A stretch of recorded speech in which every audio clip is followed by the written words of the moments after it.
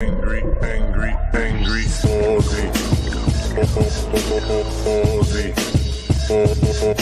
Aussie. Angry, angry, angry, angry, Aussie. Aussie. Aussie. Angry, angry, angry, angry. Okay, I forgot to schedule the stream, so it'll probably take longer than usual for people to show up. So I'm just talking this for anyone watching back later. And I am going to...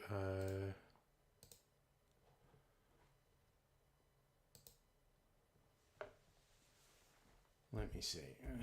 Looking up my cocktail recipes. All right.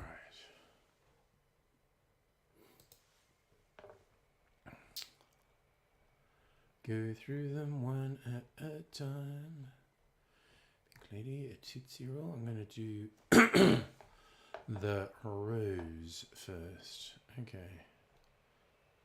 So that's in a coupe with a cherry. Okay. Hey, Justin and Strictly Sega. Oh, you got a brother going to the US. Cool. Okay. Well, I'm going to make 3 Valentine's Day cocktails tonight. So I'm going to start making one. So I'm making the rose. I want vermouth. God damn it.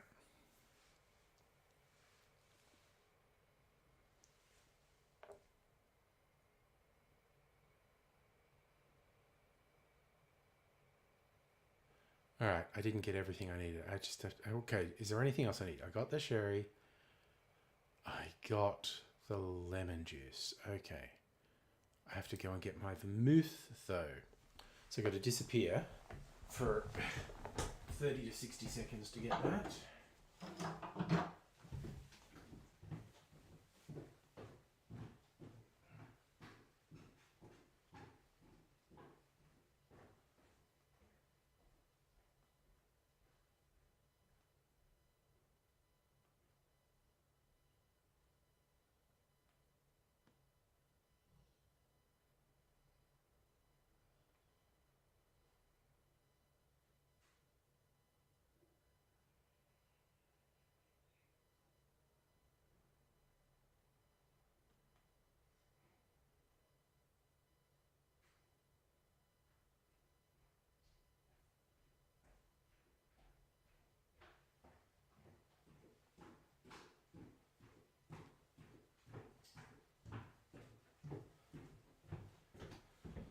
Okie dokie. What do I do? Hey, Big Pat. How you doing, buddy? It's cocktail time. Okay. Got to start getting my shit organized. Should get this chair out of the way while I do that.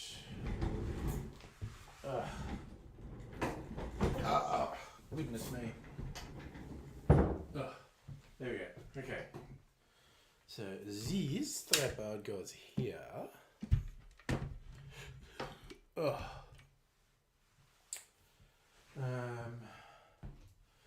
Putting le camera on le tripod. I bet you didn't know I could speak French.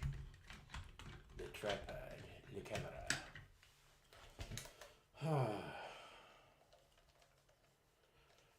You know what? The French love it when you belittle their language. Everyone knows they've got a great sense of humour. They don't mind it when English speakers make fun of them. Okay, so where did I put my phone? There it is. So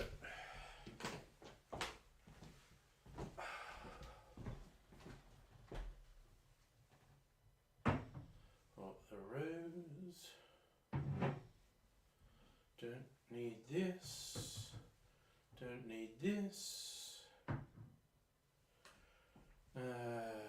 Trello. Where are you, Trello? Let's go with the Valentines. You know what? I might even use that up. Or a cocktail cherry. Ah, fuck it. You know, there's always something, usually more than one somethings. Don't have a skewer. Oh, hell, I don't have my orange. Probably going to want that. God damn it, I always forget something. Sorry about this. Another little departure.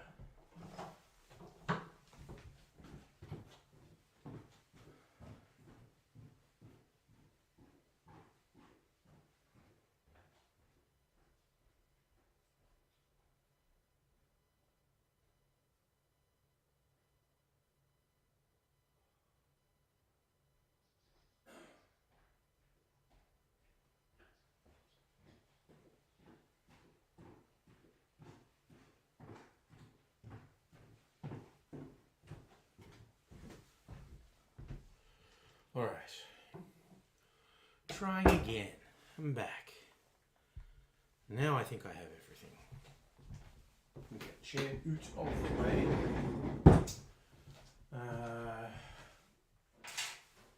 This here. Let's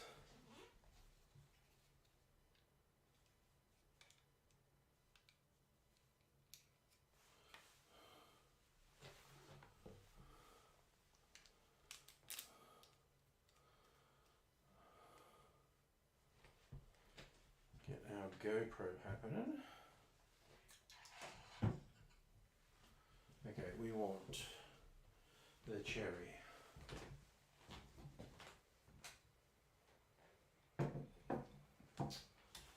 Let's do this. Right, I got to spear a cherry. Ooh, almost got one first go. Arr. There we go. Run that through there and set it there. Okay. Kirschwasser, cherry brandy. You know what? This is really close to cherry brandy. It will do for our purposes. Now, you know what I have to do? How much of this is there?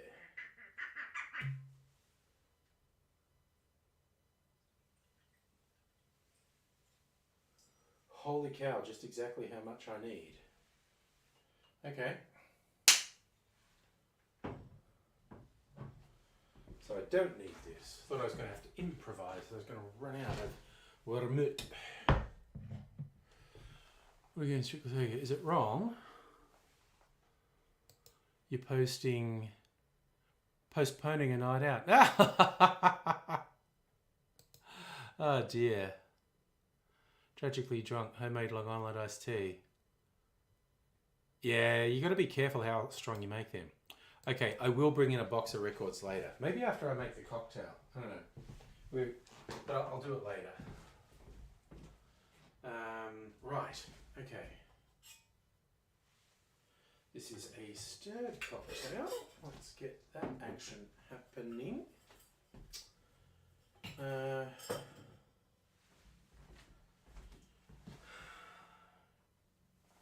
I'll do it in this coupe, why not? So I will put some ice in this coupe as well. Get it chilled and ready.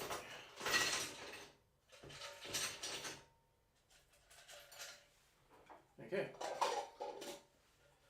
Seal this up.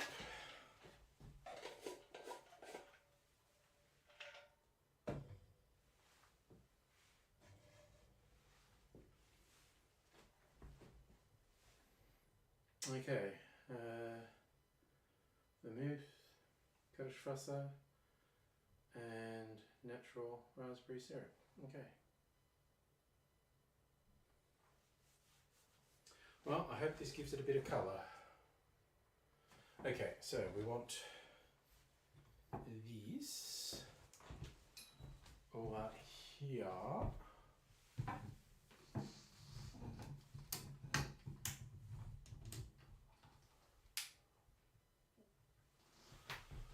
Okay, let's put that there.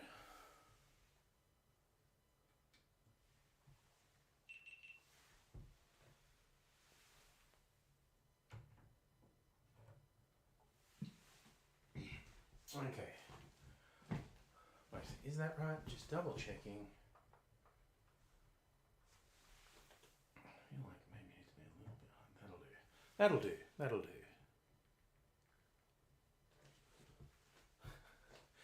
Oh dear. Alright, here we go.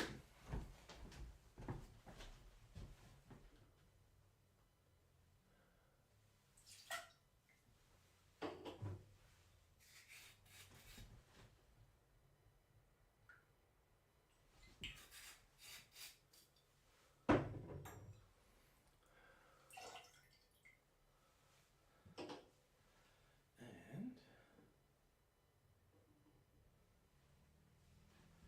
yep. Do about a bar spoon from this.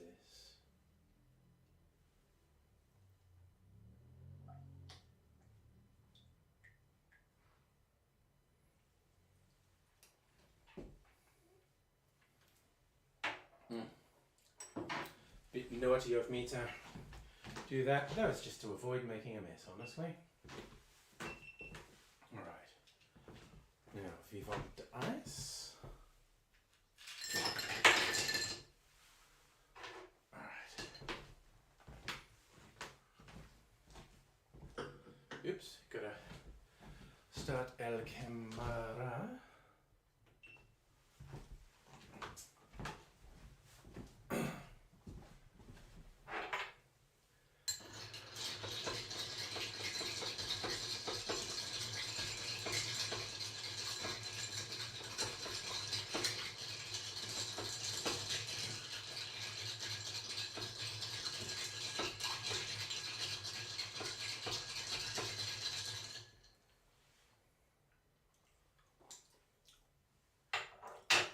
God damn, that tastes pretty good. Okay, put a little coop in there.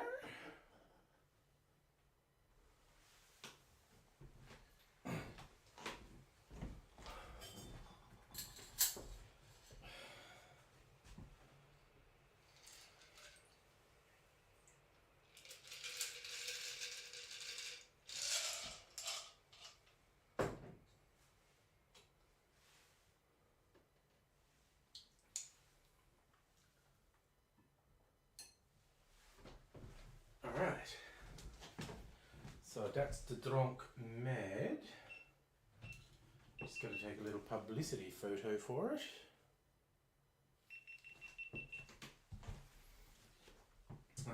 Where did I put my phone? Which is also my camera. Let's do it.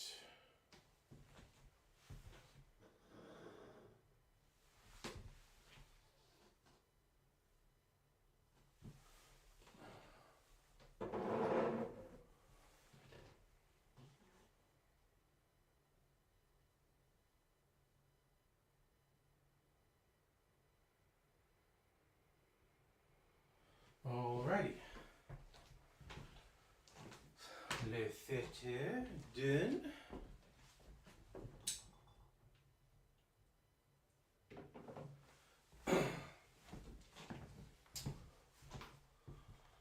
Hey Ray, God, you only just got home, okay. Right, now I've got to do the talky bit for this first one, and I'm going to sit down and drunk it.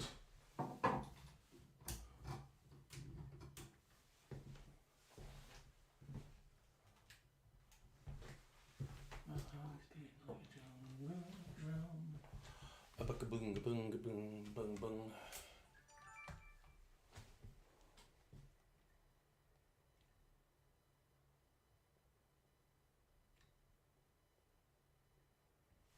Alright, that's about right.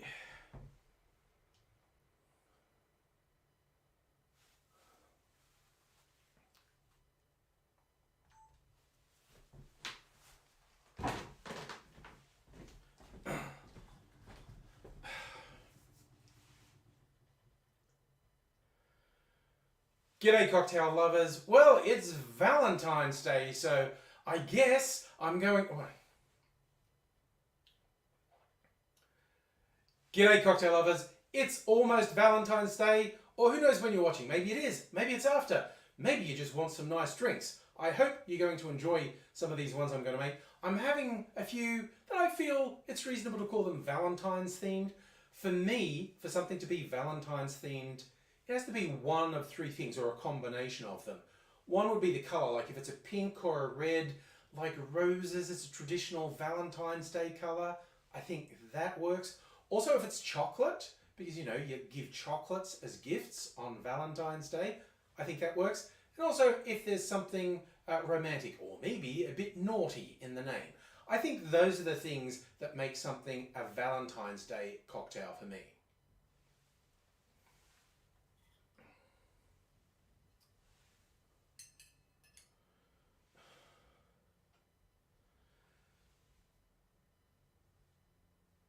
This first one qualifies both in the colour and the name for me. This is called the Rose, and it is a lovely red rose of a drink.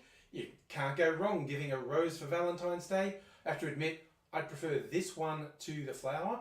Another potential plus of this is it's comparatively light on the alcohol side because the main feature of it is vermouth rather than a spirit.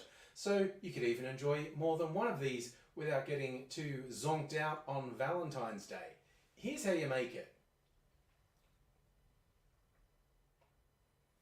Now for the short version. G'day cocktail lovers. Well, Valentine's Day. Maybe you should give someone a rose for Valentine's Day. That's what this cocktail is called. And it's a lovely red rose of a cocktail. And it's a lighter one too. I'll give it a taste. Oh, that's a lovely sweet treat. Here's how we make it. In a mixing glass, we put 2 ounces or 60 mils of dry gin. And then we're adding 1 ounce or 30 mils of Kirschwasser or cherry brandy. And finally, I'm putting like 1 bar spoon of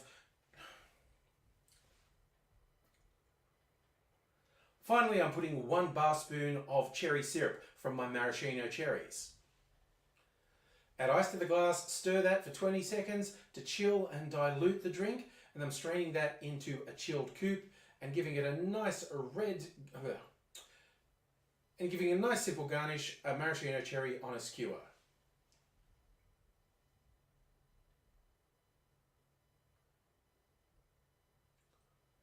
And that's a rose for Valentine's Day, but I think you could enjoy it anytime. Cheers.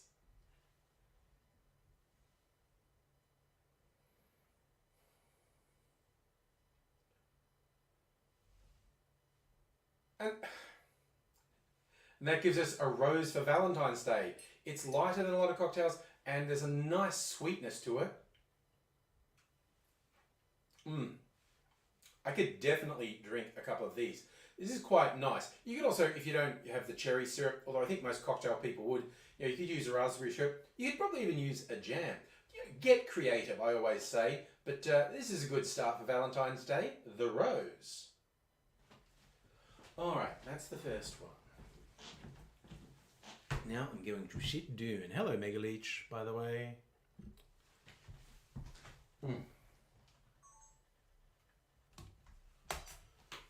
All right, let's clear the decks a little. And the sit down ladder. Get that out of the way. Out of the way. Hey. All right. Good Lord, there we are. Okay. Moving a couple things around. I think I want to do that just a little bit. Oop. There we go. There we go. There we go. Okay. So the let's see. As I'm going to do between the sheets, so that's a coupe as well. Tootsie Roll. Okay, I'm going to do that in Nick and Nora glass to be different.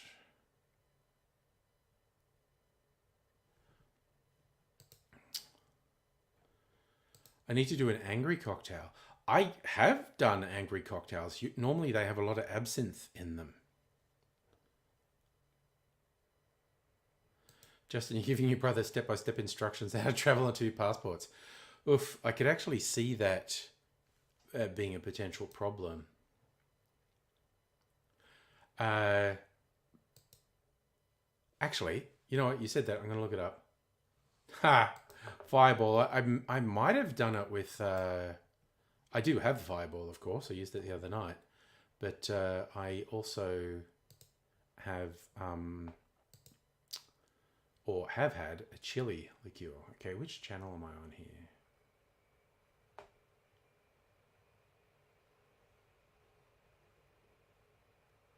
Yeah, I think that's the Angry Aussie one. Okay. All right, this is the thing where I'm friggin' not logged in. Where are we?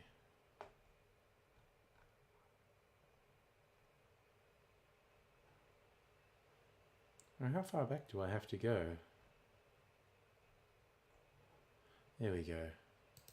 So look at the Angry Cocktails channel and search.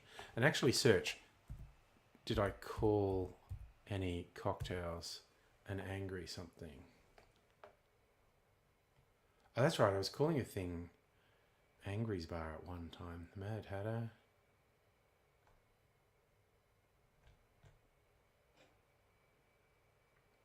Oh, gosh darn it. It's like...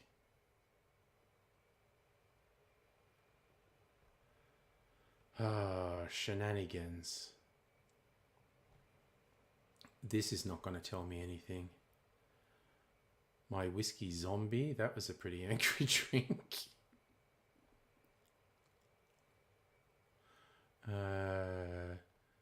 And what's in the box? Making Swedish punch. That's right, I made Swedish punch. That was a waste of time. Anyway, I don't know that it's ever a waste of time. It's fun. No clarified penicillin. Yep, no, this is really not going to work.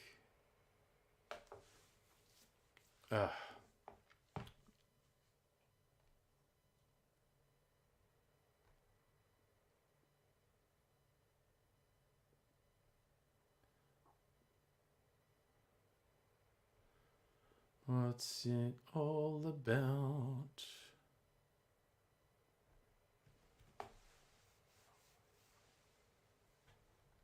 No, that is not going to work as a search, actually. Okay. Dang it. Oh yeah, Justin, I imagine... I was particularly thinking about US border control. If they thought you were doing anything slightly untoward with 2 passports, I could see that being real difficult. So, okay, which YouTube? Okay, I'm not logged into anything here. Can I sign in? Oh, yeah.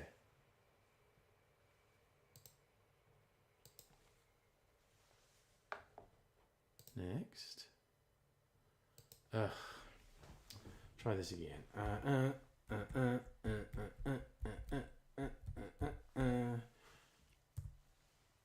Nope, after it.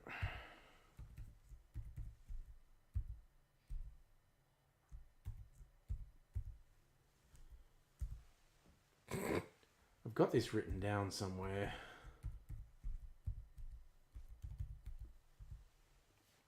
Okay, last attempt.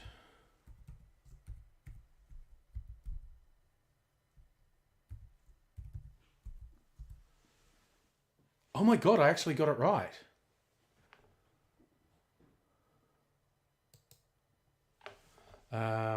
Okay, it was my Google phone. My Google app on my phone. Ugh. Hang on a sec. Remember kids, 2-factor authentication. Got to do my authenticator. Yes, I was wondering why is the authenticator not working, but it suddenly worked. Yes, that's me. Okay, there we go. Okie dokie.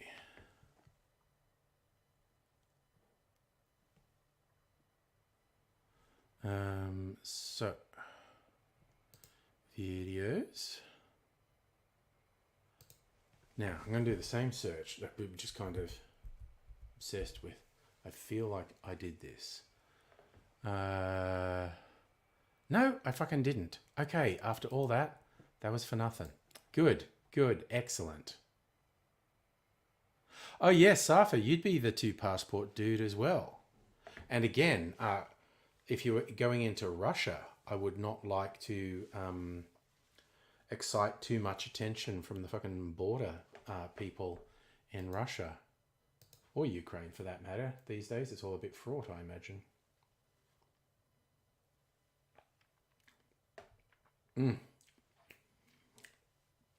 That's actually really good. It's actually probably a little too sweet. I probably put a bit too much of the cherry syrup in there. Pretty friggin' good, though. Rays, I was searching for you for if I called any of my cocktails an angry something, which I thought I did. Oh, sorry. I just thought of a way. I thought of another way to search. So, you know, hold your horses is what I'm saying. I think I might have called it my signature cocktail.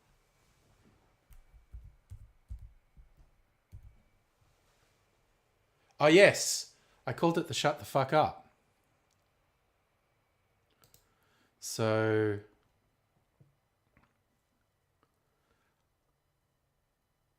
oh, I milk clarified it because I made a drink and it was awful. And then I milk clarified it and it was good. But I was being really lazy and I didn't put a description in the description. Sorry, I didn't put a recipe in the description.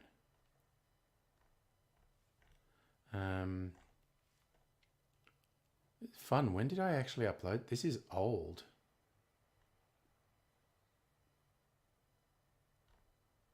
This is a thing that's... Why is there not a thing that's just telling me when I uploaded it?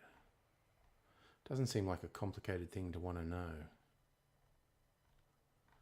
I suppose I could play it and that would do it.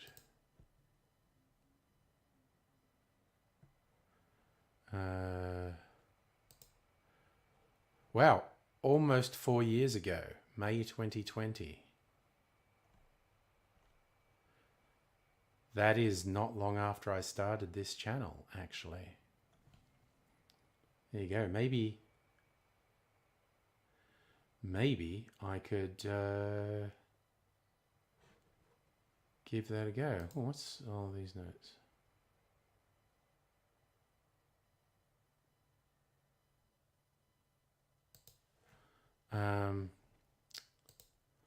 Okay.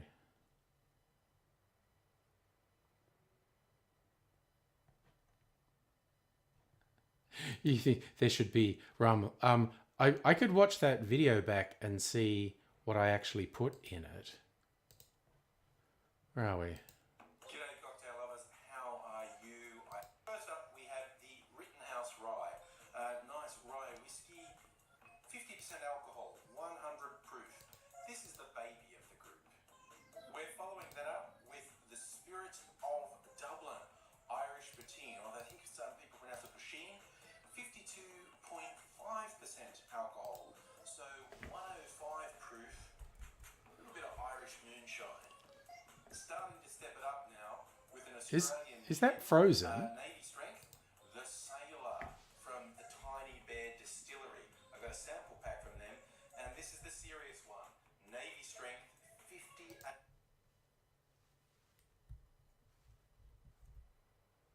All right. Alcohol, 116 proof. Is that playing or not? Is moving ever higher. Next to the party, plantation overproof artisan. Oh yeah, that's how I used to drink for the videos. So that is. So okay, yeah, 60% alcohol. 38 proof. At this point, you're probably going, surely angry. Surely that's the limit of the high proof alcohols you have.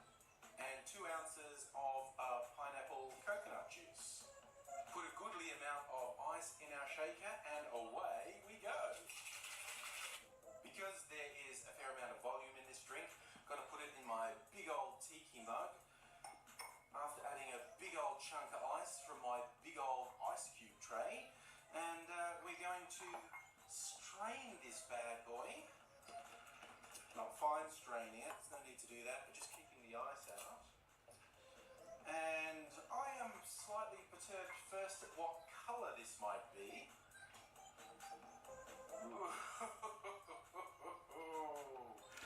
Yes. Black as my soul. Not the most appealing colour, really, is it? But what I'm most interested in is how does it taste? And how does it taste? The good news is I like it, so I haven't wasted all my booze. The bad news is I like it, which is, it's just a really, really dangerous drink. But the colour's really unappealing. As it turns out, I have a solution for that. If you've been watching my videos on my live stream, you will have seen me do milk clarification with cocktails. It's very simple, but has amazing effects. Essentially, what I'm going to do is add this to some milk. The milk will curdle, and then those curds, I'm going to put it through a coffee filter, and the curds will act as an additional filter, and this is going to come out looking and tasting quite different. Now we pour the cocktail into the milk, and it goes an even worse colour. But never fear, intrepid viewers, I have a very positive feeling about how this is going to turn out. I'm going to give it a quick stir and then leave it sit for a while. I've given the curds time to settle, and now we're going to pour it through a coffee filter. The curds will settle in the bottom there, and they will provide additional filtering. So it isn't simply the coffee paper that's doing the filtering here. The curds themselves are a very important part of the filtering, and we'll see what magic they can work. This is probably going to take about an hour. So anyway, I might even leave it there. You reckon it wasn't? The audio wasn't great quality, so I'm not sure. But anyway, that was shut the fuck up. So that had high proof whiskey, high proof rum, high proof gin, and absinthe in it, and fruit juices. Hello, Dr. Abigail. It was just looking at a video I made almost 4 years ago. I think not only was my hair short, I think I hadn't at that point decided to grow it out even. That's very early days of COVID, May 2020. But this is pretty freaking tasty, this one actually. Solid 8 out of 10. All right.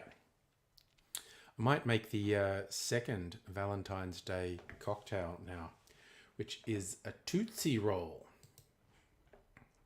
All right, we're going to put that in the Nick and Nora glass. All right, so time for me to do all the getting ready stuff again. Well, yeah, Justin, well, okay, well, I'm 4 years younger, but second, it's an illusion. Got the short hair and it's colored. It's amazing how easily you can fool people just by coloring your hair. Like again, if I colored my hair and beard like I used to, I'd look way younger. I just can't really be fucked doing that. But yeah, I was in actual fact 4 years younger. Yes, I definitely look older. There's no two ways about that. But, okay, so I'm going to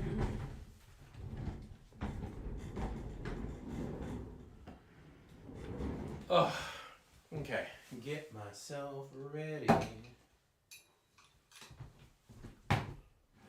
Oh wait, I'm doing that wrong. Okay, I'm getting confused about what I'm doing. Okay, so we do that.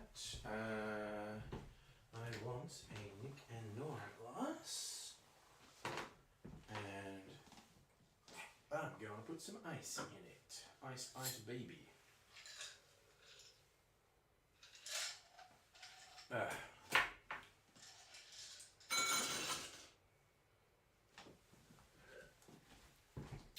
Okay, my stirring glass. Ugh, now this bottle is empty.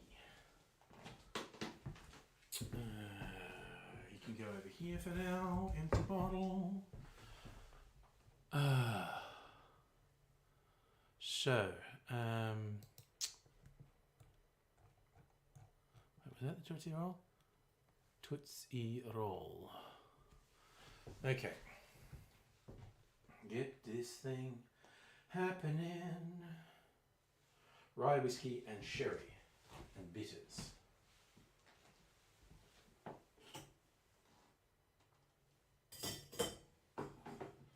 I'm going to put a little bit more ice in here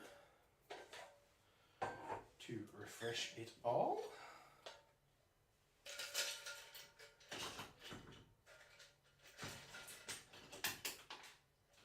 Yep, I should definitely drop some ice on the floor so I can slip on that later. Alright, so we have this, I get this out of the way, getting it all out of the way, and now my hands are sticky. You think the chickens should be in charge? Well, someone should be, I guess. Where are the chickens? They're just here.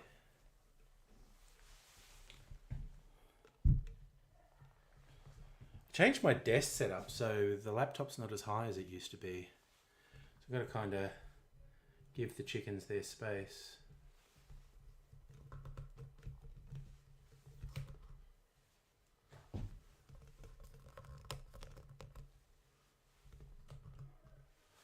There we go. Chickens in charge.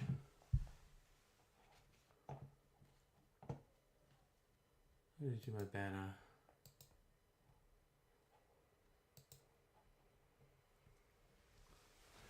Okay. So this goes away. And this goes over here.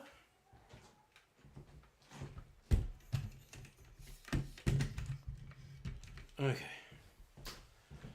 This goes in here.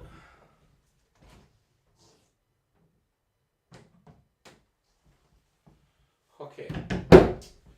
That's a dare. Rye whiskey.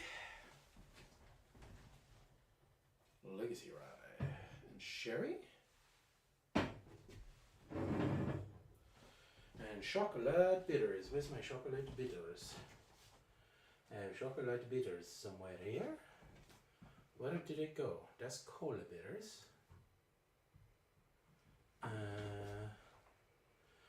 Where have my chocolate bitters gone?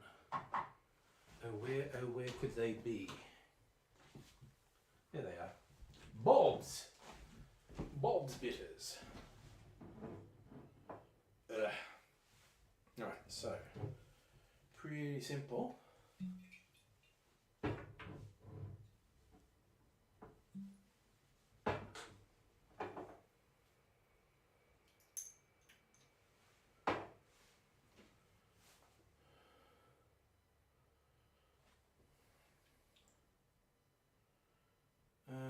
Yes, okay, pretty simple. Let's go.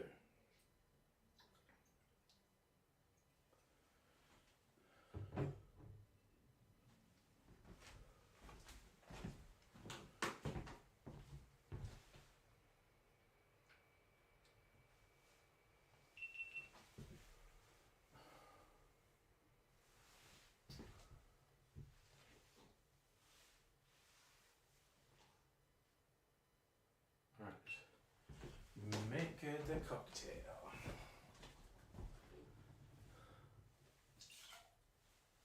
Und sherry.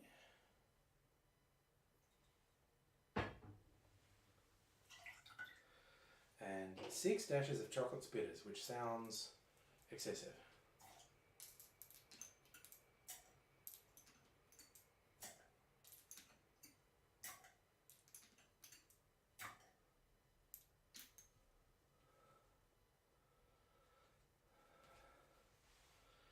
Okay, so that's that. Pose that. Put the ice in the drink. Okay, and then we go again.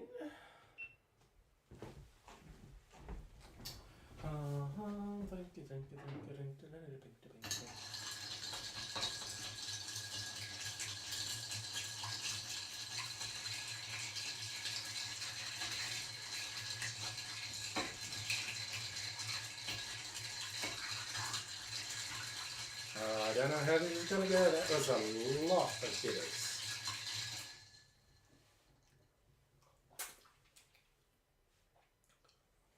You know what? I think it might work. Drink. To lily to pink. And saviour of the human eyes.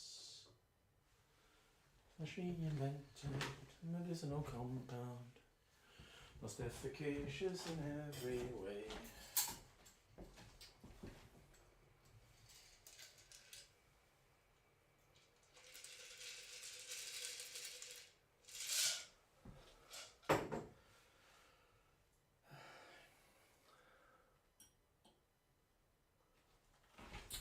Okay, that's dot made.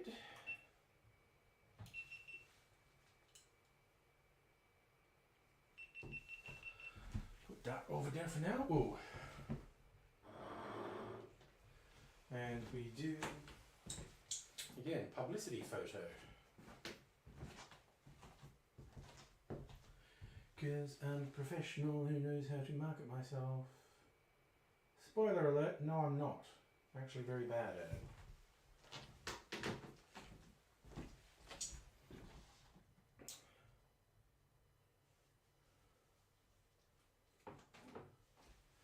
Alright, let's move this and do this. Brighten the light a bit. Turn on the audio recorder.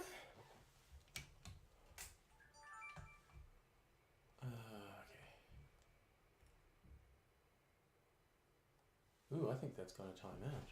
Okay, we'll see. Okay.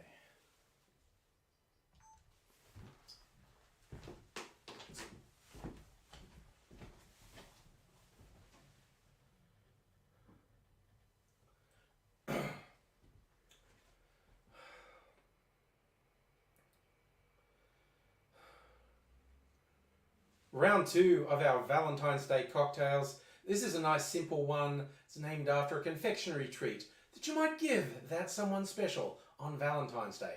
This is called a Tootsie Roll, which you don't really see much in Australia, but I know is quite popular in the US. And I like the sound of it. It's essentially a Manhattan variation. We're going to use sherry in place of vermouth in this. And also, honestly, a pretty excessive amount of chocolate bitters.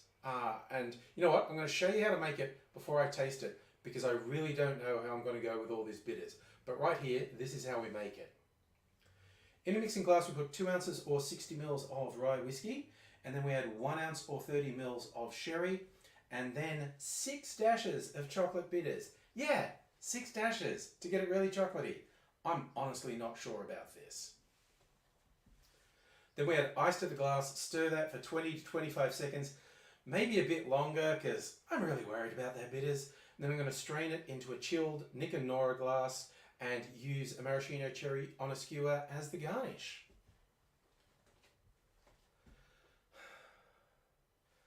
Well, I've been trying to talk myself into this. I'm hoping it's good.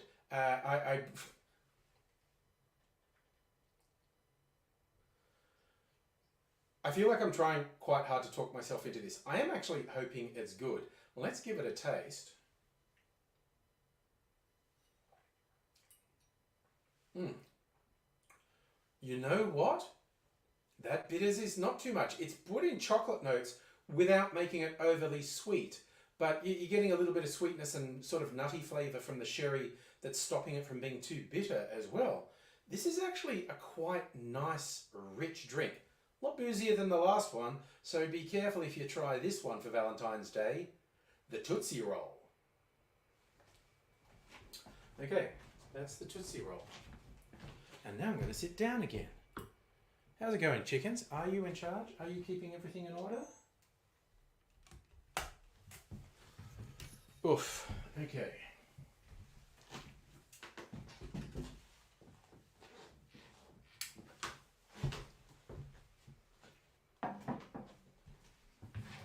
Okay. All right, chickens go over here.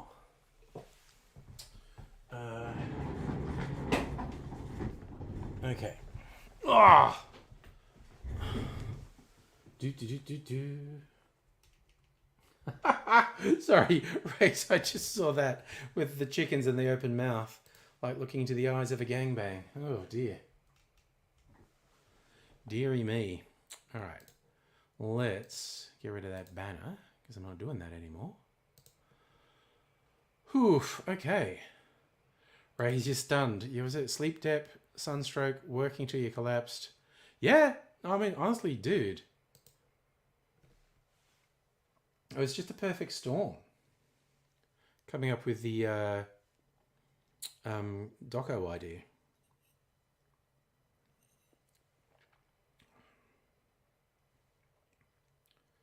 I don't mind that at all. Tasty.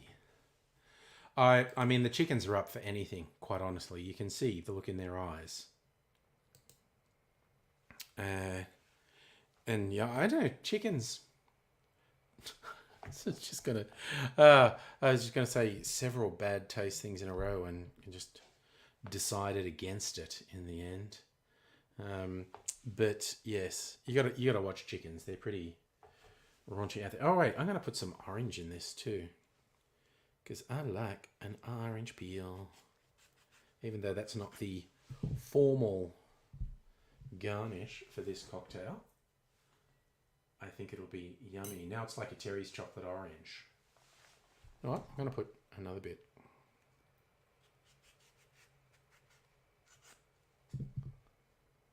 All right. It's a nice orange oil action there. There we go. All right. I think I need to wash my hands. I got, from playing with the cherries, I got syrup on my hands. They're quite sticky. Nothing to do with the chickens and their weird sexually deviant behavior. I think I'm too close. What am I going to do? Do that. There we go. I'm going to sit back a bit. I made my laptop wobble a lot when I did that. Oh, that's actually really good with the orange. Yeah. Right. Get that cherry in there to absorb a bit of flavor. Oh, nice. You had a pizza, asked for an inordinate amount of garlic, and you got what you asked for. Wondering if it's more garlic than pizza. I love that they did it for you. That's fantastic. I made buttermilk fried chicken for dinner, and it was fucking awesome. And I made a lot of it, and there's a lot left that I'm probably, I don't know, going to heat up in the air fryer for breakfast. Because, I don't know, after these long nights, I'm maybe in recovery mode in the mornings and want some carbs. Breaded chicken, I think, is the way. It's like strips. I think it's chicken breast. It's very white meat. But I just found a recipe online. They said, you should do this for fried chicken. Make this buttermilk marinade and leave it in there for at least 4 hours. So I did. And it's super fucking yummy chicken, is all I'm saying. See, I don't know what am I going to regret asking Rays? Because I don't know what a towel baby is. And I just feel like I'm going to regret asking. But I am asking, so.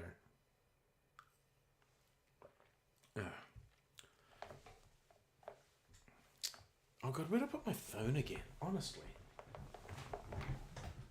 Ugh. Now I'm going to make one more, the Between the Sheets. And I should do... No, shut the fuck up. What are you doing?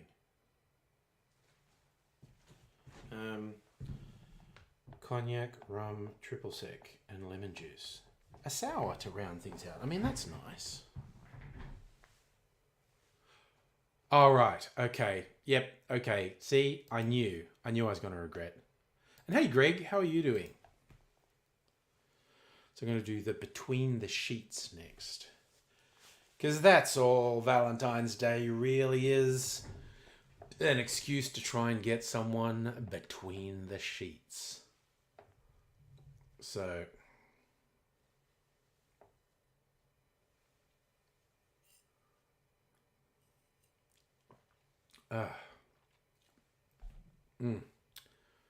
That one is not bad at all.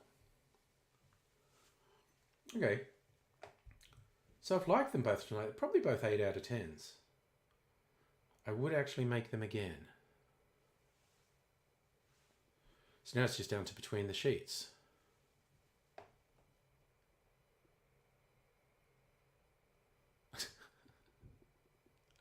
Oh dear. We've crossed deeply into too much information territory. But you know, it's a Friday night. If you can't be sharing too much information on a Friday night. Oh, okay. The reason you missed the stream, Edgar, the reason I'm talking about Valentine's Day is I'm so far ahead in the videos for my cocktail channel. I need to record Valentine's Day now so I can schedule it to go live in like 3 weeks. A couple of days before Valentine's Day. Oh, am I quiet? I did actually move further away from the microphone. How's everyone else finding it? Ah, well, that's nice, Rays. That's very nice. I like that. But yes, could I get any concurrence? Do I seem to be quiet? Because I can actually a bit quiet. Okay, so if I go to the audio settings, how's that? Is that an improvement? Is that an improvement? Is that too loud?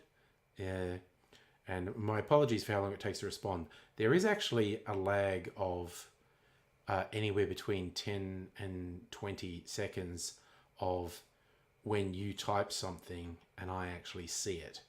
So, Heine, you reckon 40% more? Okay, I'll go a little bit more. Let's see how this is.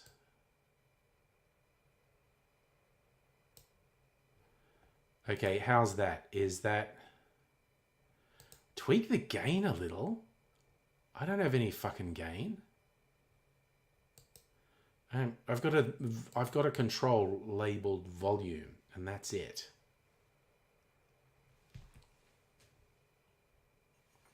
So, okay. So I've just... Is that... That's right? We're right? We're right? Good. Okay. Yeah, I am actually sitting further... I decided to sit further away from the microphone. So... I probably need to rearrange this desk a little bit, but I'm not going to do it during a stream. That would be a nightmare. So I will just do it. Hey, Pat, you're watching from Facebook tonight. Fair enough. Okay, so we'll do this.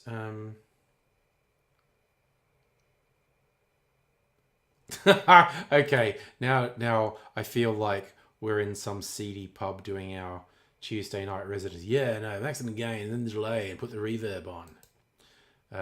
Oof. God, I was just like having flashbacks to my time at Sydney at the Sandringham Hotel. Or what was the one on Parramatta Road? Few places I used to go to for sort of seedy nights out watching bands. Pat, I am fine today. Thank you so much for asking. I hope you're fine too. If the amp hasn't had white lines on it, it's not a real amp. Well, yeah, no, it's a whole lifestyle, that's for sure.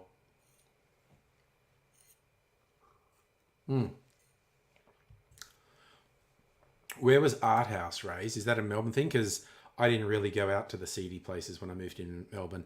My seedy times was when I lived in Sydney, late 80s, early to mid 90s. Yeah, occasional warehouse raves. Um, God, there was this dive place in King's Cross called the Cardoma, but there would occasionally be very good acts there.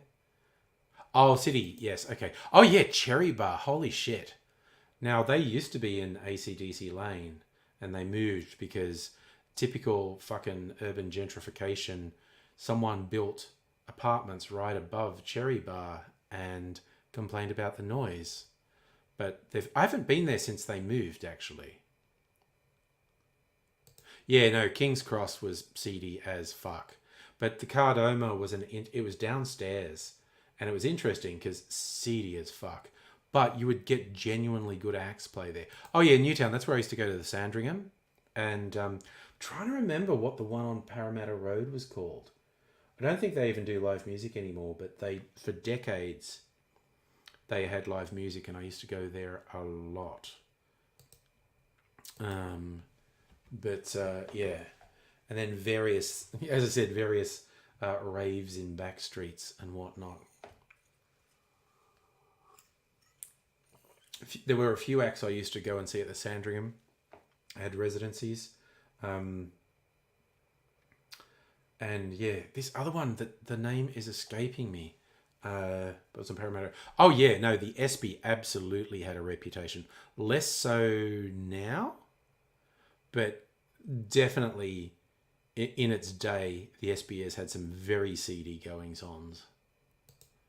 And the Birmingham and Collingwood. Oh God, yeah, no, that's a great sign when a pub becomes a Nazi pub. Oh my God. And it happens by increments. There's a thing I see posted on social media sometimes as someone's experience. They're in an inner city pub, and they're just at the bar and they're talking to the barman, and some dude comes and sits down. He seems reasonably innocuous, sits down, and the barman looks at him and goes, "No, get out." And he goes, "What?" He goes, "Get out. You're barred. Get out." And the guy just goes, "You can't do that." I can do whatever the fuck I want. Get the fuck out and don't come back. And the guy all complains and goes. And the dude says to the bartender, "What did he do? That was really weird." The bartender says he didn't do anything. On his jacket, he had Nazi insignia, not a swastika, but other insignia that Nazis used to identify each other. And you let one of these fuckers in here and don't say anything, then they'll come back another time with a mate. And if you still don't say anything, they'll come back with a couple mates. And if you still don't say anything, before you know it, you're a Nazi pub. And so you see one of them, you got to step on it. Yeah, there's nothing wrong with rough. I went to a lot of rough places. But yeah, there were also problems in Sydney. And they didn't ever really take over any places in Newtown, but you would have intermittent problem with skinheads in Newtown. I remember one time walking down King Street. There were these dudes. They were big dudes. They were like 6'4", 6'5", and they were in full Nazi regalia, the big boots and black and swastika armbands and shaved heads, and they were just looking for trouble. And I was like a little 5'8" me, and I was just like, well, I'm not saying a goddamn thing because these guys doing this in broad daylight are clearly trying to start some shit, and I would not have lasted 5 seconds on my own. So yeah. Hello, looking at you, Mahendra Giri. Hope you're doing well, my friend. And Noog, how you doing, mate? Good to see you. All right, so was it? Okay, so there's no garnish on between the sheets. You know what? Before I get really shit-faced, I'm going to make the final Valentine's Day cocktail. Garnishless, Between the Sheets. This is a fun one. This has got brandy and rum in it. And I don't know. I always like brandy and rum. Well, in a lot of places, open display of Nazi insignia is illegal, but they keep coming up with other slightly more obscure things to identify to each other. You being an ice cube? Oh, damn. See, oh, well, actually, it was weirdly cool. It's not cold. It was weirdly cool today. Tomorrow's meant to be like 29 Celsius. Mahendra, look, I will do my very best. I am pretty happy. I'll try my best to be peaceful, okay? The Rays, yeah. Nazi Tane Sweatman. Had a run-in with Samoans, which left them a laughing stock. Yeah, I mean, oof, you don't want to be doing your white superiority thing with some touchy Samoans, because they'll fuck your shit up. And in the case of these Nazis, thoroughly deserved. All right, I'm going to make the Between the Sheets. Should I put the chickens back? Are we all scared if the chickens aren't in charge? Oh, nice. Noog. Didn't have to go to work, so you didn't have to carve your car out of the ice. Well, that's a goddamn relief. I know. You do seem a bit traumatized by the chickens, Rays, which I get. They're a bit weird and confronting, quite honestly. And they never really did the thing I wanted them to. And I still don't know where the others are. I swear I had twice as many as that. I don't, you know, my brain and COVID is just like, my sense of time is ruined. I forget things, which is also, you know, probably just advancing age. Let's be real. But it's like, I swear to hell, I had twice as many of them. Yeah, there's probably, they were probably lewds. Don't offer anything tablet. Don't take anything tablet shaped the chickens give you. Waking up without your liver is the least of your worries. Probably not the least. That would actually be bad. But yeah. So okay, I think we're just maybe the chickens are unnecessary and threatening, and I'll go and get things ready to get between the sheets. I love innuendo in cocktail names. Between the sheets is actually relatively subtle. You know, you get with ones like Sex on the Beach. And yeah, there's a few shots with very gratuitous names. Oh, Ray's the worst. I don't know. Wake up with a chicken's head stuck up your butt. And yeah, look, if you tongue kiss chickens, you'll end up with salmonella. Okay, I'm just worried. Stuffing himself with jelly beans? The sugar rush is going to make him sick. He's going to do a Technicolor yawn on the flight. If he gets any turbulence, he's just like imbibing pure sugar. Okay. Oof. Okay, yeah, I can definitely feel those two cocktails a little bit. So I definitely need to make this third one before I go completely under. And then I can just sit and drink and not worry so much. Okay, so we have our ice. Okay, this one is shaky. So we get that there. This here. Okay, gonna need some more ice. So put some more ice in this glass to chill it, because I'm a goddamn professional. Just saying.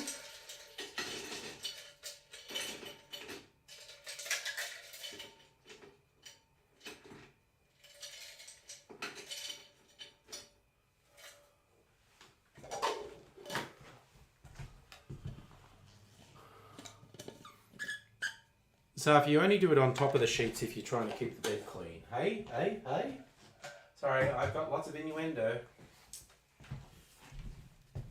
Possibly in your endo. Okay, put that there. GoPro.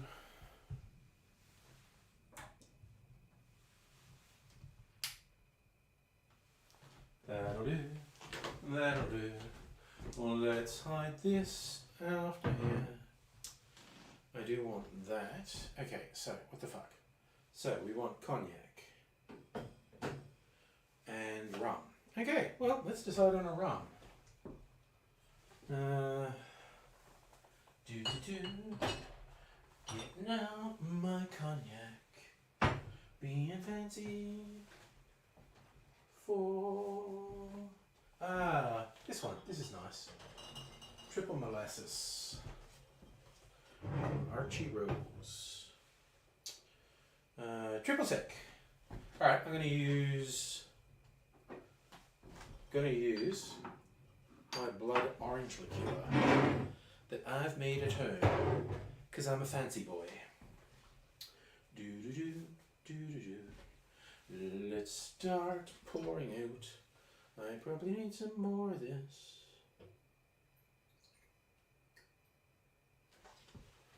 Okay.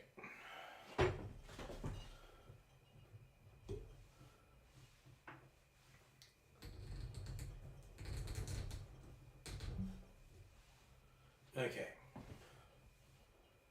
Lemon juice. Okay, we're all ready. Ready to rock and roll. Oops, I did the wrong thing. Okay. That's alright though. Let's do it.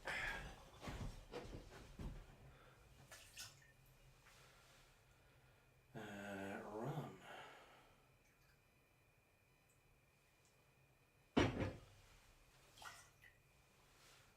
Orange liqueur.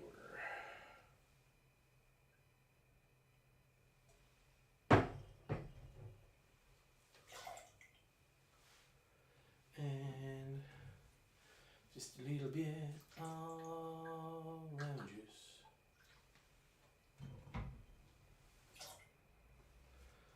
All right, Dunzo.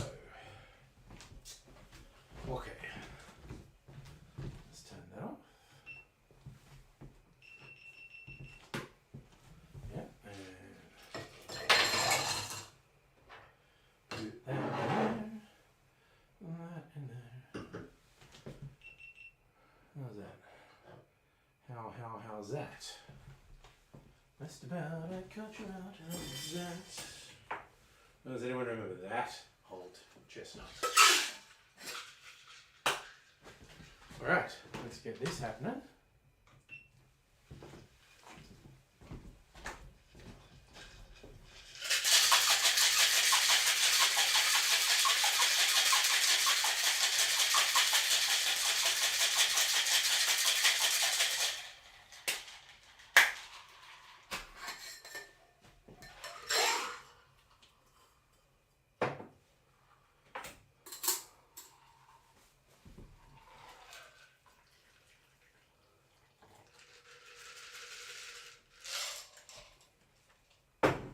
Okay.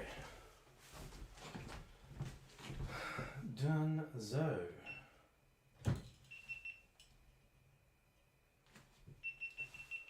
Alright. I'm actually feeling really productive. Making 3 cocktails without falling over. Yeah, boy. I'm a goddamn professional.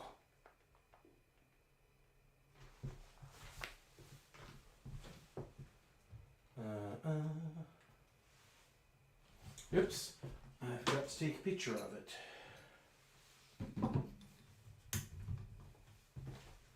Alright, let's do that. Get my little phone, take a little picture. That's a little bit, let's do that. Yeah. Oh yeah, that's it. A little bit more. A little bit more.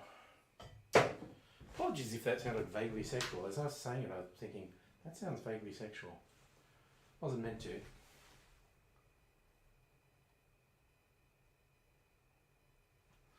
That'll do, that'll do. Here we go, trail-a-do. I was going to go out and wash my hands, but you know what? I stick by my decision, to just get this out of the way. We'll be done soon. No more video shooting tonight, anyway. That's my intention, anyway. Okay, that's ready. And we're off to the races.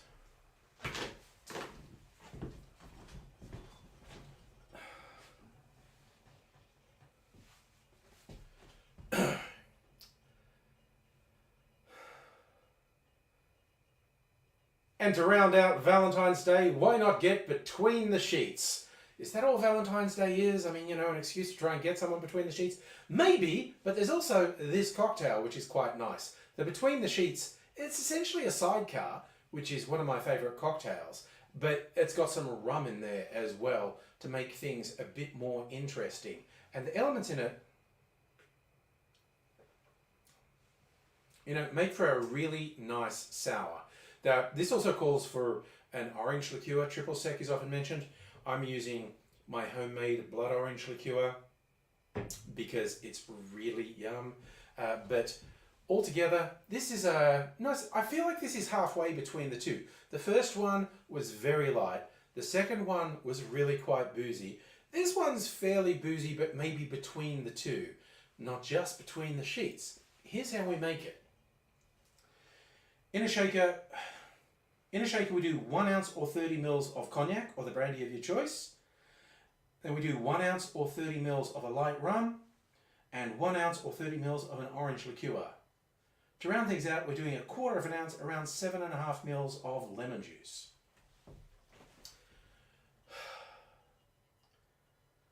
Add ice to your shaker and shake that for 10 or 15 seconds to chill and dilute the drink. Then we strain that into a chilled coupe, and there's no garnish on this one.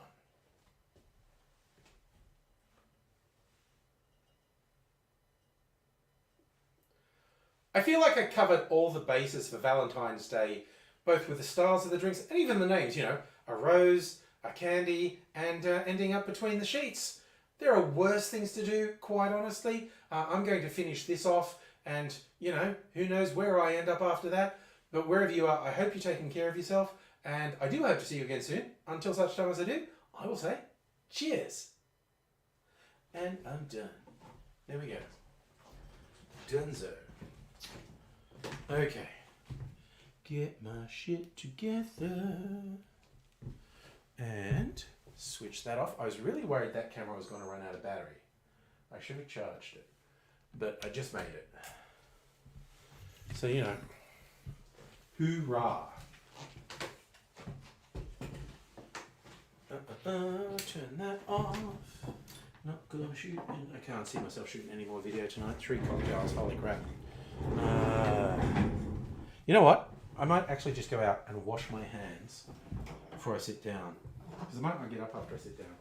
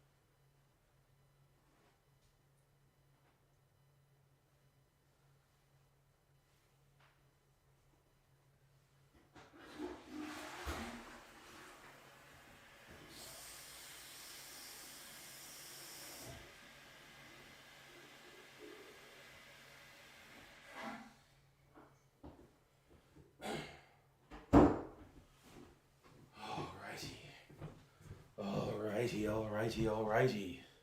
Settling down, laddie. Okay. Oh, goddamn. Okay. Oh, nice. Bike riding videos. Love seeing the sights on someone's bike ride, actually. Oh, yes, Trix, I agree. Please put the link on the Discord, Heine, when you post it. Yeah. No, just put it in. Oh, actually, you can put it anywhere. But yeah.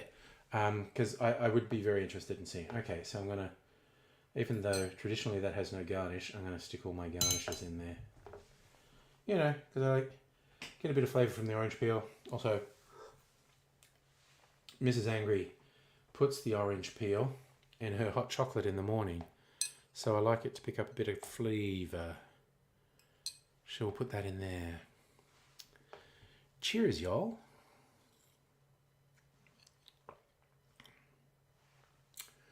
That is not bad at all. There's a decent whack of booze in that, actually. That's okay. I'm going to shoot. Actually, and I've got a thing. I've got a non-alcoholic drink here. Probably going to have a non-alcoholic drink after this. What are we? Oh, it's 9:30 almost. Yeah, no, this is the sidecar was the drink that made me discover I liked brandy. I just got it. It is yummy. I don't remember if I chose it randomly from a menu when I was like out with Mrs. Angry, or if someone recommended it. But it's like, oh, sidecar, it's got brandy and orange liqueur and lemon juice. Okay, and I like a whiskey sour. I'll try that. And I was like, man, this is good. I didn't know I liked brandy. And so then that was when I first bought brandy for the home bar. So that was probably 6 years ago. It was probably 6 years ago or more. Yeah, there's a whole thing. Well, you know, if we might be able to watch it tonight. That'd be a whole thing. Well, I don't like to claim to be a professional at SAFA. I'm the enthusiastic amateur.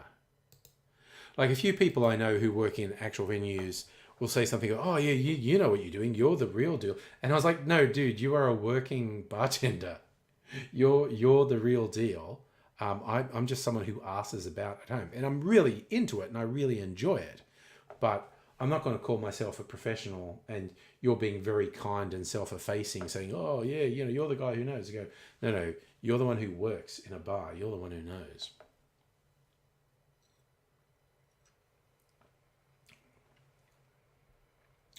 Ooh, and that even just put the thing into my head. The documentary could be expanded to just be about drink culture. Could also go to some of the cool bars in Melbourne.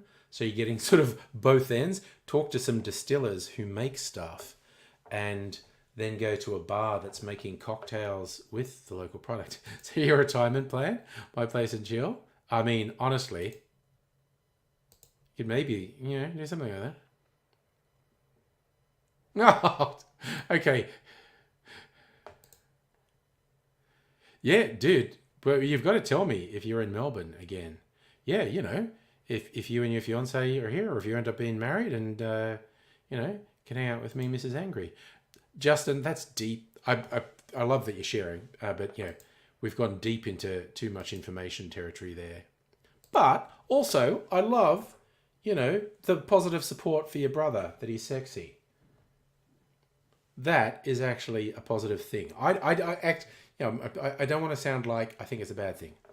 Big ups to your brother for being sexy.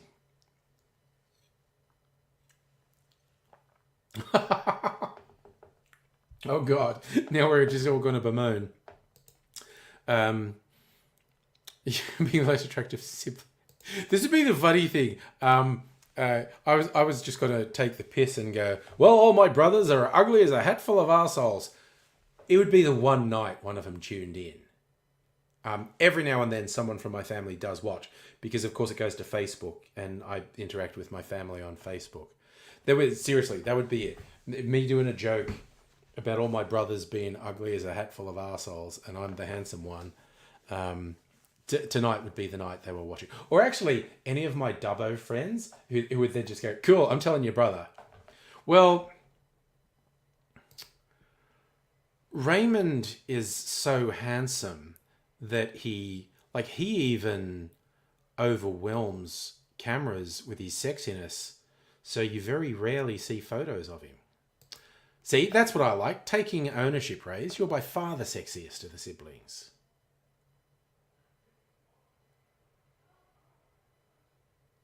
Oh yeah, oh good. No, we've had talks, we've had tales. I know exactly what you mean about letting the sleeping dogs lie, Rays. Yes. Yes, Noog, that could be. Literally, that has also happened. Some of my uh, well, you're talking about my offspring, but I've had the other thing. I've had like some of my nieces or nephews or cousins just going, "Why are you shit talking the other family members?" And I went, "Oh, because they can't stop me, basically."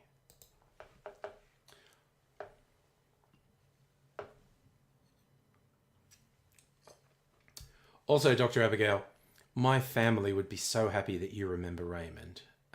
Raymond is extremely special. Harry, you don't like being the attractive brother. People think you're straight, not a weird gay furry. Bro, you're in this stream. There's a 50-50 chance you're a weird gay furry, honestly.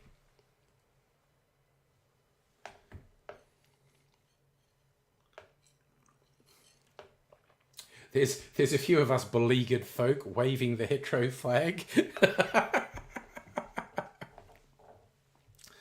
Oh dear, it's a fun thing. Oh dear.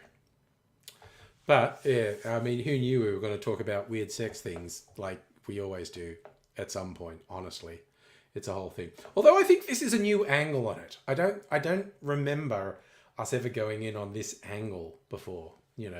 Relative attractiveness of siblings, including their hookup site profiles. Oh damn. I swear, hookup sites didn't exist when I was dating because I've been with like Mrs. Angry for like 17 years. So we did meet on internet dating. We met on RSVP, but that wasn't a hookup site. That was, you'd have interaction for a while before you met. The hookup sites came years later, and I have to admit, I'm really glad because that seems stressful and way too much pressure to me. I don't think I'd cope very well with that. But it does, because we've brought it up, I'm just thinking of, just going on hookup sites and seeing a family member on there and going, ugh, ugh. Don't like to think about them like that. Oh God, could you imagine seeing a parent on one? Wow. Sorry, now we're getting Freudian and I'm getting into some serious Justin, I would just say going on Grindr and San Fran, don't have notifications on because I think your phone would literally explode. Raze, you don't care about hooking up with people. Oh yeah, no, I mean it. I'm genuinely glad I was in. It works for me, and I've got so many friends who are poly, queer, and all these things, and I love them, and that's great. For me, I like less hassle. A stable monogamous relationship makes me very happy, and I think the hookup apps would stress me the fuck out. What's the little emoji, Harry? I'm old. My fucking eyes don't work. I don't even know what that is. Is it a furry? I don't know. All I can see is it's something purple that might have a face. Can't be sending tiny little emojis to me. And I can't see them. It's just, my day, there was no emojis. We would just bloody, we'd write a letter. We'd have a feather dipped in ink, and we'd write our sonnets. There was no emojis then. Oh, okay, it's a lol face, but a newer one. Okay. A crying, laughing, purple thing. But I see, Dr. Abigail, I think that's a personality thing.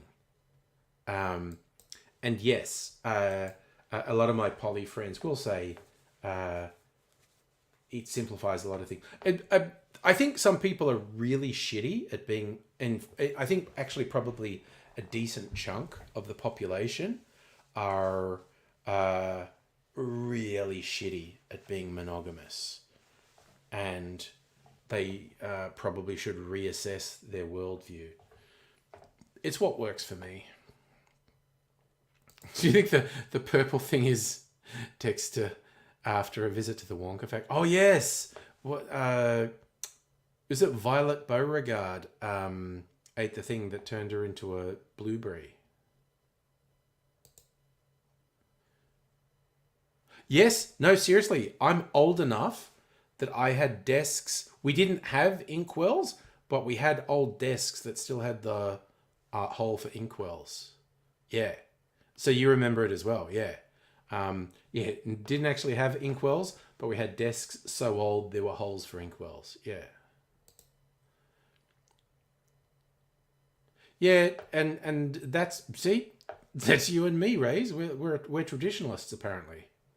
Oh yeah, no, I get that you are very much seeing the lighter side of seeing your brother on Grindr. Actually, reasonable call.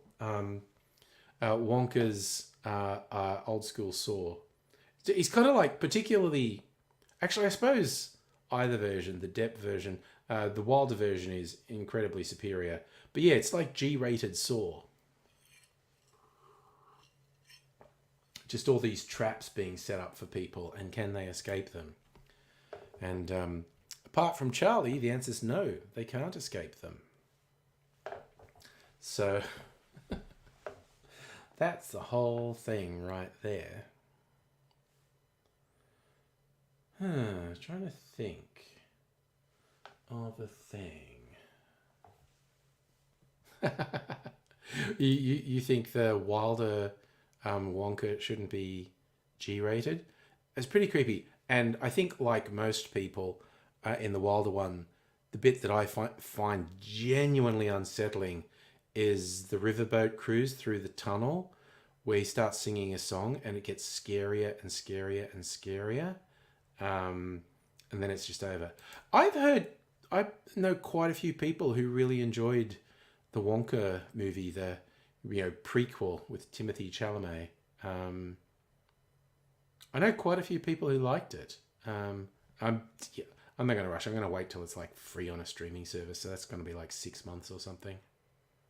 Yes, the rowboat scene. It was fucking terrifying. Wait, who cut the head off a chicken? That doesn't sound familiar to me. Yeah, Ray, you're agreeing the tunnel in Wonka is fucked up. Yeah.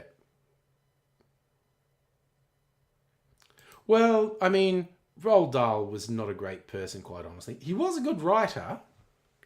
And, he wasn't the worst person in the world, but he wasn't great. He was not a great person. He had some dodgy attitudes.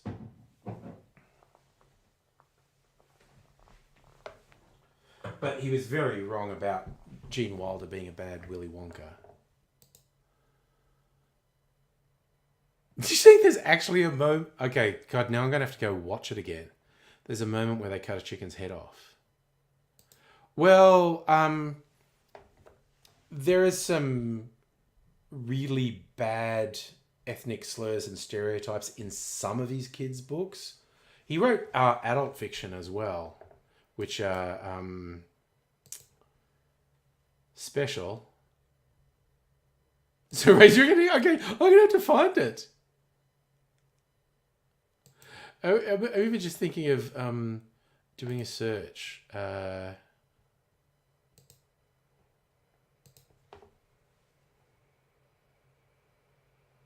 Let me just... even just do a search. Does Wonka decapitate a chicken?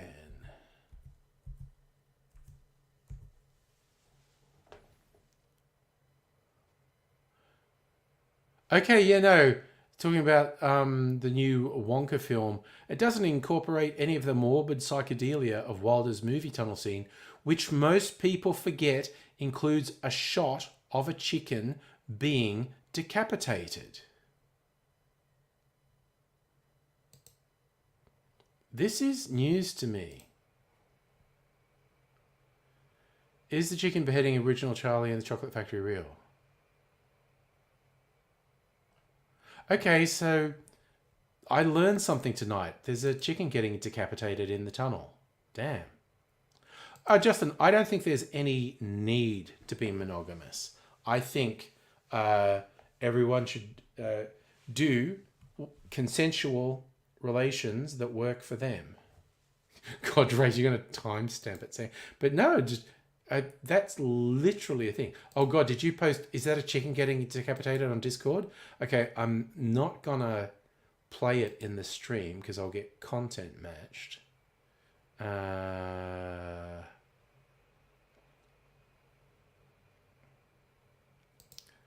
I might watch it for my own benefit.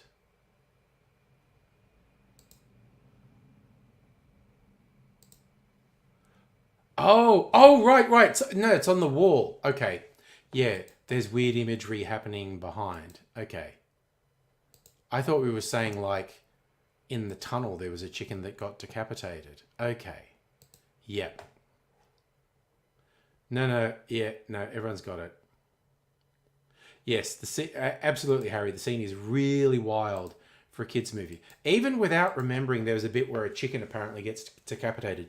Just the whole thing as the tunnel gets scarier and scarier, and Wilder is doing those things, and it's surely showing no signs of slowing, and it just gets creepier and more threatening, and it's like, what the fuck is going on here?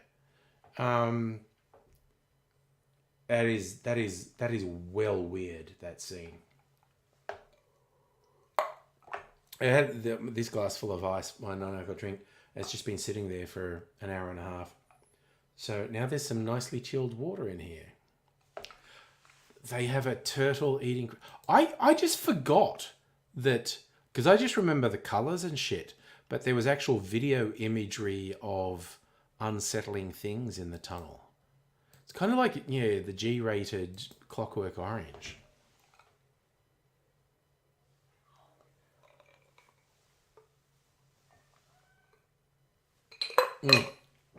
Oh man, I love cold water.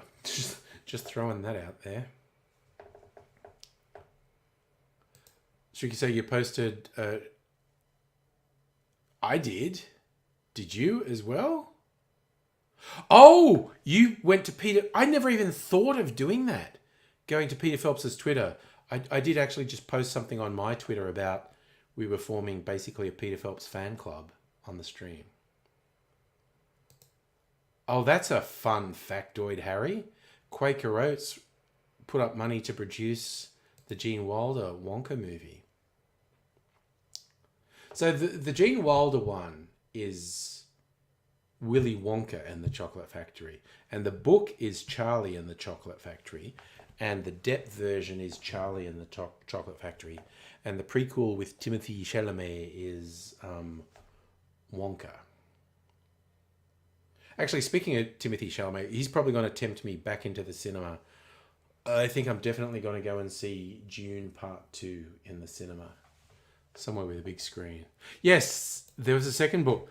Not everyone remembers. Charlie and the Great Glass Elevator.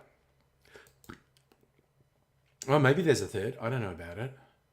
Yes, there's never actually been a movie. They did a little reference to it in the Wilder movie and a longer reference to it in the Depp movie. But yes, no one's ever actually adapted. And it's weird to me that no one has adapted Charlie and the Great Glass Elevator. Yeah, modern CGI, you could do that really well. Harry, you read Charlie and the Chocolate Factory as a kid. I don't think I ever read that. I think the only Dahl I've read is actually his adult short stories. They're actually pretty good. A little more than a little twisted. But he did write very good short stories for adults. Even what are his other kids' ones? Matilda, which is really popular.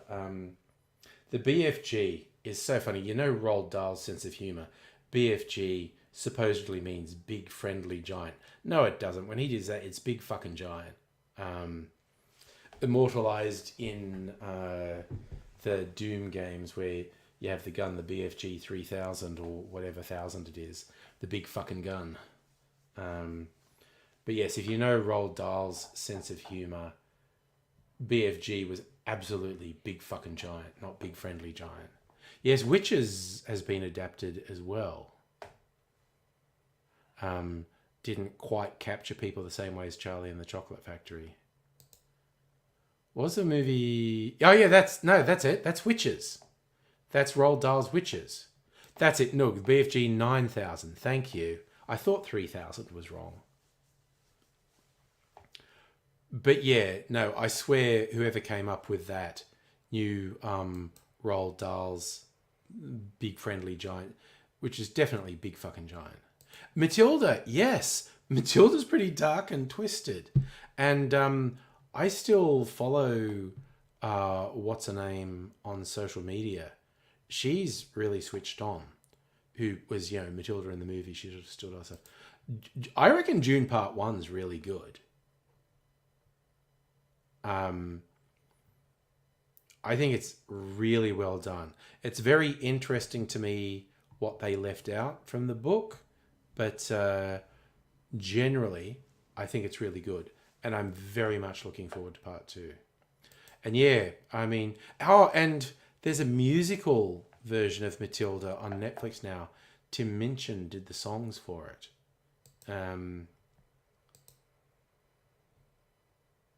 Is that right? The guy who played the dad in Matilda bought the rights to make the film. There you go. Oh, wait. The guy who played the dad. Do you mean Danny DeVito? I'm just... My memories of it are a bit vague. You're a fan of the musical? Yeah. I think it's very popular. The stage version of Matilda, very popular. So, Netflix, paid to have a film version of it. Yeah, okay, we're agreeing. So Danny DeVito actually had... Yeah, okay, Danny DeVito's got a lot of fucking money, man. Also, there's a fairly switched on guy. I've not heard any terrible stories about Danny DeVito. I was kind of sad when he and Gilda Radner broke up because they seemed like a nice couple. It's always a thing like, you go, those people are the exception. That celebrity couple, they're the exception. They're not arseholes. And then they break up anyway and you go, oh, that's too bad. It's like the pressures of that life are too much. And yeah, actually, Ray's 100% agree. Wizard of Oz is fucked up. There is some fucking weird shit. Like, Dorothy's house crushes someone to death and Dorothy steals her shoes and goes off on a quest to fucking kill that woman's sister. It's pretty messed up.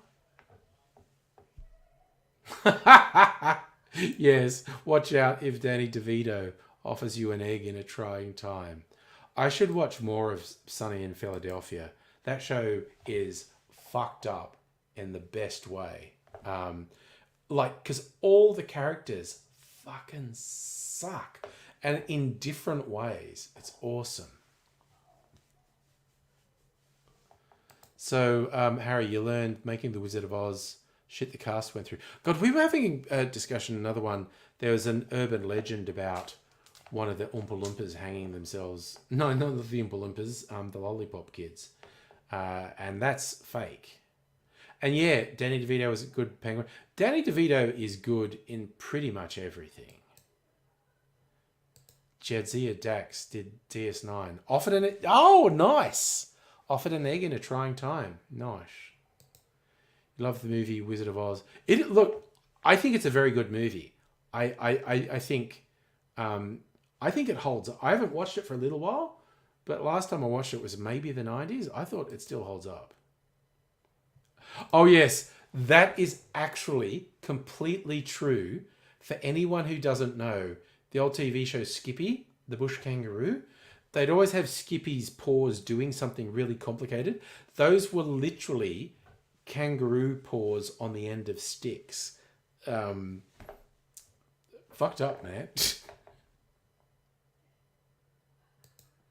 Is there a ghost in Three Men and a Baby? I mean, yeah, people love to come up with weird and wonderful stories. It's kind of like there's some guys I know, and they're great guys. I really like them. They have a YouTube channel called Slapped Ham where they do explore all this paranormal stuff. And it's like, yeah, dude, none of it's real, and it honestly pisses me off a bit that you promote all this stuff that's definitely not true as if it is true. But you know what? You're providing entertainment. It's fine, and I like the guys who do it. But yeah, there is a kind of a thing for me. Really? You're just pretending that paranormal stuff's real when it definitely isn't? All right. Did they traumatize the kangaroos on set? Big question, Nog. Thing. Well, I don't know if animals were harmed during the making, but they were definitely harmed prior to the making. Hello, Laura. Okay. Yes. The modern day equivalent of the Wizard of Oz. Pay no attention to the man behind the curtain. Pay no attention to the government mismanagement behind the curtain. Look at the immigrants and trans people. Yes.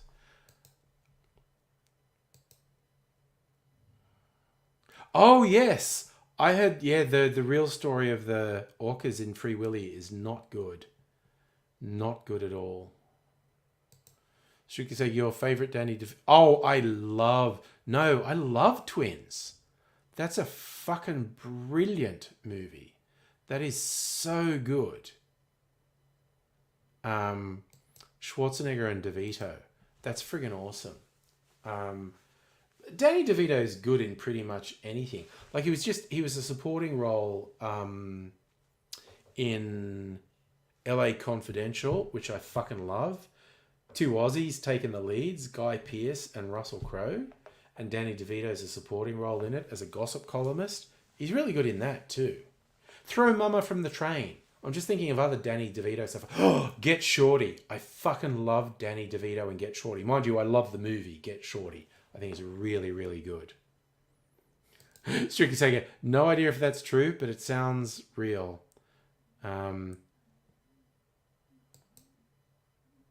Oh, you like him in Big Fish. Nice. Is that the Ewan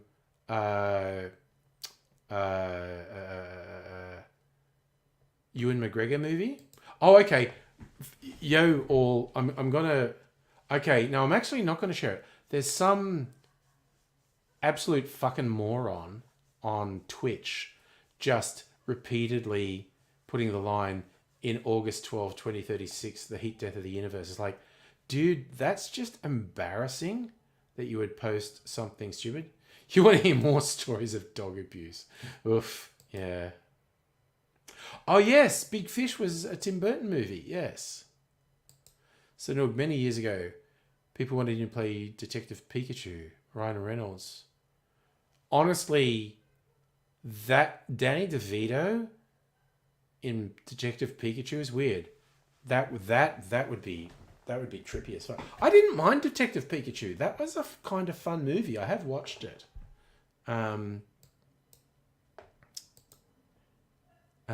Yeah. It's like the rest of the Pikachu world, because all the Pokemon series was about Pokemon trainers, and Detective Pikachu was just about the world that's got fucking Pokemon running around everywhere, which would be... Oh, yes, Laura. More excellent choices. Danny DeVito in Romancing the Stone and Jewel of the Nile. Yes. Now, he's good in everything. Okay, if someone can pick up something terrible Danny DeVito's done, I'd be interested, because I can't think of anything. Oh, God, is that the same fucking person? Ugh. Anyway, whoever did that on Twitch is just fucking embarrassing. Because that's just such a phenomenally stupid thing to do. The hypothesis about the heat death of the universe is billions of years in the future. Like a time scale that's literally unfathomable to humans. Okay, there you go. Deck the Halls. I don't even know what that is, but apparently it's terrible.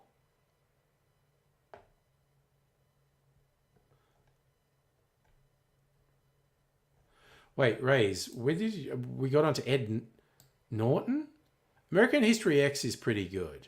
I prefer Fight Club, which makes me a super white guy. I mean, oh, nice, Heine, the bike thing's up. Actually, I might actually put that on for a bit. I just want to go out and get some more ice for a glass and make myself a drink. Yeah, no, I must have, stuff must have scrolled past me. Oh, there you go. Best acting is American History X. I think American History X was just too dark for people.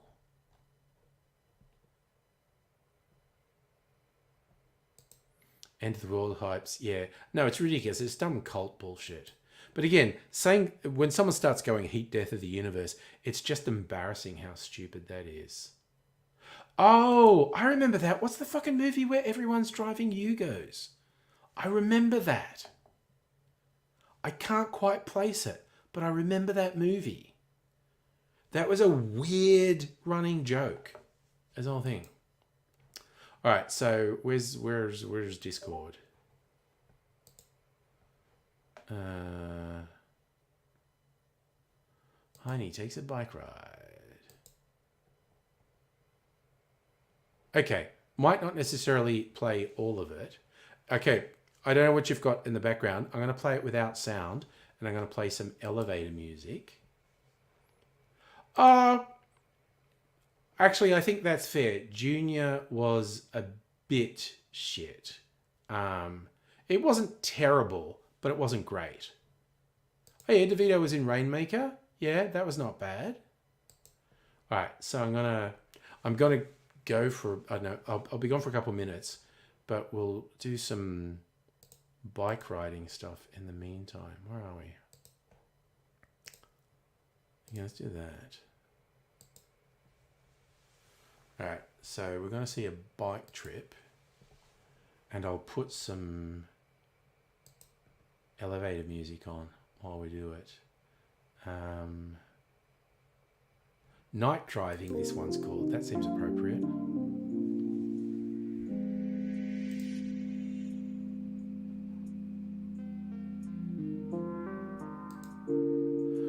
World premiere of this one.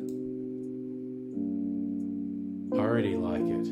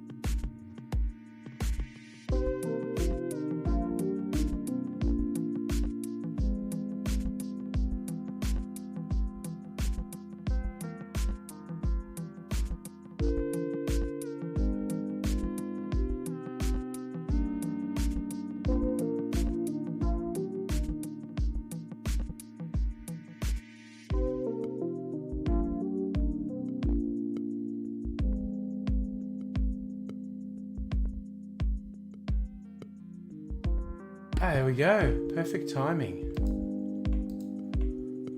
Just turn the elevator music off. There we go. That was really good. That was a great little diversion. Let me do some things, including get the box of records for tonight. Vinyl. I didn't find the CDs, but I did get another box of vinyl albums. This one's the start of the alphabet. Yeah, that's. I thought that music would actually go with the video quite well. Oh, were there actually trolls? Oh God, now I feel sad I missed it. I'm very glad you were there to time them out, Dr. Abigail. Thank you.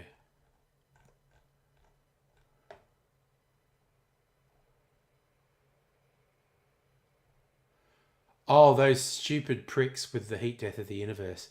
Again, that's just embarrassingly stupid. Ugh.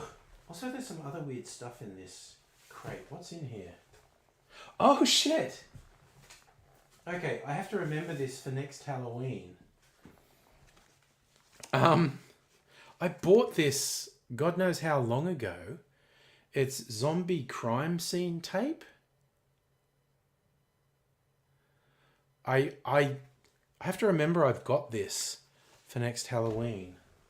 Oh, that's really weird.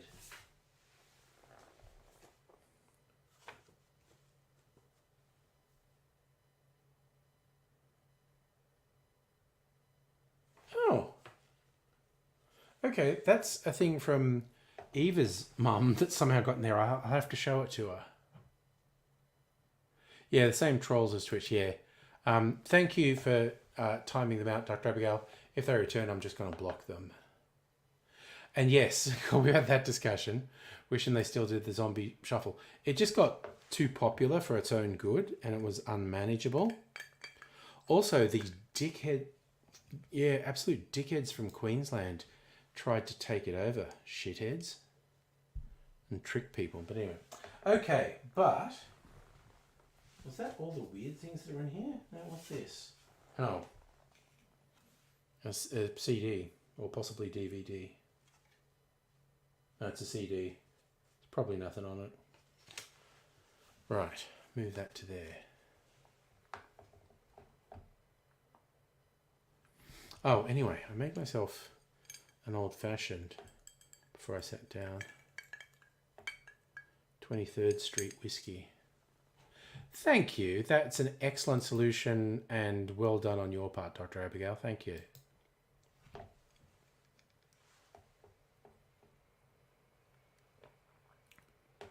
Oh my God, that fucking kicks ass. Yum. That over there. Put this over here. Oh no, this is 12 inches. We're going porno tonight. Showing you my 12 inches.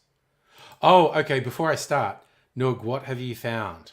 You've been surfing the net, and you found something. Why don't you tell me before I start with the vinyls, starting from A in my album collection. I mean, I think this is going to be all albums. Should all be out. Something might get mixed up in there. Who knows? But it's always a revelation to me when I go through these old things. Oh, that's right. That's in there. Man, this has got some good stuff on it. Search James Scott, Mississippi. Oh my God, what the hell is this? All right, let's do it. James Scott, Mississippi.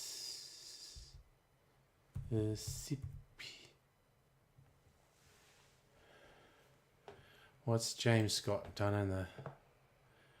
Oh God, who's this guy? Convicted of causing a massive flood in the Mississippi River. Part of the Great Flood in 1993. Serving a sentence of 20 years to life. What the hell? How did you stumble across this? The 2007 book Damned to Eternity and a 2022 Vice News documentary have been critical of his conviction. That's interesting. During the flooding of the Mississippi in 1993, Scots and other residents spent much of mid-July reinforcing a levee. July 16th, the river has stopped rising and had dropped 1.5 feet. That night, the levee unexpectedly failed when the river burst through the main stem, resulting in flood inundated 14,000 acres on the Missouri side of the river. In one incident, a barge was sucked into the levee, slammed into a gas station, causing a fire. Flood washed out the bridges. Reporter Michelle McCormick was told by two Department of Transport workers edge of the bridge that a man standing close by was first on the scene. She walked up to him. Scott volunteered to do a live interview. Scott said he'd seen a weak spot on the levee, tried to put more sandbags on it. He said he went for a drink only to come back and discover the levee had let go. Second interview with McCormick at his home, which he had after his arrest, he told a similar story. So it was an investigation and a trial. Post-trial, according to a podcast, he's eligible for parole in 2026. He maintains his innocence. Journalism professor's book, Damned to Eternity, is critical of his conviction. So some people think he didn't do it.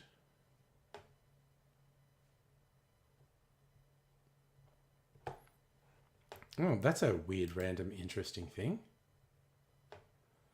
No, this stuff's just fallen into your lap. Is that it?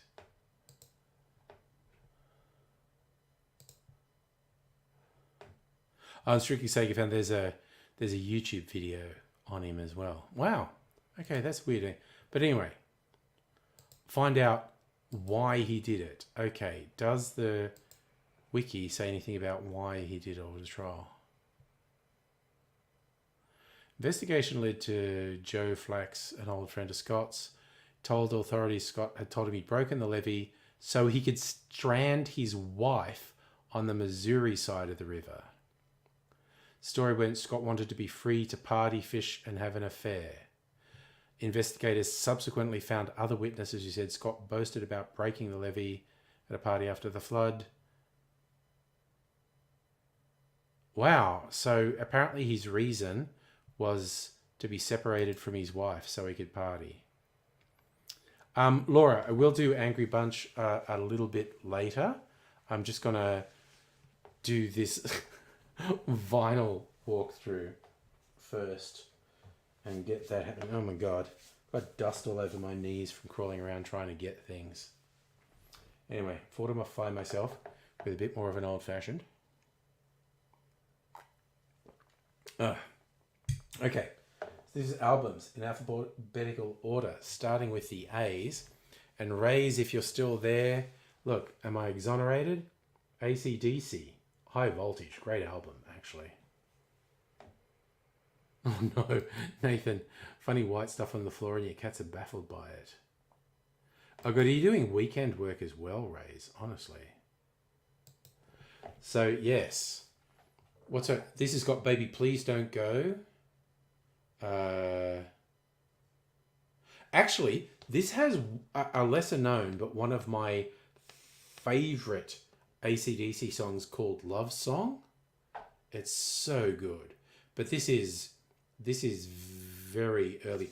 High Voltage, the single High Voltage is not actually on this. It's Baby Please Don't Go, She's Got Balls, Little Lover, Stick Around, Soul Stripper, You Ain't Got a Hold of Me, Love Song, and Show Business. So how about that? They released the single High Voltage after this album. Oh, there you go, Rays. You got in just in time to see AC/DC represent. And of course, the other big one in the A's, and there are going to be a lot of these, is the Angels. This is a very cool cover, face to face.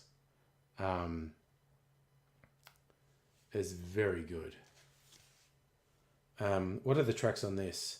The big ones on this, After the Rain, Take a Long Line. This is it, folks, over the top. Marseille.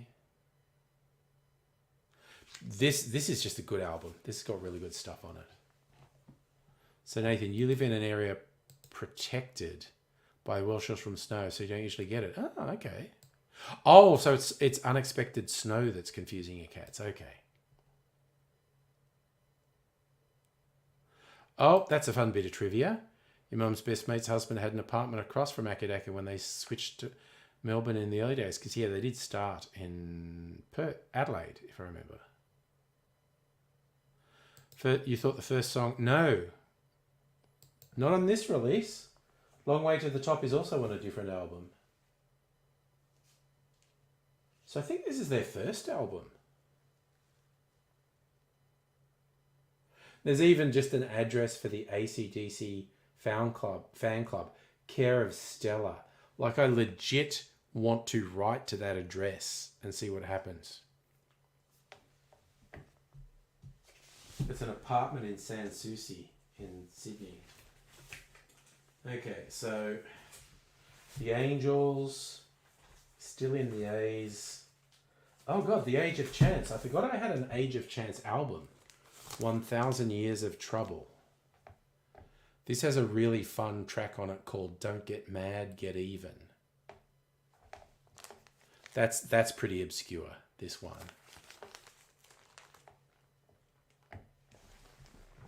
Yeah, the CD release is probably different to the album. What's the next one? There's going to be a lot of Angels. 2-minute warning. What's on this one that I liked? Small price. Oh, Look the Other Way. That was a...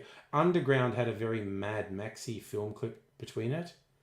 Between the Eyes and Sticky Little Bitch. 4 singles on this one. Look the Other Way, Underground, Between the Eyes and Sticky Little Bitch. Good album again. Yes, this is not the Am I Ever Gonna See Your Face Again album, but it should be in here. There's going to be a lot of Angels albums, basically. So another one, Watch the Red. And I think this is their second or third album, No Exit. Can't remember the exact order they came in. But the Face to Face and No Exit are the second and third albums, but I forget which order they're in. Okay, here's the one. This is the first one I got. This is the first record I really got into. Darkroom, which has the classic single No Secrets on it. They're really focusing on Doc Neeson's eyes. Yes, Underground's a good song, and it has this good Mad Max-ish film clip on it. And another album, Night Attack, which I love the track Night Attack. Okay. Oh, well, strictly speaking, the first album is actually just called The Angels. So Face to Face would be second, No Exit third, Darkroom fourth. What's on this? Long Night, Running Wild, Fashion and Fame. Oh, Fashion and Fame was a good one. Night Attack was a good track too. And I really was into that album. Really liked that album. And as promised, this is not very well known, but this is the Angels' first album. It's just called The Angels. And it does have Am I Ever Gonna See Your Face Again on it. But the album version doesn't have the iconic that they came up with that for the single. The album version does not have that great lead guitar riff. This is not a great album, in all honesty, but it started it off for him. Now we're into the Bees and David Bowie. Images. Okay, this is a gatefold one. This is a double album. This is very... okay, did you not know that? Yeah, no, that's the first Angels album is just called The Angels. And has a version of I'm Ever Gonna See Your Face Again without the guitar riff.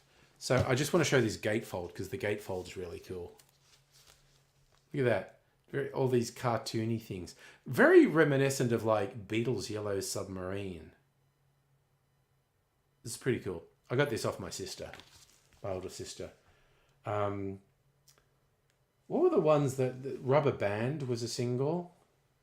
The Laughing Gnome was hilarious. It's so silly. So it's got, oh yes, Please Mr. Gravedigger is so fucking weird. It's actually spoken word. It's more or less chanted. It's very weird. Oh, nice, Laura. You share your birthday with David Bowie. Nice. That's not the only David Bowie I have. I also have The Rise and Fall of Ziggy Stardust and the Spiders from Mars. This is not the original release. This was a re-release that has rare and previously unreleased fan. Another gatefold one. That's all photos though. I kind of love the cartoons in Images. Oh, what year was Images? Sorry, I'll just have to check because it's 60s. I'm almost sure. Yeah, 67. Actually, some of the tracks were recorded in 66. And some were in 1970. So this was probably released in 1970, but it collected some stuff that was older than that. All right. Oh, now another one who's going to come up a bit. Billy Bragg. Brewing Up with Billy Bragg. I think that's his second album. It's got a little subtitle there. A puckish satire on contemporary mores. Brewing Up with Billy Bragg. And then Workers' Playtime. He's got some Chinese communist imagery. What were the good tracks on Brewing Up? I think Workers' Playtime is his fourth album. And Brewing Up is his second album. God, they're stuck in there. Can I get one out? Okay. Brewing Up. What's on here? Since Within's Day, Like Soldiers Do. Oh, that's actually just an EP. Oh, no, wait. It's an album. Love Gets Dangerous, which I fucking love. Saturday Boy. Some really good tracks on Brewing Up. But Players Work Time. She's Got a New Spell. Must I Paint You a Picture? Oh my God, there's some really good tracks. Waiting for the Great Leap Forwards, which is, again, the Mao reference. Got to be a few Billy Braggs pop up as well. Let's see what else comes up. Oop. Okay, this is my bargain shopping. The Blue Nile. This is slightly obscure. The Blue Nile. You can see, I don't know if you can see, I paid $2.99 for this album. The album's called A Walk Along the Rooftops. There are two just fucking... It's overall a good album. Two stunning standout tracks. One's called Tinseltown in the Rain, and the other one's called Stay, which is probably my favourite one they ever did. Fucking beautiful, that one. Stay by the Blue Nile. Okay. And yes, Laura... Billy Bragg gets harassed by TERFs because he's very outspoken in support of trans people. Okay, here's a fun one. The Blues Brothers soundtrack. Damn, there's some good stuff on this. James Brown, Cab Calloway, Ray Charles, Carrie Fisher, Aretha Franklin. You know, damn. There's some really good stuff on this album. Okay, so I'll put this one back. And here we go. A bit more Billy Bragg. This is his first album, Life's a Riot with Spy vs. Spy. This has a New England, Milkman of Human Kindness. Again, I quite like this. There's only 7 tracks, and they're really just him and his guitar, but they're very good too. Yes! Oh God, that's it. It's 106 miles to Chicago. We've got a full tank of gas, half a pack of cigarettes. It's dark and we're wearing sunglasses. That was one of the most cocaine-fueled movies ever to come out of Hollywood. And that's saying something. Okay. More Billy Bragg talking with the Taxman about poetry. The Difficult Third album. God, this has got good songs on it. Greetings to the New Brunette. Levi Stubbs' Tears. I love that song to fucking death. There's Power in a Union. Help Save the Youth of America.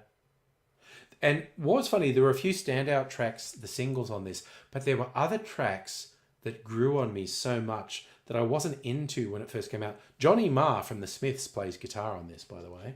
But particularly The Warmest Room. And there's another one. But yeah, songs that didn't immediately grab me, but later really grew on me. Oh, nice! Nothing wrong with being on a ZZ Top kick. They're funny. I like them. No ZZ Top records here, but... Okay, now here's a fun one. This one is kind of as fucked up. Big Black, Songs About Fucking. Oh, this is just like some hard stuff. What are the ones and I've got, yeah, they've got these fucked up manga pictures on the cover and the back cover. What were the tracks on this? Oh, they do a cover of Kraftwerk's The Model, which is really good. And it opens with an instrumental called The Power of Independent Trucking, which I really like. But just overall, this is just like really fucked up hard stuff. Sort of halfway between punk and industrial. But you can tell they're Jesus. Do you not know this one? That's, oh my God, these guys. Oh, Laura, no question. I bought this for the album title. It was on the shelf. There used to be a sticker over here that said, please remove. Removed it because it's songs about fucking. Okay, now this one's much nicer. There was a period in the late 80s where there were a few Scottish bands doing nice pop music. The Big Dish were one of them. This album's called Swimmer. Really nice album. It's so far removed from Big Black, but I love Big Black. This has just got such good songs on it. Prospect Street. Jealous. I mean, this is just really nice pop music. Really nice 80s pop music. For some reason, a bunch of Scottish bands came out with really nice pop music. More Billy Bragg. All right. Don't try this at home. Again, really, really like this album. Don't try this at home. It's a double. Honestly, you possibly could have lost a few tracks and made it a single. But it's got great tracks like Accident Waiting to Happen. You Wake Up My Neighborhood. Sexuality. That was the big hit off this one, Sexuality. I've had relations with girls from many nations. I've made passes at women of all classes. And just because you're gay, I won't turn you away. If you stick around, I'm sure that we can find some common ground. Also, this has one of the most beautiful Billy Bragg songs ever, which is an actual real tribute to his father because his mother died when he was little. Tank Parts Salute brings a tear to my eye every time I hear it. But again, Billy Bragg fucking rocks. Double album. Okay, and this is a more obscure Billy Bragg release, which I paid $16 for a 7-track. Pay no more than £3.99. I must have got it as an import because I paid a lot. The Internationale. Billy Bragg is your Patronus. He's pretty cool. So yeah, he does a version of the Internationale, which is the old communist theme. There's a really funny one called The Marching Songs of the Covert Battalions, which is tra-la-la-la, we're making the world safe for capitalism. He does a version of Blake's Jerusalem. Oh my God. And he does a version of The Red Flag. Speaking of communist songs, there's The Red Flag, which is normally done to the same tune as O Tannenbaum, the Christmas song, or Christmas Tree, O Christmas Tree, and so it normally goes, the workers' flag is deepest red, It shrouded off our martyr dead. He did a bit of research and found out there was a different tune people used to sing the red flag to, which I think is called the Black Cockatoo. And it's really funky and it's up and it's and so it's the people's flag is deepest red, it shrouded off down martyred dead. Ere their limbs grew stiff and cold, their hearts blood stained its every fold. It's really cool. And also, again, one of his really moving, touching songs. My youngest son came home today. It's about a son martyred in a rebellion, which could really be about anywhere in the world. It's actually about Ireland, but it could be about anywhere. Oh, and I also agree, there is power in a union. He's got a whole bunch of pro-union songs. So that's a good one. Oh my god, I love old-fashioned so much. Okay, what are we up to? I think I'm up to a really obscure one now. This is a really obscure one. Someone called the Bolshoi. Album called Friends. We had that at the college radio station. This is a pretty obscure one. This has got a couple good tracks. There's one called Away that I remember. Do I remember any of the other ones? Looking for a Life to Lose. That was another good one. Romeo and Clover was a good one. But there's a track on here called Fat and Jealous, which could be about me. But this is a pretty obscure one. Some of my stuff in here is pretty obscure. Okay, this is less obscure, but not everyone's going to know it. The Buzzcocks is basically the singles collection for one of the, not unknown, but lesser known punk bands. Buzzcocks have some absolutely fantastic original punk, tracks like Orgasm Addict, What Do I Get, and Ever Fallen in Love, which the Fine Young Cannibals did a great cover version of. Harmony in My Head, a track that's just called Oh Shit. Buzzcocks, really great poppy, and not like 90s pop punk. The Buzzcocks are from the original 70s punk wave, but they very, very poppy punk. Really good stuff. And it's probably about time we had something a bit gayer. The first Bronski Beat album, The Age of Consent. This is the one album where Jimmy Somerville was the singer for The Age of Consent, for the Bronski Beat, and they changed lead singers after that. This is the one that's got Small Town Boy on it, which is such a good song. I fucking love Jimmy Somerville's voice. The way he can do a falsetto is amazing. Okay, Buzzcocks. Okay, this is a reasonably obscure Australian one. Joe Camilleri, The Black Sorrows, Dear Children. Good album. Very kind of like folky pop music. But Joe Camilleri, like in the 70s, he was in Jojo Zepp and the Falcons. This was his 80s band, The Black Sorrows. Maybe he's still around. He's a bit of a legend in Australian music.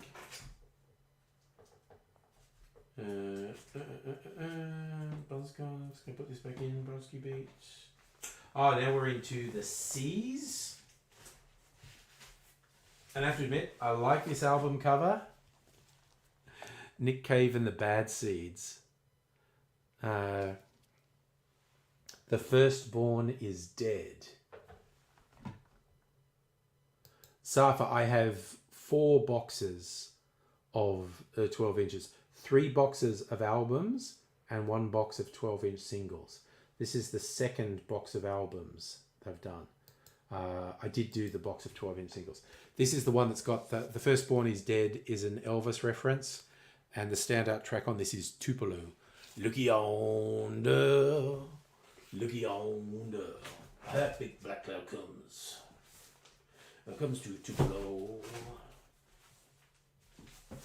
Oh gosh, okay. Where are we? Okay, we're getting into some slightly obscure stuff now. Some people will know this one. The Cocteau Twins. The Cocteau Twins, famous that the singer didn't actually sing words, sort of did sounds. This is their album Victorialand. They're just the Cocteau Twins are really trippy. She kind of sounds like she's singing, but she's not using words. It's very interesting. Now, okay, this next one, extremely obscure. This is punk band Crass. Yes, Sir, I Will. Oh, You Have Heaven or Las Vegas. That's probably their best known stuff. Very good. Very aggressive anarchists, be warned, the nature of your oppression is the aesthetic of our anger. And I'll actually just show you, this folds out. This was in response to the Falklands War, where famously when Prince Charles was inspecting troops who'd come back from serving in Falklands, there was one soldier on parade who was absolutely horrifically burnt. He'd been on a ship that was hit by a missile and he got burnt and he was just horribly burnt.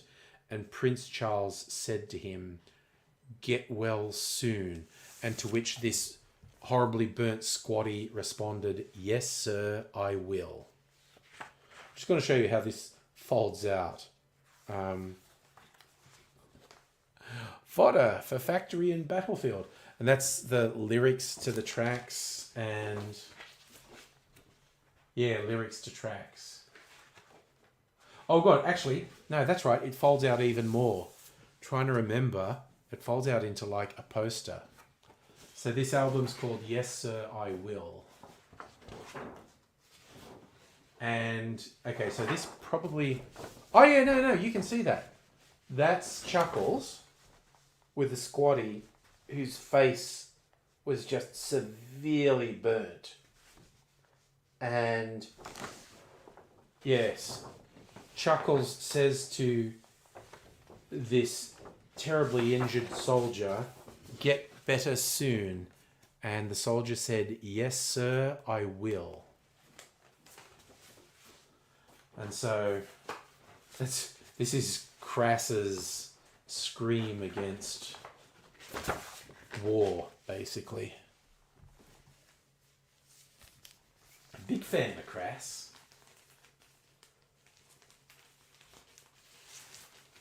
Alright, what did I pay for this? $7.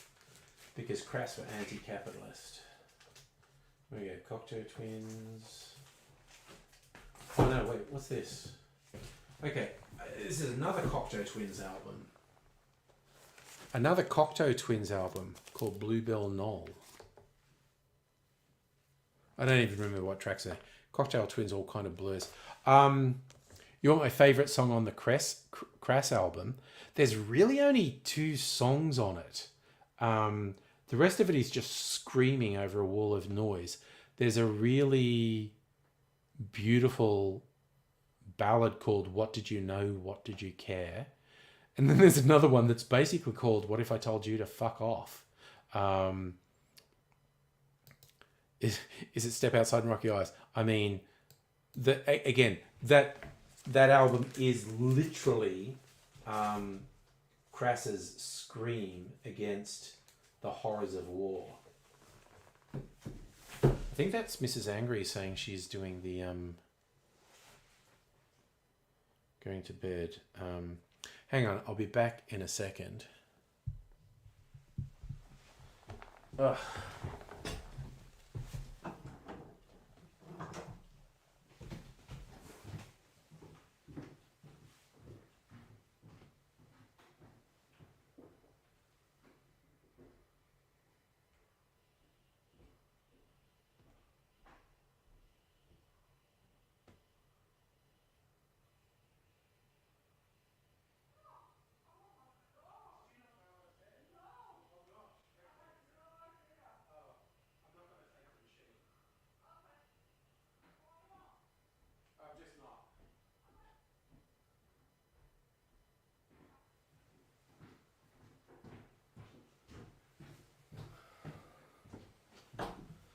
All right.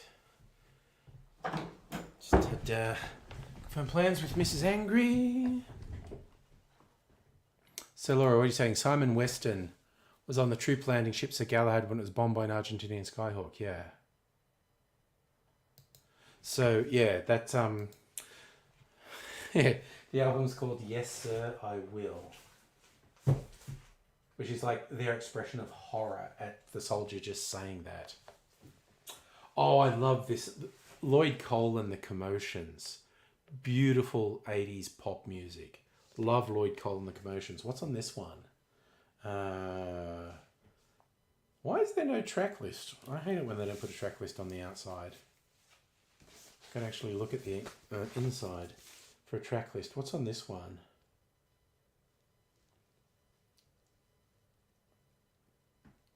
Oh, Cut Me Down's on this one. That was a good one.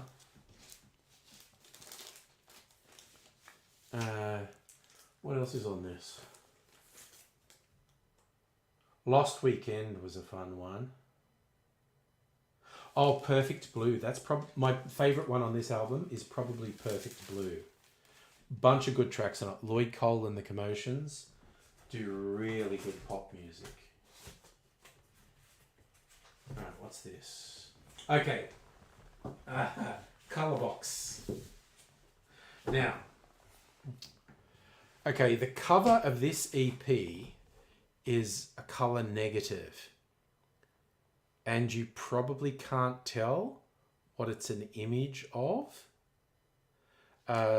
This EP, it's just a few tracks, 4 tracks. And the official name of this is just Colorbox. But people in my day referred to this as the Horses Fucking EP. I think they're ponies rather than horses, but that's actually a color negative of horses fucking. What's on this shotgun? Keep on Pushing on Nation Just. I think Keep on Pushing is my favorite on this one.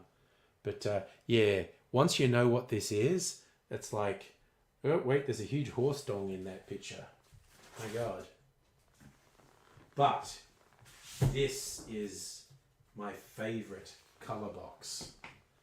Now this is a full album, which is also just called Color Box. Okay, Dr. Abigail, you reckon it was clearly horses fucking? People don't... I didn't know how well that was going to go through a webcam, but people don't always get it. So, this album, I got the special limited one that had a second album in it. This is just fucking awesome. What are the... Just Give 'Em Whiskey. Oh my God, that's so good. Punch. You Keep Me Hanging On. They do a version of a classic disco song, You Keep Me Hanging On. I fucking love this one with a double album. Raze, why are you dying? Is it because of the horses fucking? I don't know that location. Don't tempt me to make Alexa do things, Laura. Honestly.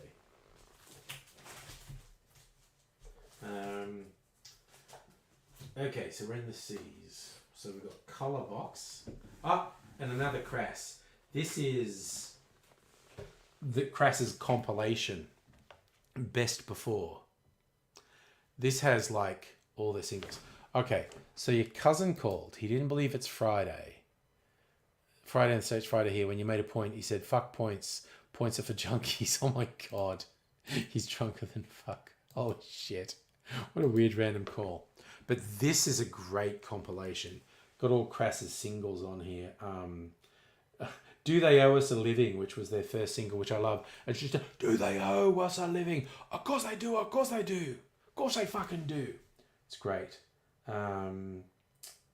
Bloody Revolutions from 1980. That's a really good one. Big A, Little A from... Big A, Little A is possibly my favourite Crass track. Very good. Sheep Farming in the Falklands. Yeah, it's a very aggressive anti-Falklands war song. How Does It Feel to Be the Mother of 1,000 Dead, which was a little ode to Thatcher. You're Already Dead. God, so many of these are good.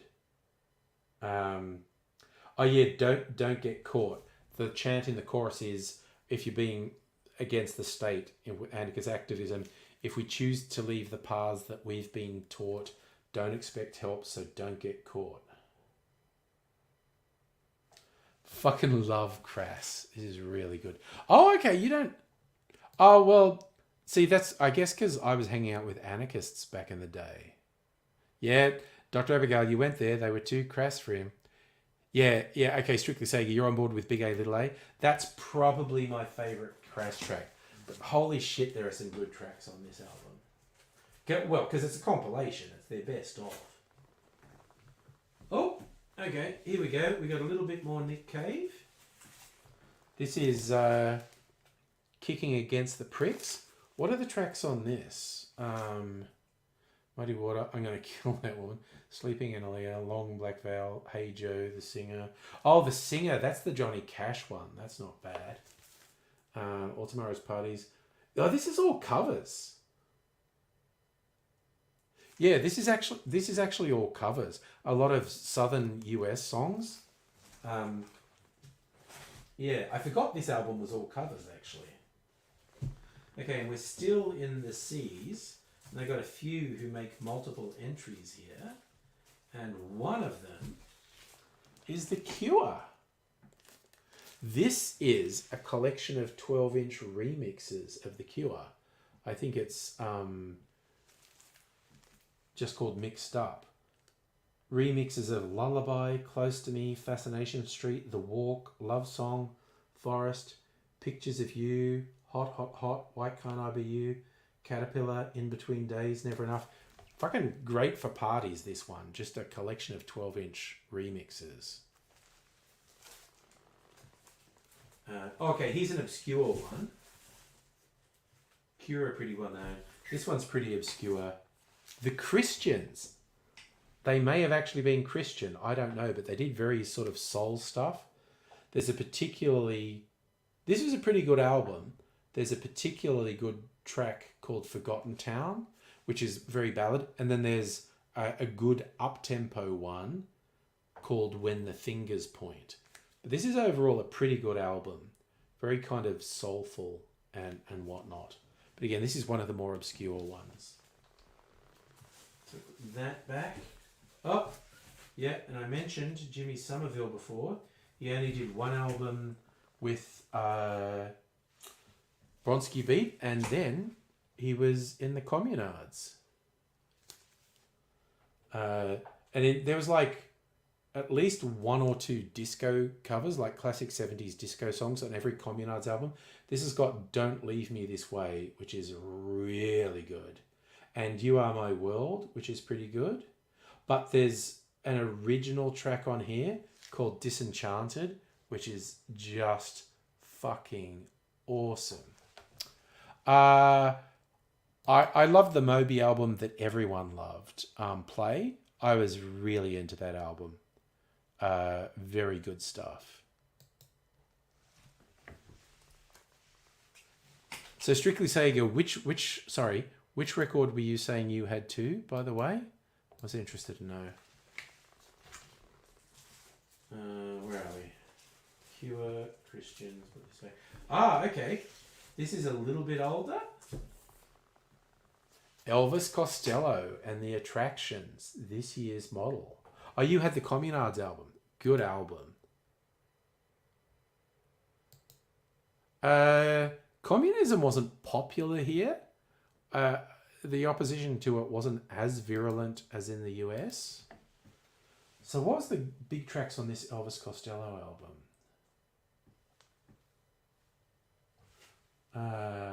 Okay. Side 1, No Action, This Year's Gold. Oh, Pump It Up. That's probably my favourite one on this. Pump It Up is fucking awesome. Watching the Detectives might have been a big hit, but I loved Pump It Up.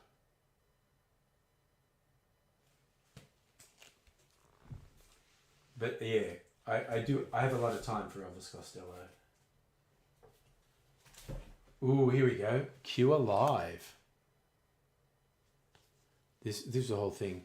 What's on this? This is actually quite early. Shake Dog Shake, Primary. Charlotte Sometimes. That's probably one of my favourite Cure tracks, particularly early Cure. Charlotte Sometimes. On this one, My two favourites would probably be Primary and Charlotte Sometimes.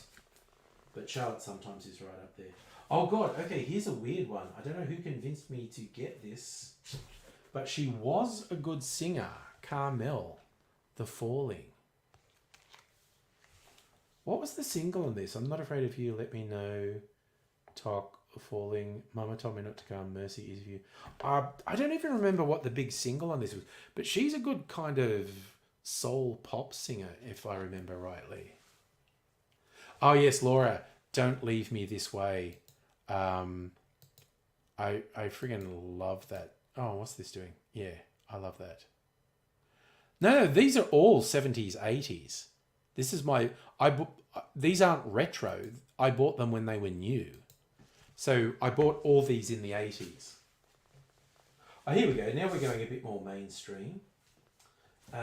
Crowded House. Damn, this is a killer album. Crowded House's first album. No Hendrix in here, Ray. Sorry. What's on this one? Mean to Me. Now We're Getting Somewhere. Don't Dream It's Over. I mean, this was a killer album. Ah, and okay, this is the first Cure album that I got into. Head on the Door with In Between Days. I fucking love that. Yeah, okay, so Laura, yes, I am about 10 years older than you. So your vinyl collection's late 80s, early 90s. Mine's 80s, some 70s stuff, but I bought it in the 80s. Yeah, no, I love this whole album, but without doubt, In Between Days is the absolute pick of that one. And even more Cure. Kiss Me, Kiss Me, Kiss Me. There's a few tracks on this I like. It's not my favourite, but Catch is really good. I used to sometimes try to catch her, but I never even caught her name.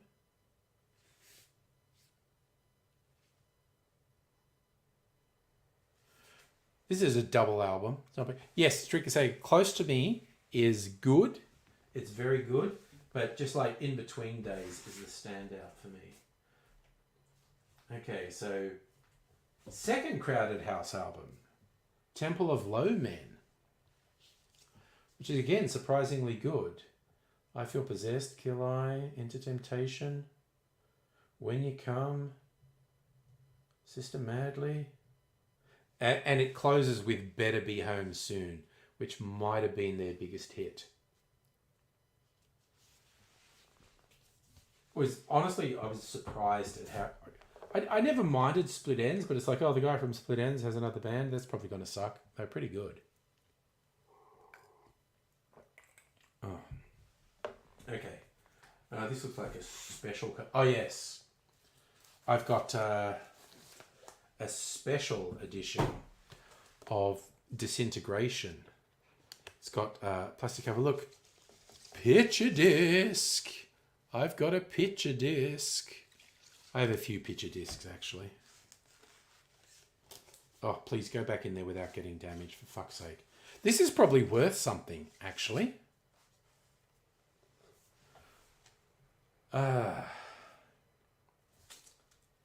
This is the one in South Park when they have Robert Smith on it. They close with one of the kids yelling, "Disintegration is the best album ever!"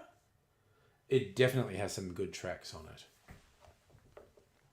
Oh, Raise Your Cats Rebelling Against You. Push Water for Table. My cat fucking bit me the other night. There's a tiny mark on my arm. Tiny mark.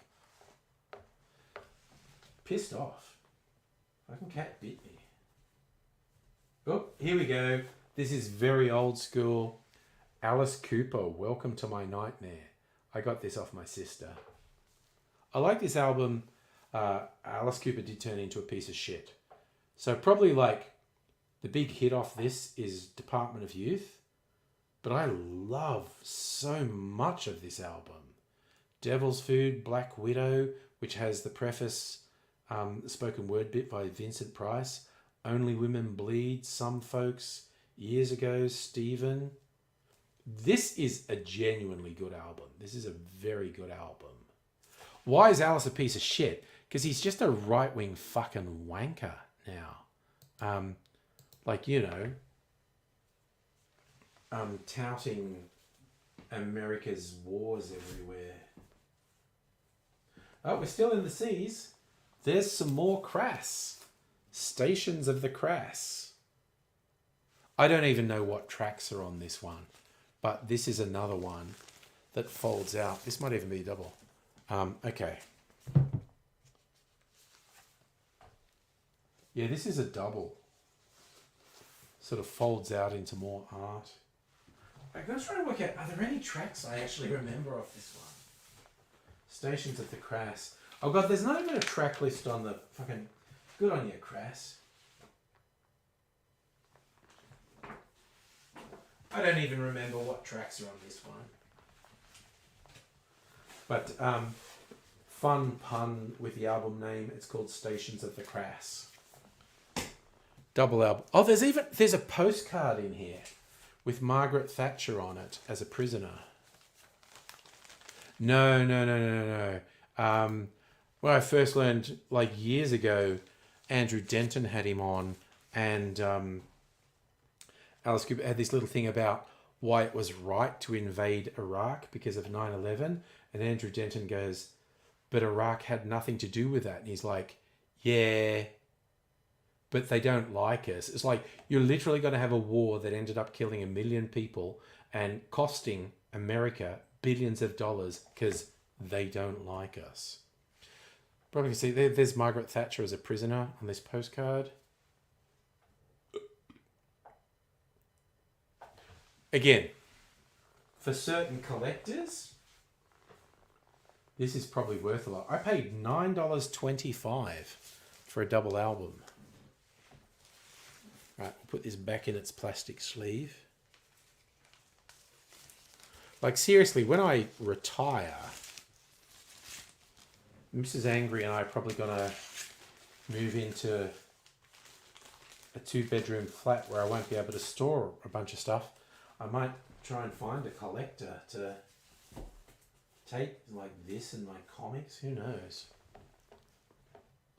And yes, the play on words was great. Stations of the Crass, very Catholic.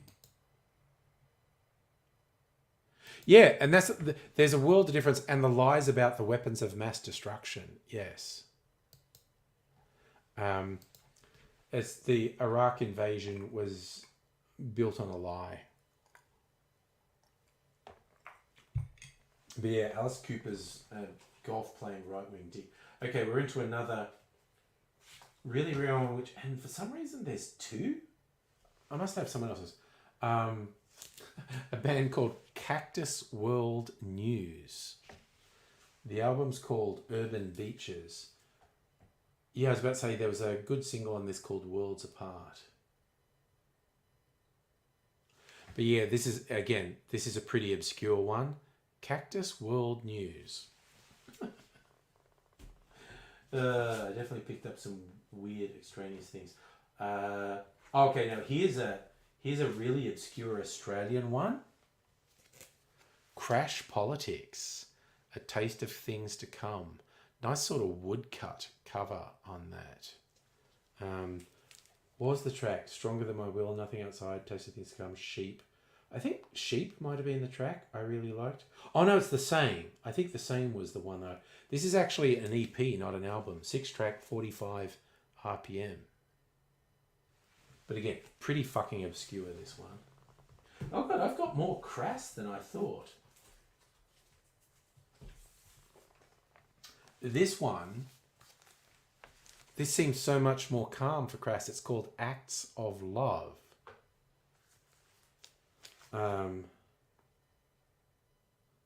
It's like sung by 50 songs. So they're very short songs, sung by Eve Libertine from Crass.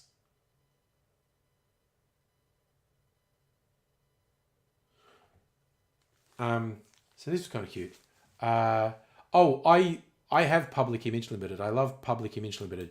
John Lydon turned into... He is currently a very gross, right-wing, Trump-loving fuckwit.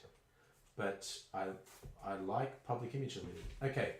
I think this is actually a bootleg. You used to get bootleg live recordings. This is a Cure Live thing. But I'm pretty sure this is not an official one. Ah, was Insurge... Did they have the song Political Prisoners? That sounds familiar. So yeah, this is actually a double album bootleg live recording of The Cure. Yeah, see, there you go, Megaleech. I did know who they were. Insurge did Political Prisoners. Yeah, they're a bit earnest, like doing very lefty stuff and very sort of techno-ish, industrial. Okay, now we're getting to really... This is an incredibly obscure novelty concept album. This is Australian. Cut the Cheese. Probably no one knows this. Very, very weird novelty concept album.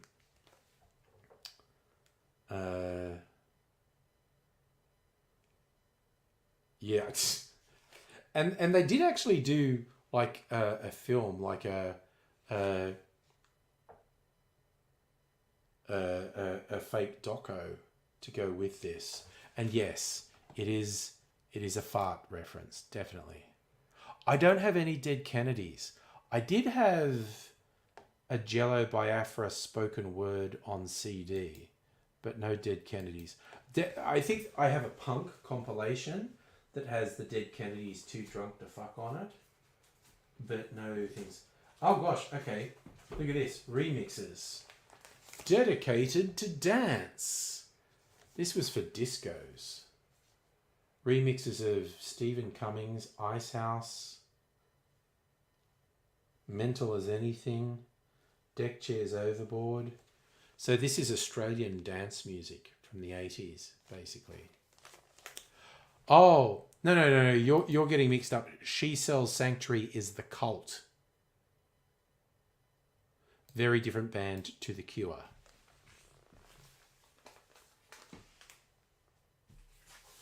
And that's one of my favourite songs of theirs too. Okay, now here's weird left field one. Forgot I had this. Doctor Who, the music. This is different themes and ambient music from episodes of Doctor Who. So, kind of good for parties if you were on mushrooms, like this one, I think. So we're in the D's. Depeche Mode. The singles from 81 to 85. I was never big into NoFX, but I know them. I don't have any records by NoFX.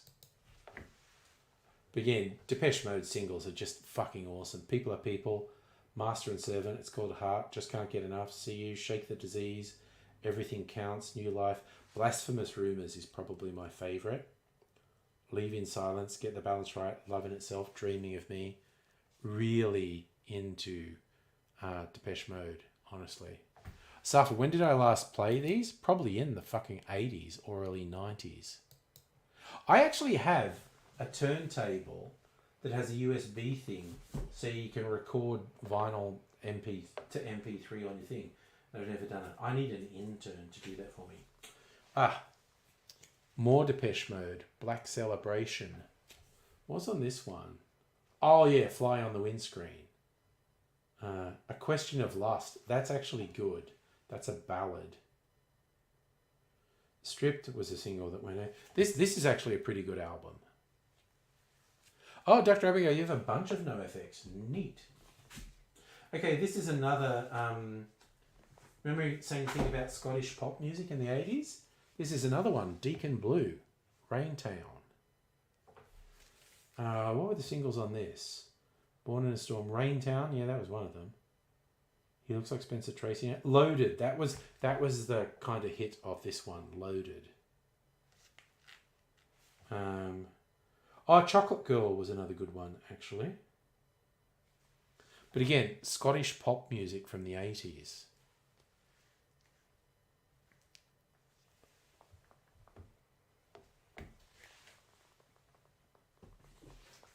Oh, okay. Now here's a really bizarre, not no one, the Dukes of Stratosphere. This is some of the guys from XTC doing their version of 70s prog rock in the 80s. God, this was weird. Vanishing Girl, Have You Seen Jackie? Little Lighthouse, You're a Good Man, Albert Brown, Curse Your Red Barrel, Kaleidoscope, You're My Drug, Shiny Case, Brainiac's Daughter, The Affiliated. Yeah, no, this is like some 80s guys doing their version of 70s prog rock. Oh, there you go. Deacon Blues, one of your favourite bands. They did really good pop music. Oh, now we're back to Australia. Do Re Mi, Domestic Harmony. I can love this album. Idiot Grin, Man Overboard. This is really good.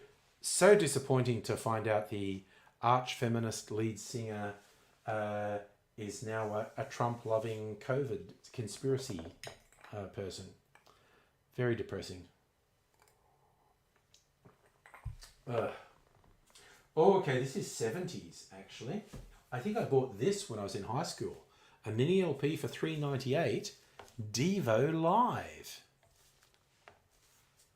God, this might be the one I bought the longest ago. Like, I think I literally bought this in high school. This is what broke Devo big in Australia, this live EP. Very good. What's on it? Freedom of Choice, Whip It, Girl You Want, Gates of Steel, Be Stiff, Planet Earth. All bangers. Just all bangers. Oh yes, Real Gone Kid is a good track as well. You actually saw Devo live at Festival Hall. Neat. I never actually saw them live. Okay, what's this one? We're up to the Fs. Ah, Joy Division. Why is that the F for Factory? Joy Division album called Still.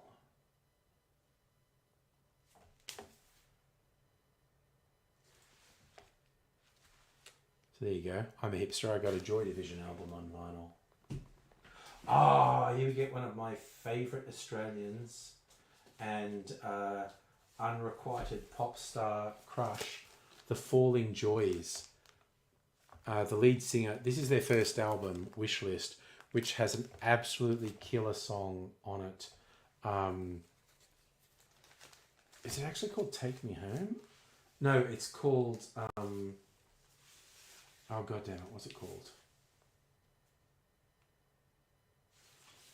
Why is it in such low contrast? Old people like me can't see it. It's like...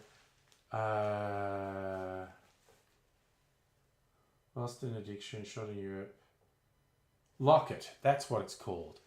Oh, just one of my all-time favourite thing. Yes, that's the line. I really like it. Oh my God, it's just the beautiful inarticulate. It's someone at a party and there's the person that she's got a crush on and she's just enthralled and all she can say is, Christ, I really like you. I fucking love that song to death. And Susie Higgy is definitely an unrequited 80s, 90s crush of mine. And this is another album of theirs. What's on this one? Shelter, Baby Doll Messiah. Oh, this is just an EP. Oh, and it's got their first single, Burnt So Low, on it.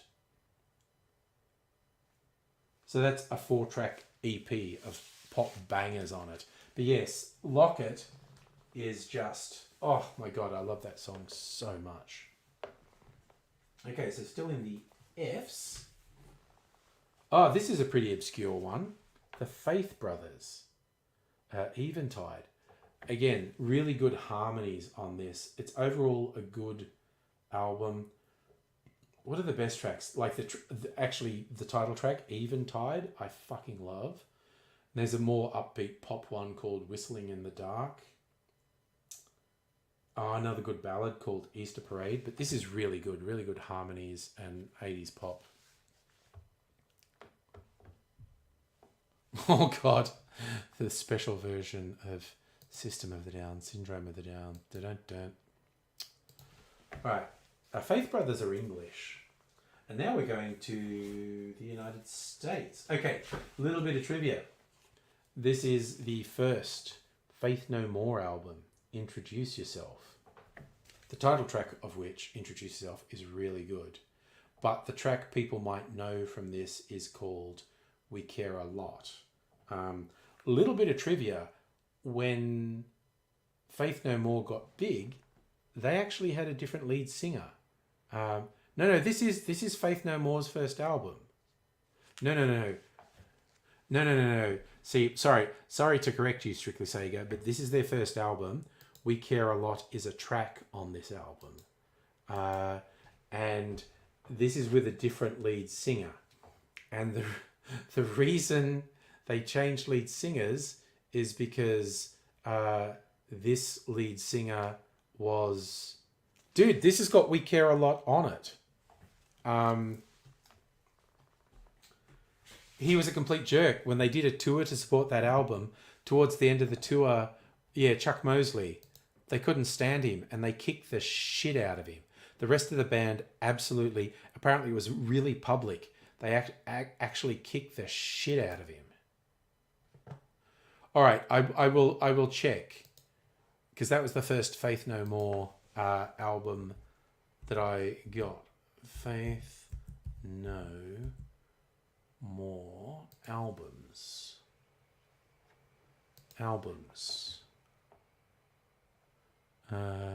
Discography. Here we go. Wait, did I not click on the right thing? Let's go. Discography. Studio albums. Okay, guess who just showed me up for a fucking fool? They did actually release an album called We Care a Lot that did not chart anywhere. Here's the fun thing. The only place in the world Introduce Yourself charted was in Australia. And then they dumped the lead singer, and the next album charted reasonably well around the world. And then they were gone. Okay, so you know what this means? Yep, you've got it. You've got it.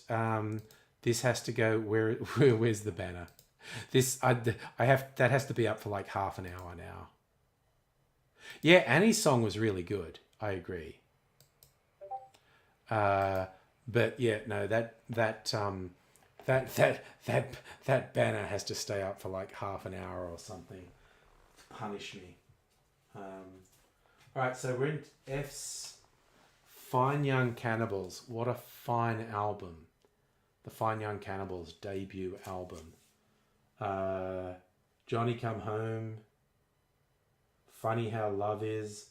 Suspicious Minds. Blue. The whole album's good, but those were singles. Their cover of the Elvis song Suspicious Minds with Jimmy Somerville doing backing vocals. So good.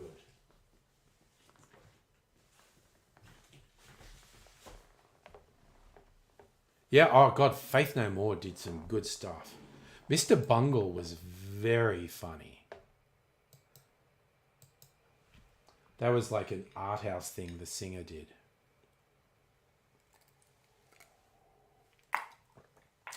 Yes, Laura, those were later ones, also very good. Mike Patton he's a wild guy. Mike Patton just did some wild stuff. Okay, here's one that popped up in the 12-inch singles ones a lot. Scraping Fetus Off the Wheel. But this is an album. Nail. What are the tracks on this? Oh, it also says what their other ones. Fetus Art Terrorism. You've Got Fetus on Your Breath. Fetus Uber Frisco. What were the tracks on this one? Theme from Picton Come. Oh, The Throne of Agony. I was very into that. Yeah, this is very, very, very, very dark music, this one.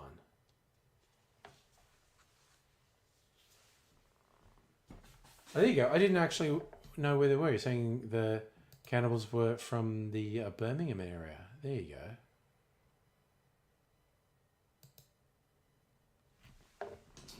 go. Okay, this might be the most surprising. I didn't buy this. I don't know where this came from, but I've got Peer Gynt by Grieg. If you ever feel like playing classical music, just randomly, Peer Gynt.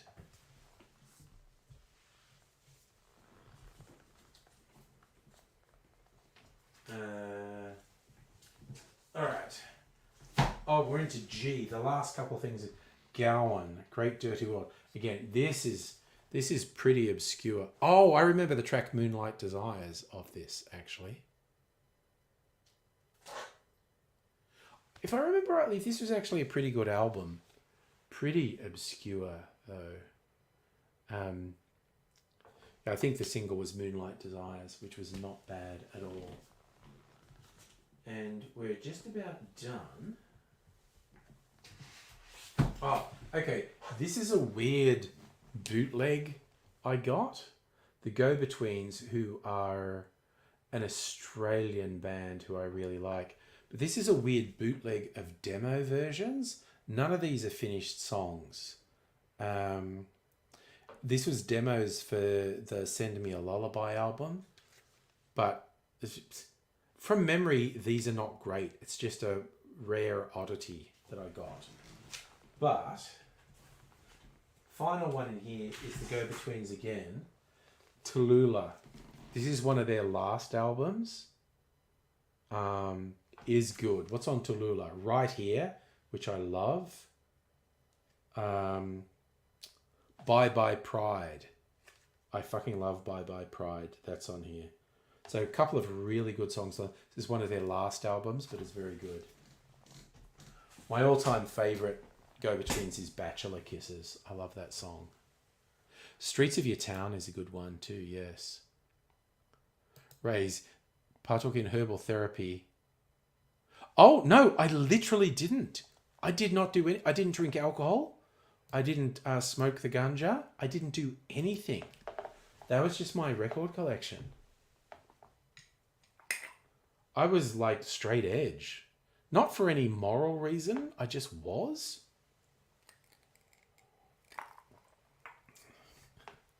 If my mum was still around, she'd be appalled at how much booze I drink. All right, I'm gonna stick the zombie crime scene tape back in here so it goes in here. But you're gonna remember and tell me next Halloween, hey, do you remember you had that zombie crime scene tape?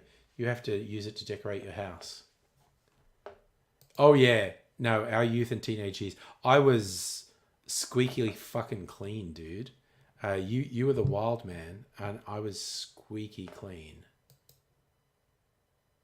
You got 93 songs out of that lot. Nice. I think the term straight edge was first used in the 80s because it was people who were into the... I never called myself straight edge. Other people probably would have thought I was.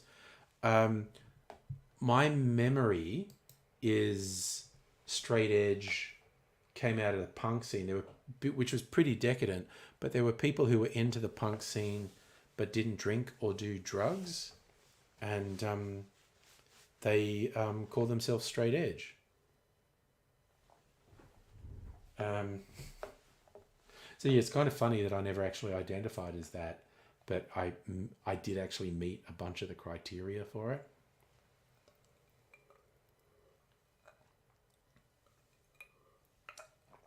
Yeah, Rays, that's my memory too. Straight edge came out of hardcore punk. It was people who were into hardcore punk but didn't do drugs or alcohol. And I think it came out in the 80s. I think that was the first time there were people who were calling themselves straight edge. I kind of feel like I need to leave this banner running all night because that was a spectacular wrong.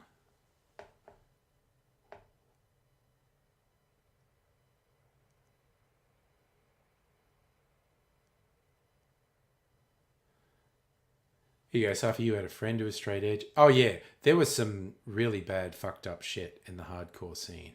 Definitely. Oh, there you go. And Harry, you were straight edge until your mid-20s. I think in terms of appearance, straight edge people can do whatever they want. It was just literally, it was a no drugs, no alcohol thing. We need to add Strictly Sequels, right? For the moment, I'm just keeping it simple. I was wrong.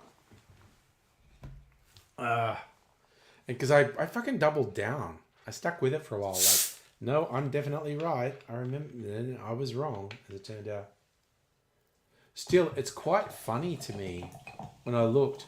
The first album, We Care a Lot, didn't chart anywhere.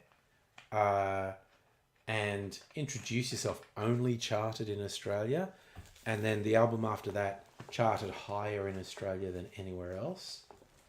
But then they kind of got their groove on. And they had quite a bit of commercial success for about a decade.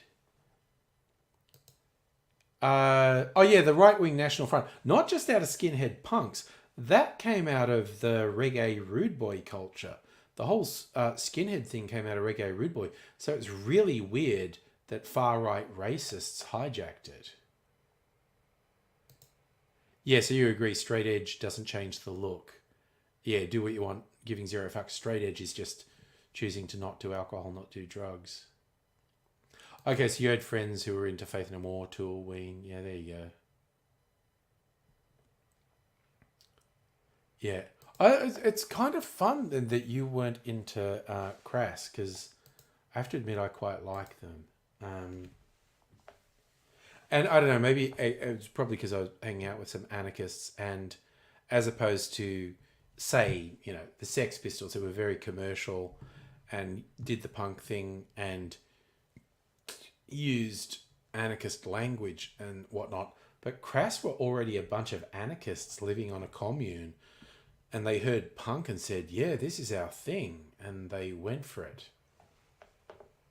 And then they got very disenchanted with the commercialization of punk.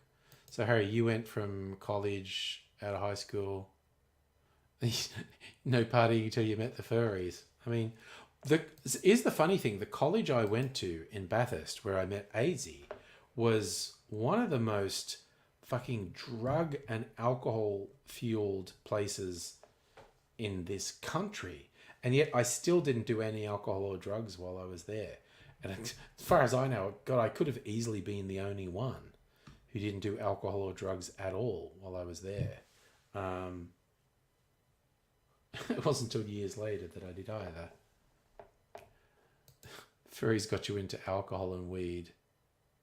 Yeah, but, finding yourself is important, Harry. AZ was doing the same course as me, a Bachelor of Arts in Communications in a strand called Theatre Media. Oh, neat. You added the updated playlist. Excellent. So, yeah, my final year of the course was AZ's first year. Well, first, I think AZ wanted to get out of Canberra and away from his family. But he auditioned for a bunch of theatre courses around the place.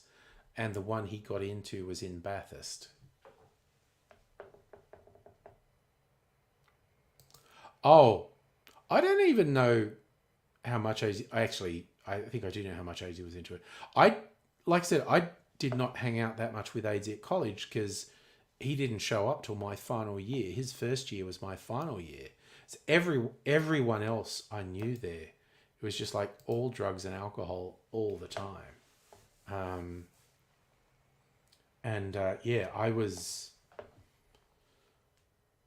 was definitely an unusual case because it wasn't like I wasn't Christian.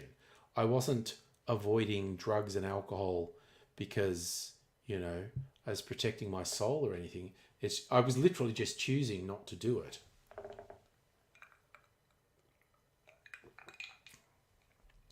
So I might have been the only non-Christian on that campus who never touched drugs and alcohol. Maybe, who knows? But yeah, no, because a lot of the students there were from Sydney and they were a long way away from where they knew. It's kind of like, the only thing that made it tolerable was doing heaps of drugs and alcohol. Sir AZ enjoyed life. Every time he came back, oh yeah, Yes, he actually proved you only live once is not really true. Technically, he lived and died many times. But yeah, he's embrace the day.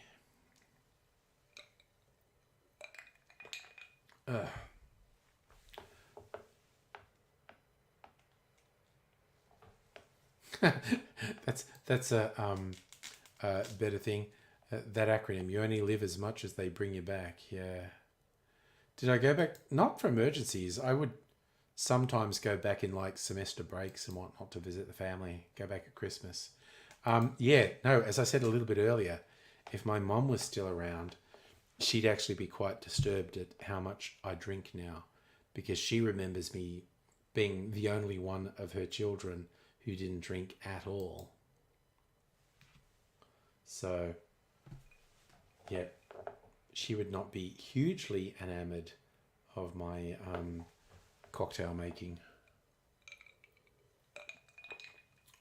But, you know, c'est la vie.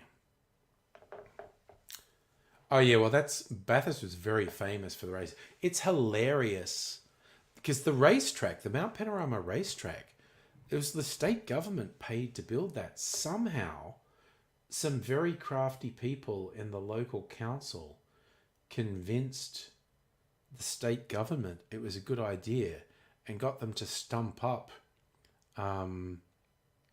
millions of dollars to build the racetrack. It's wild. Race, your mum's disturbed at me for how much I disturb you. I'm disturbing my mum beyond the grave. That's fair. That's absolutely fair. Mums generally should be disturbed by me.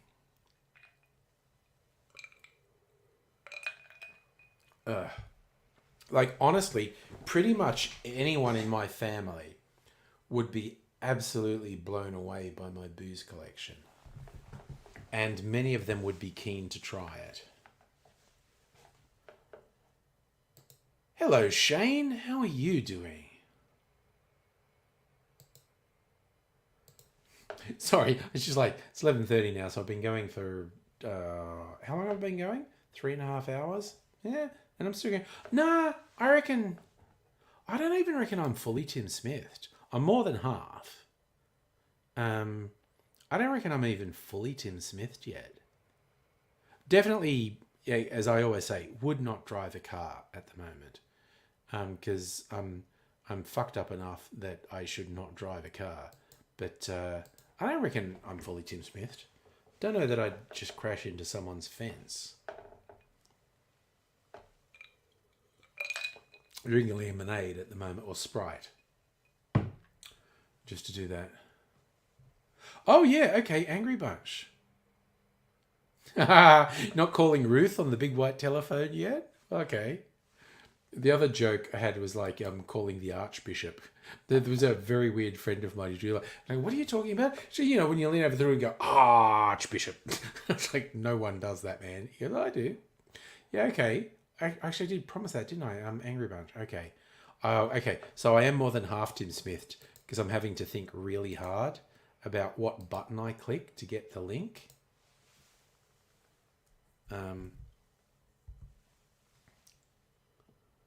Raised 2 years drug-free. Good. Fuck yeah. Your mum's full. Good for you, man. Fucking awesome. I actually wouldn't peg last time I did droogs.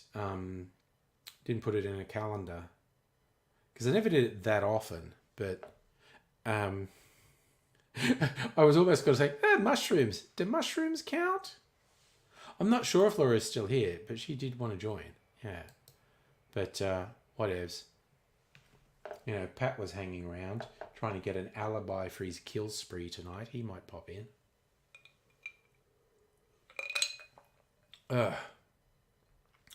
So... Laura is still here. Lovely. Oh, wow. Look at that. That's unfair, isn't it? Let's do that. Hello, Laura. Hello. Now I've got to move again. Now I've got to move the camera again. So I'm somewhere in the middle. That's all good. You know, I was literally about to type, you're too drunk to drive a car, but not too drunk to run a live stream. But that just requires sitting and blathering, and I can do that for a while yet. Like my new sweater, I was about to say that is a very nice top you have on. Yes. I do look like a clownfish though.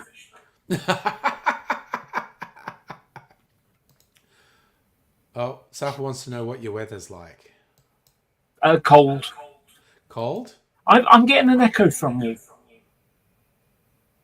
Oh, are you? I don't know. What was something at your end? You reckon I should have 2 cups of water and then I could drive a taxi? That's fair.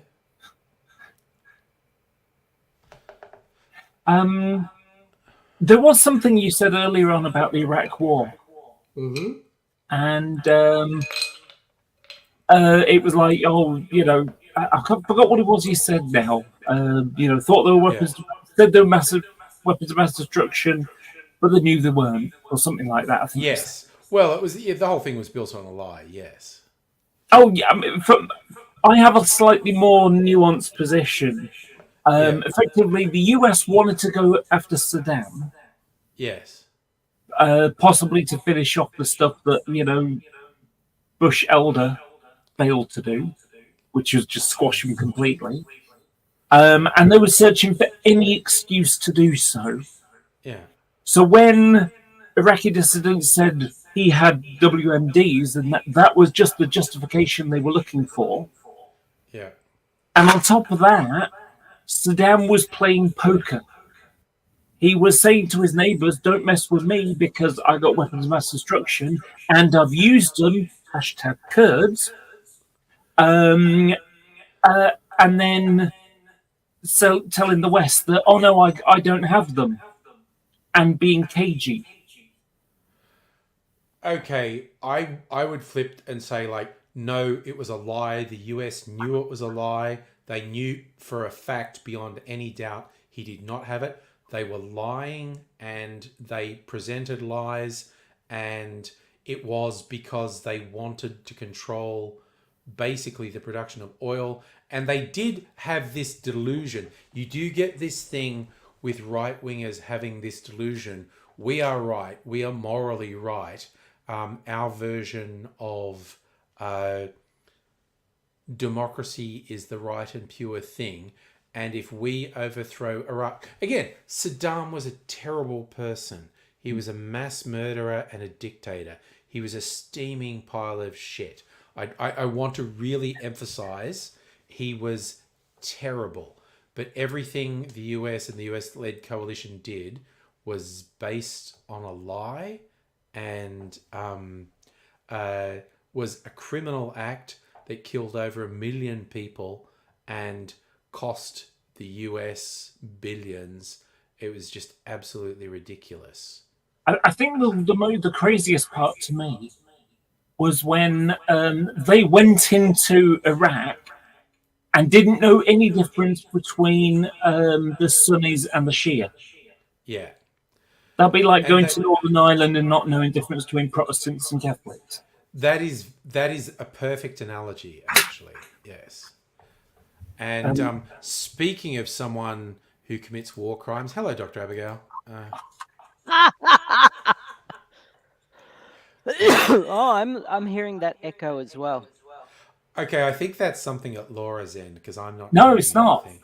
Tell you what. Well, okay, I'm throwing out. It Okay. didn't happen before you came on, and you heard it. I'm not hearing it. I cannot hear it anymore. Okay, maybe there it's it gone is. away. No, I can hear an echo. Yeah, and I was muted the entire time. No, it's not Laura. Laura was muted. No, but by definition, angry. it wasn't happening before Laura came on, and it did happen after Laura came on. Well, that's because there was no one else here to detect it. Yeah. No one else's sound was It's coming angry. out of your speakers. Adjust your volume up or down just a little bit, because if the waveforms are the same, it can cause echo. You literally might be right on that, actually. Let me try something. So I just 3D printed this drawer Yes. out of my new Nice. 3D printer. Ooh, new toy. Oh, actually, And it's gonna have the Gridfinity system in it, Yeah. which is gonna be fun. So Hang on. Gridfinity, Hello. and this is the sides, and the back didn't. The back was the wrong height, so I'm literally just talking so that Yeah. you can adjust the echo. Yeah. No, I think it literally was me because I turned up the microphone quite a bit because I was sitting further. So I probably need to just sit closer to the microphone. Lift it off the build plate there a bit, Oh, nice. but because it's a kind of a chilly day. But yeah, Yeah. this is a 5x5 grid of Gridfinity. I don't like how tight the dovetails are in these parts, so I might switch to a 6x6 design that have been posted, and it might be, or I could just modify the design and take off a fraction of a millimeter so that it's got a bit more tolerance. But this is the start of decluttering and organizing my craft space. Oh, nice. Nice. And I've done a bunch of decluttering in my lounge room as well. And that echo is killing me. Is it still there? Yeah, it is. Okay. Well, okay. I'm slowly. Yeah, it's the first adjusting time you've things. ever produced an echo. Yeah. Okay. It doesn't happen when you talk. It happens when guests talk. Yeah. So I don't. I'm adjusting a couple of things. Like I don't know what to do if it's still doing it. Yeah, usually it does itself. Are you sure you're using your proper microphone and not like Actually, the webcam microphone? Excellent question. Excellent question. Let me. What we really need is to speak in our duck voices so that it's impossible for echoes to happen. Because duck quacks don't echo. Yes. Actually, they And yes, do. I could put on headphones, but I've literally never had to before, ever. And so I don't know what this is. So is it still doing it? I can't hear it now. Oh yes, I can. Yeah, Okay. Oh, wait. I can too. Okay, that might have done something. So, but you all need to talk to see if it's still happening. Okay, let's see. Well, how's it going? I don't hear it now. I think it disappeared. There's literally a function on Echo cancellation. StreamYard called echo cancellation. Yeah. Yeah. God damn it. Okay, so now I'm angry. actually gonna sit back again. I'm gonna get another print started. Oh god, that's what I was going to bribe you to do some prints because Yes. Now that I may have picked up Patient Wolf limited edition marigold and honey gin. Oh. That might be worth a bribe to get you to do some 3D prints for me. Yes. And some design as well. I can do 3D Yeah, no, design I literally as well. do need some. Yeah, we need to talk through a design of a couple of things. Yes. Yeah, sign me up. I'll do anything for gin.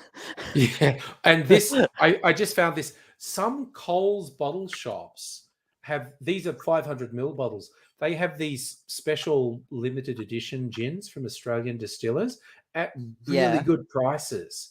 And I was just like, okay, A, we love Patient Wolf. B, marigold and honey. What the hell is this? I got to get some of this. Have you tasted it, or I have. Because that's unopened. This is a sealed bottle. Oh, look, you know what? I'm going to go get my open bottle and give you a tasting note. A taste review. Cool. All right. Oh, I think it's in here. I think it's in the mysterious cupboard of mystery with the sex hats. With the sex hats. Okay, Let me how long see, is where this is going it? to take to print? Oh, that looks like it. Okay.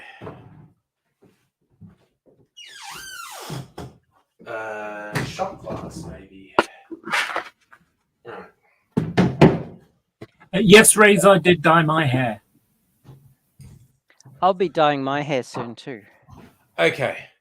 So the tasting notes: a floral, lightly sweet gin. Locally grown marigolds are steeped in base gin to provide the light yellow color. Locally sourced honey, then added to make this unique product. Cool. So, I did taste it when I first got it, and I think I put some of it in my freezer martini. But I haven't tasted it for a little while, so I'll do a little tasting note. So it's not that junipery when you smell it. You can almost get the little bit of floral and honey off it.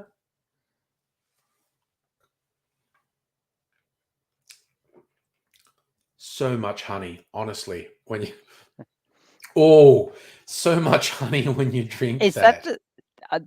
no, because we tasted a honey gin at the one Craft and Co. So it would have been a completely different which was one. pretty Yeah. good as well.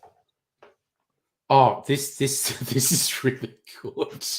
Like just pour this over some ice, honestly. Yep. It's just like all honey all the way. It's just incredible. Nice. Just with that nice herbal botanical thing you get from gin. Yep. Oh wow. No. Okay, I haven't tasted that for a little while. That is really good. So what's this about a documentary that you're Oh, definitely okay. doing? So Ray's in his sunstruck way the other night when I was talking, because I've managed to get way ahead with my cocktail videos.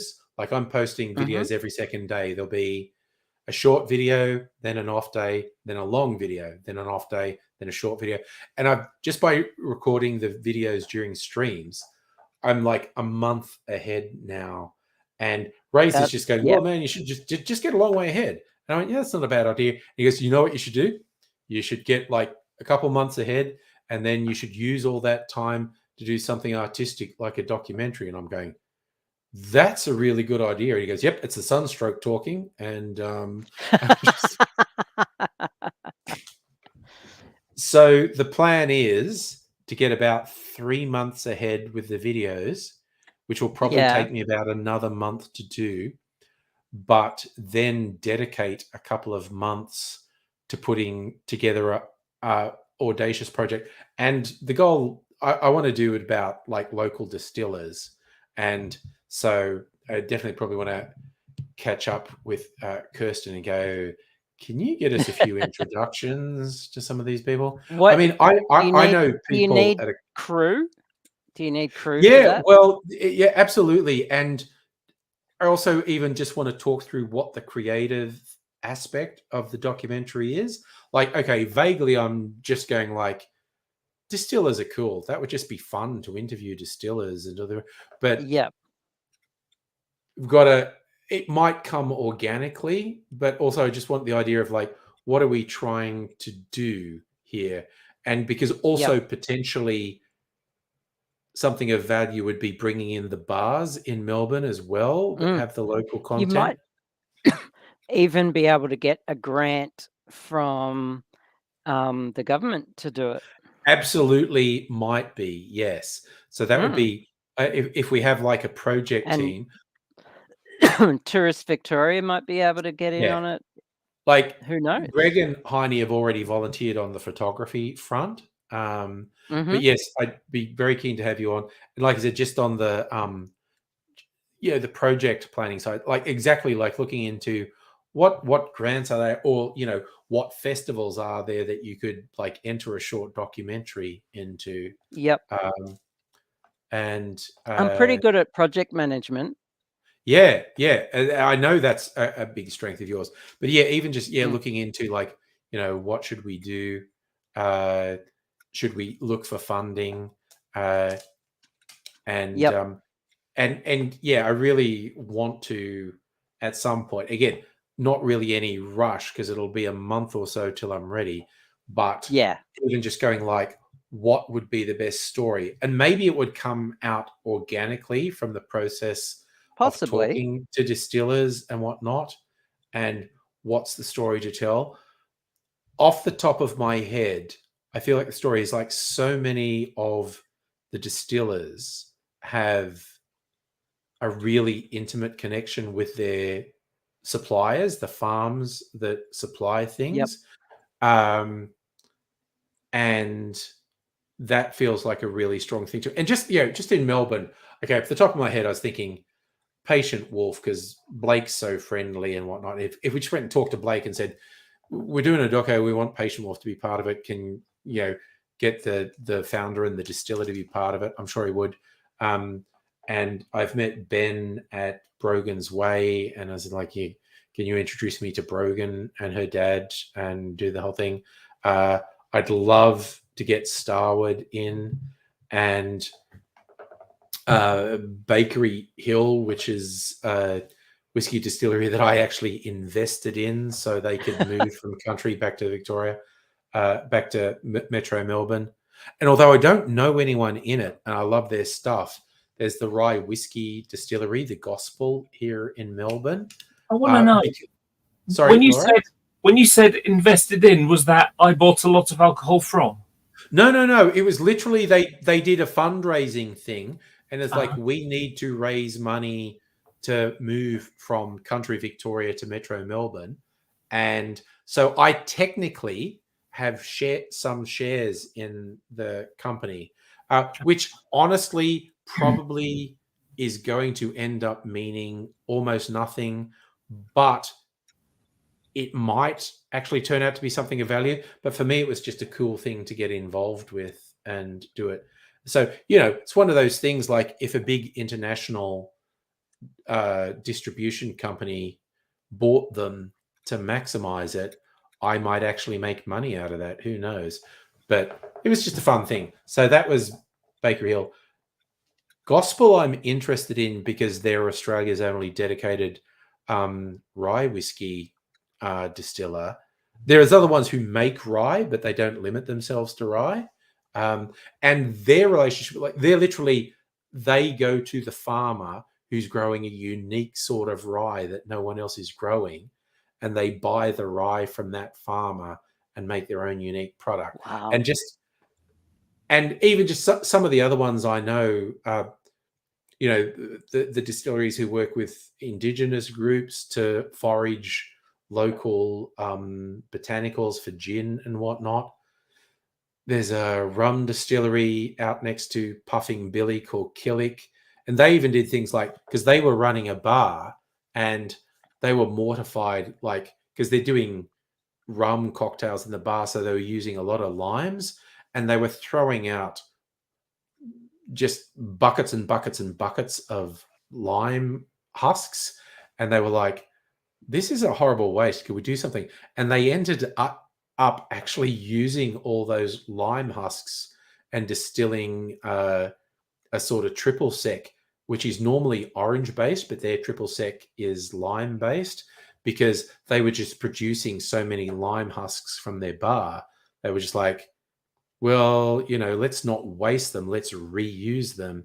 And they ended up making this spirit. And yes, Archie. You know what this reminds me of? It reminds me of Marmite. Because Marmite in the UK, it came from the crap that was the tar that was left at the bottom of the barrel in making beer brewing. Beer. Yeah, Vegemite's the same. Yeast extract. Yeah. It was originally a waste product of beer production that someone formed into this savory spread. Yeah. Savory? An interesting description of it, because I think it tastes like eel. I think it smells amazing and tastes awful. My all-time favorite way to do Vegemite is toast with a lot of butter and just a scrape of Vegemite on it. That's friggin' wicked. Actually, no. My favorite way to have Vegemite is Sebi's Scrolls, which are in my neighborhood. There is this bakery. Someone started it up as a project during COVID. They were just making these scrolls and they were selling them to other cafes. And they became so popular and they got write-ups as the best baked goods scrolls in Melbourne. And they are incredible. And they do two. One is a cinnamon scroll with like a cream on it. And the other one is a cheese and Vegemite scroll. So they're just bizarrely different. A sweet, an incredibly sweet one and a savory one. And they are to die for. They're fucking incredible. It's like an effort of willpower that I don't go there every day. Like I literally only go there every couple of months, like, 4 or 5 times a year. Boston buns. Yeah, it's just they're just incredible. And like they're the cinnamon ones, the cream on them is just really runny. It's like, well, you could eat them with your hands, but you would just make such a mess. So like we literally eat them with a knife and fork because otherwise you just get this cream all over you. So it's just like, just chop them up. But they're incredible. Marmite is sold as in adverts as you love it or you hate it. There's no middle ground anywhere. Yeah. And like, I made the joke it tastes like earwax, and people might be thinking, how do you know what earwax tastes like? Because, and the reason is simple. Is basically I do model making and I'll be doing some painting. And then I'll just get like an itch in my ear and I'll just use and just give it a little rub around the rim. And then later on, I will be changing colours and I'll just sort of go. Yeah, but I think heaps of kids eat their own earwax at some point. And it's just like, it was a line in The Young Ones, Rick at one point, where he's talking about something was awful. And he just goes, oh no, I'd rather eat my own earwax. And then he looks straight at the camera and says, and we all know how horrible that tastes, right, kids? I've had a joke about, the Pepsi challenge. If you remember what that was, it was like, they just pull to people on the street, one with Coke, one with Pepsi in, and they say, try this one, try that one. And like, oh, this one's nice. Yeah, that's Pepsi. And that's how they got people to start drinking Pepsi, because Coke was cola, and it was that simple. And I had this idea of, sort of doing a taste challenge between earwax on a bit of, whatever, with Marmite and earwax. And I can't imagine anybody would be able to tell the difference. I really don't. You have a very low opinion of Marmite, is what we're saying. Yeah. That's fair. I think given a choice between, I think I'd rather tap dance barefoot on a bed of angry scorpions while drinking the contents of a colostomy bag and injecting my eyeballs with Happy Shopper bleach. Okay, than take Marmite. I think that's pretty specific about how much I really don't like it. Yeah, I'm pretty sure the only way I've eaten Vegemite for years is in scrolls, cheese and Vegemite scrolls. It's just. Have you ever seen one of those like cat videos that someone puts a bit of food in the cat and they'll go? Yes, like they're about to gag. That's what goes through my mind when I see someone else splatting Marmite on a crumpet or whatever. It's just like, fair enough. Oh yeah, actually. Yeah, no, Vegemite or Marmite on crumpets is very weird to me. I don't mind a Vegemite sandwich with a lot of butter.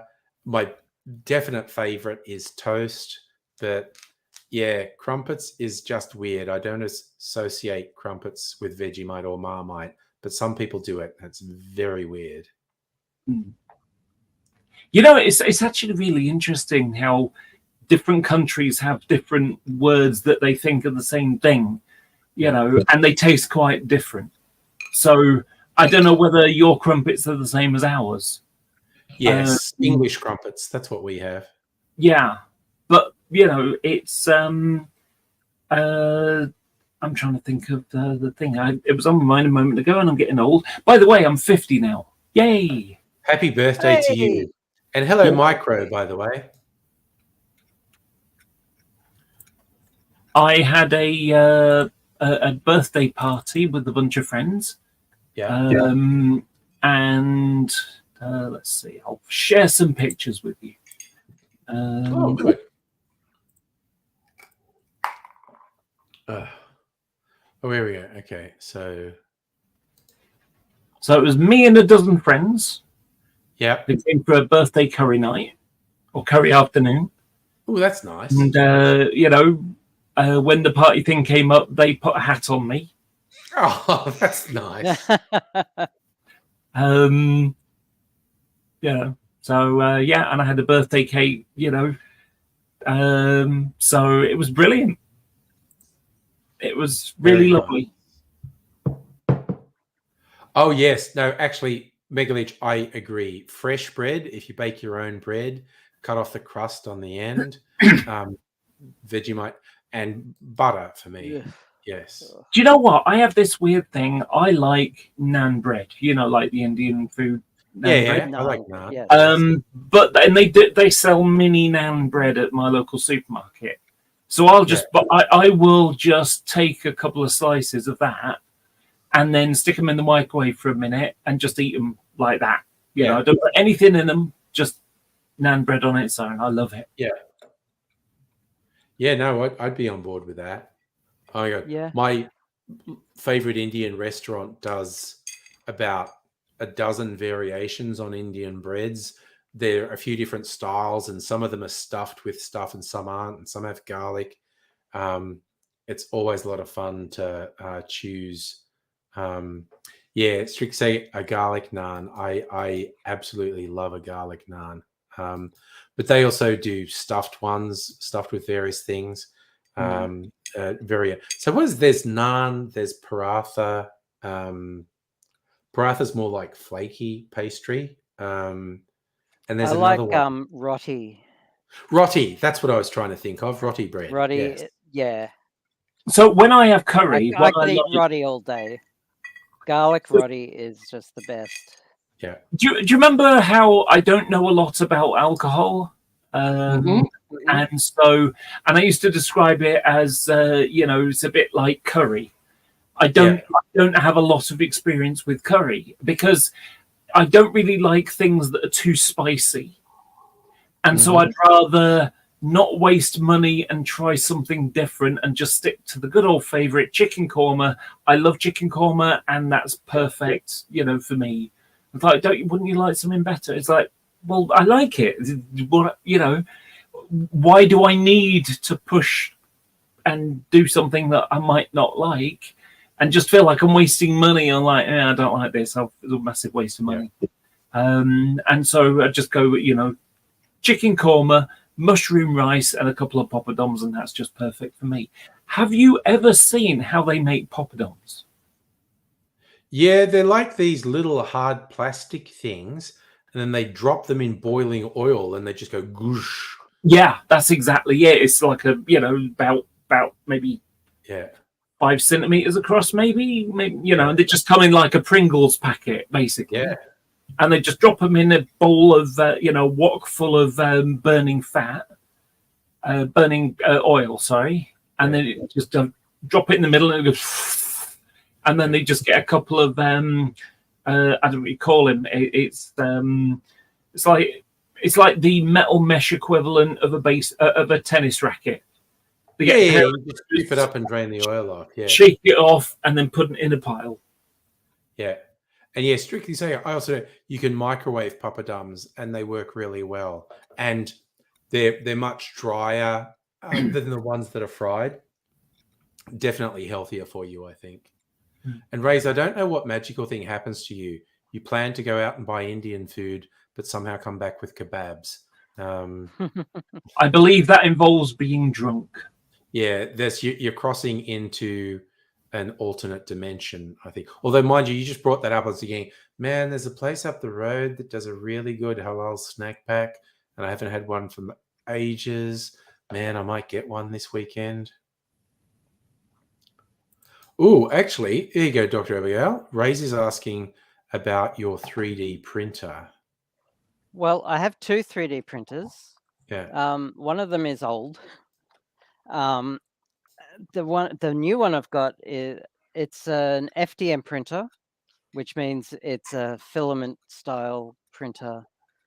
So it takes plastic rolls. Sorry, I'm in the middle of a game of Magic. Do you mind if I Oh, no, you finished that. finish Yeah. that first? I'll Would answer. you mind me to finish off? Because I know exactly what you're talking about here. You go. Excellent. But So I have a new Bamboo Lab printer. yeah, So FDM is basically a reel of plastic wire. It looks like plastic wire. It's not exactly plastic, but it's sort of. But that's what it And looks it goes through a hot end, and then it squirts it out like a toothbrush. And it just sort of layers it, and then goes up and layers it and layers it and layers it, and that's how you get a 3D model. I use a resin 3D printer, which works in a sort of an opposite way. It's got a bath, a clear bottom, like a metal thing with a drum style sheet of plasticky stuff underneath, and then underneath it is an LCD that emits UV light, and you pour in resin, and that's UV sensitive. So what it does is the bed goes down, pushes it at the bottom, raises ever so slightly, and then it exposes the layer to UV light, and then it goes up and comes down again, and then does another layer and another layer and another layer and another layer. The advantage, both part styles have advantages. So the FDM ones have big volumes, and and they're good for making big structures. There you go. I printed this. Yeah. This came off of a plastic reel. I mean, it took me like, let's see, 16 hours to print this, and I'm still printing the back, but I printed that. And on a resin printer, that would take how many days? Oh, I mean, resin printers, they can do many more layers per millimeter. Yeah, so, yeah, the resolution. Although FDM printers are catching up. Yeah. Yeah. My new Bamboo Lab printer can do it's not at resin printer level, but it's getting close to 0.0 something millimeter layer layer height. Oh, yeah. Yeah, because I mean, I normally paint. I do it at 0.025. Yeah. Okay. Which, Hang on, I'll check what the layer. What? 1 divided by. So that's 40 layers per millimeter. Oh, it can get to 0.08 millimeter layer lines. 1 divided by 0.08 or 0.8. 0.8. 0.08 millimeter layer lines. Yeah, that's 12.5 layers per millimeter. Okay. So that's impressive. Yeah, but usually I print at 0.2 millimeters. That's standard. Yeah, the thing to remember with a 0.4 nozzle, 0.4 millimeter nozzle. But I bought, actually, I'll show you what I got with it. And bear in mind also that these accessories came in dinky little like crappy plastic containers, and I printed a box for it. Nice. So I printed this box complete with these hinges and everything, and I put all the accessories in here. Nice. I even printed the inlay and I bought extra nozzles. So I've got like an extra fine nozzle, 0.2 millimeters, and I bought hardened steel nozzles for fancy filaments, so your carbon fiber filaments or your glitter filled filaments, or you can get filaments filled with wood fibers to have prints that look like wood. Stuff Okay. like that, but it's mainly for like filaments that would otherwise damage your standard stainless steel or brass nozzle. But I've got up to a 0.08 size nozzle. Unfortunately, Bamboo Labs, I don't think they do a 1 mil nozzle. On my old Creality printer, I have a 1 mil nozzle, and that's for giant prints. That's for like I printed a plant pot, a self-watering plant pot, and I printed that on a 1 mil nozzle, and it still took 12 hours. But it's like this big, and it's in two parts, and it's self-watering. They also sent me some filament swatches. I printed this box myself because it came in a little piece of cardboard, and Oh god, okay, I see one thing. Yeah. and it does multicolor as well. So nice. this is the camera doesn't really pick it up, but this is Not getting black. the Socrates. This is green. This is black, and of course the box is white. But my printer can print in 4 colors. Yeah. At the same time, I don't need to touch anything; it just does it itself. Okay. So Yeah, I just that's wanted what to say good night to Ray. if I want to make. Oh, good going night, to work. Rays. Good night. Good night, Rays. And these are all the colors that this company produces. That's just the Bamboo Labs range, and the different filament types. So the plastic types. So PLA is polylactic acid, which is a bioplastic made from cornstarch. PETG is your classic dead dinosaur. It's the most common plastic in the world. You're wearing it right now. You drink your water out of it. ABS is a very strong plastic, and it's heat resistant. These are your carbon fiber filaments, and PLA Tough is one of their own special brands. And I've bought a couple of the PLA matte. It has a matte finish, and it actually comes out really well. So nice. Yeah, but I also have like a dozen leftover. I mean, you can see some of them here. These are filament rolls I had already, and half of them, these aren't even open yet. So I've got filament for days. Yeah, I did the same thing for mine. There was a Christmas. Yeah, resin bottles. It was a Christmas deal, and it was like 3 for the price of 2. Okay, I shall get 9. Yep. Yeah. So that is my Creality printer up there. It's it's a heavily modified Creality Ender 5 Pro. It's not stock in any way anymore. It's barely a Creality printer anymore. And that is my Bamboo Labs A1 there. Which is actually doing printing something. away, and that's the AMS Lite. It's got 4 rolls of filament, but you can't see it because of the lac tower I've got going. The IKEA lac table is perfect for building enclosures with. So nice. I bought a bunch of them, and I printed these purple things to join them all together. It's very common in the 3D printer world. So and I've got all my tools and parts and hardware for 3D prints in this drawer, in these drawers here.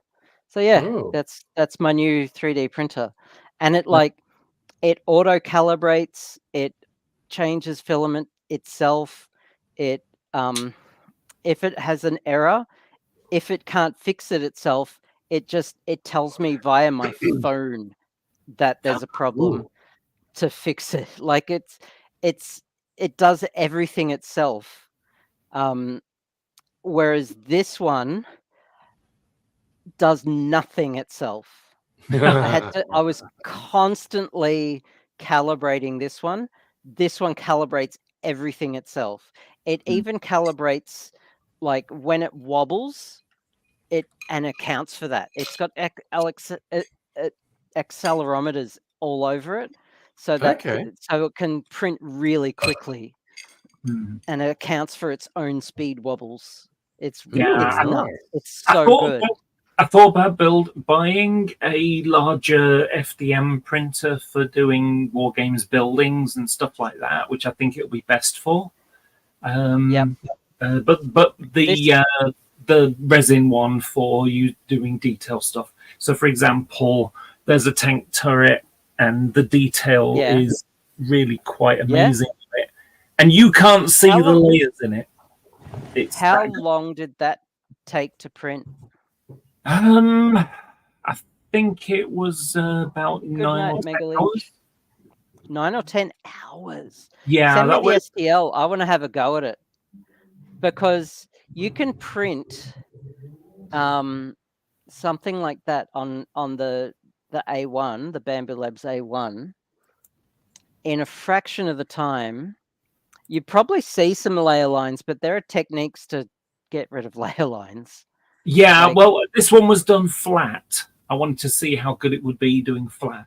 There is a weird Okay. magic number with it with resin printers, and that's 44.43 degrees, and it avoids the yeah. slippage.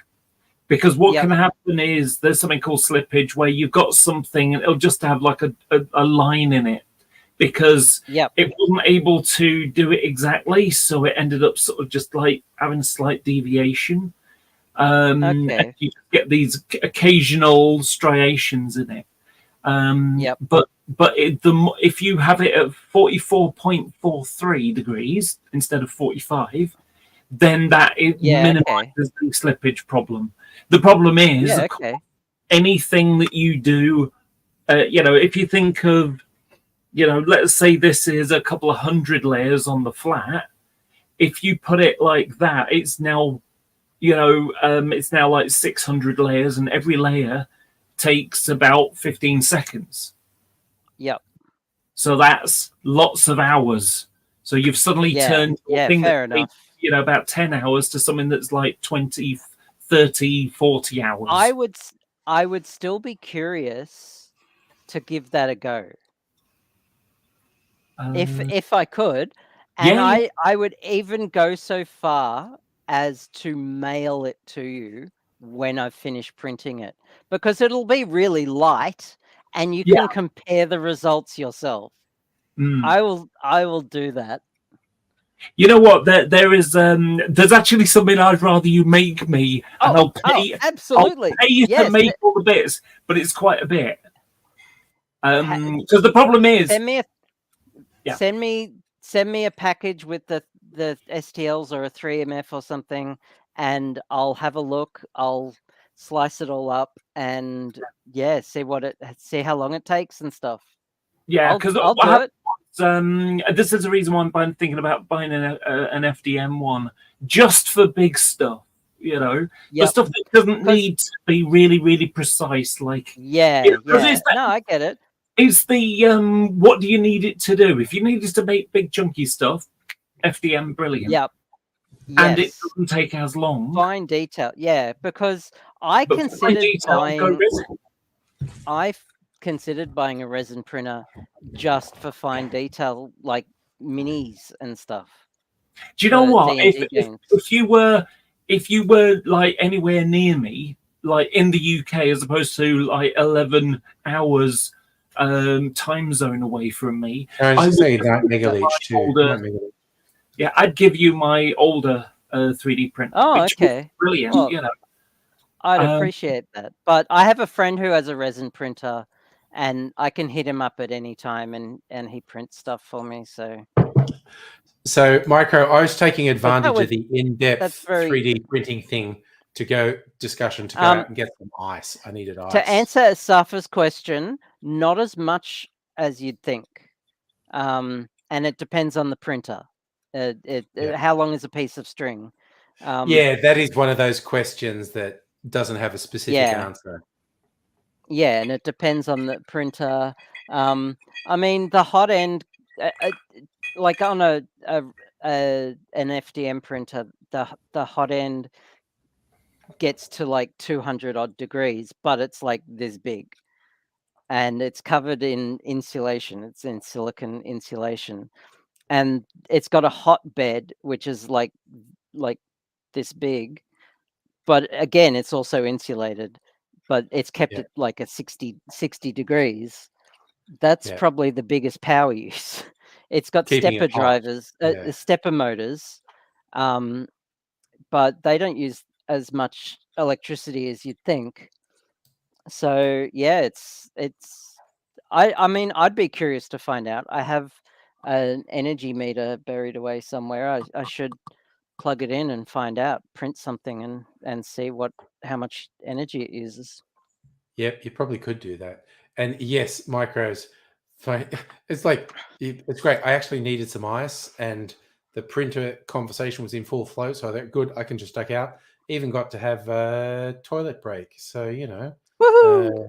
it's I'm multitasking. Well, I'm looking forward to seeing what Laura sends me. Oh, nice. So just send me something on Discord, and if it's too big, you can email it to me or something like that. I'm curious to see what it is now. Hmm. I'm going to print something for her. Ooh, nice. By the way, this is two parts: the gun Oh gun yeah, and the I turret. I would just print it all in one part, because the plate, the print bed on my printer is like 250 mil square, Mm. Sorry, I'm just and I think intrigued. it's like 400 mil height. So Okay. it's a large build area. So this is a big tank. Mm. That's the size of the tracks. Okay. Normal one Okay. is about that long, so it's So considerably big. it's a World War One tank. Well, by the no, looks because of it? it's a Warhammer 40,000 one, but they Oh, have, so Warhammer it's 40,000. they yeah, have okay. keys that kind of go back to, so Yeah. the idea is that you've got, that's one half, and then you got the Yep. outside piece, and so they go together. Okay. Yep. Alright. And then in the Three pieces on the middle, you've outside. got your, the whole parts that will go together. The problem that I've got though with this printer, if you do it flat, is, and like I say, it was just to see how it goes. That you get like it like has a bulge at the bottom, because what's Oh, happening really? as it's going up layers, you've still got the gloop kind of stuck to it. Oh, So okay. what ends up happening, you get this kind of like Yep. bulginess underneath, and this is where all the connections are. Yep. Whereas if you do it like Can't you this, file those away or sand those away? oh yeah, you can, but it just takes ages, because you're probably talking about what, 2 mil, which is a lot of scraping, unless you got an electric one or something. But it's a lot of scraping. Get a And it Dremel. doesn't really matter because it's all on the inside where nobody ever sees. So, but when it's on the bottom like this, where these pieces have to go, well, now it's a bit of a problem. So, Yep. it's kind of like for courses, you do certain things in certain ways. And yeah, FDM printing has its own artifacts that it has to worry about too. Yeah. So yeah. Also, just go throw out micro warning us that Trump might win Oh. presidential election. Yeah, we know that's a possibility. We know, and yes, he still has a strong voter base, and it's scary. The future of American democracy is at stake, and it's fucking scary. It is, and that's why weird and fucked up. Lawyers and lawmakers and Democrats and liberals are all desperately trying to make sure he's not elected, Yeah. because he is literally a dictator, and Yeah, he's he dog has whistling at he's fallen nonstop. in love with the idea of being an absolute dictator. I don't. Yeah, This and is the weird he's thing. dropped all pretense about it as well. He's I don't think he was absolutely all not in hiding on it. that. I don't think he was all in on that in his first term, but it's No. just all the weirdness that happened after he got elected and whatnot.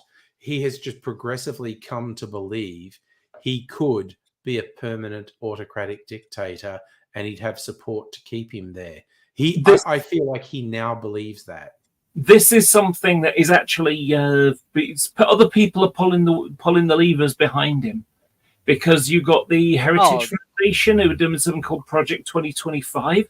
Let's turn it into a Christian theology and theocracy. Sorry, there are a bunch of and people. get rid of the Constitution because that's an impediment. Just like the European Court of Human Rights impediment to my government. The entire Republican Party has all but dropped the pretense of democracy as well.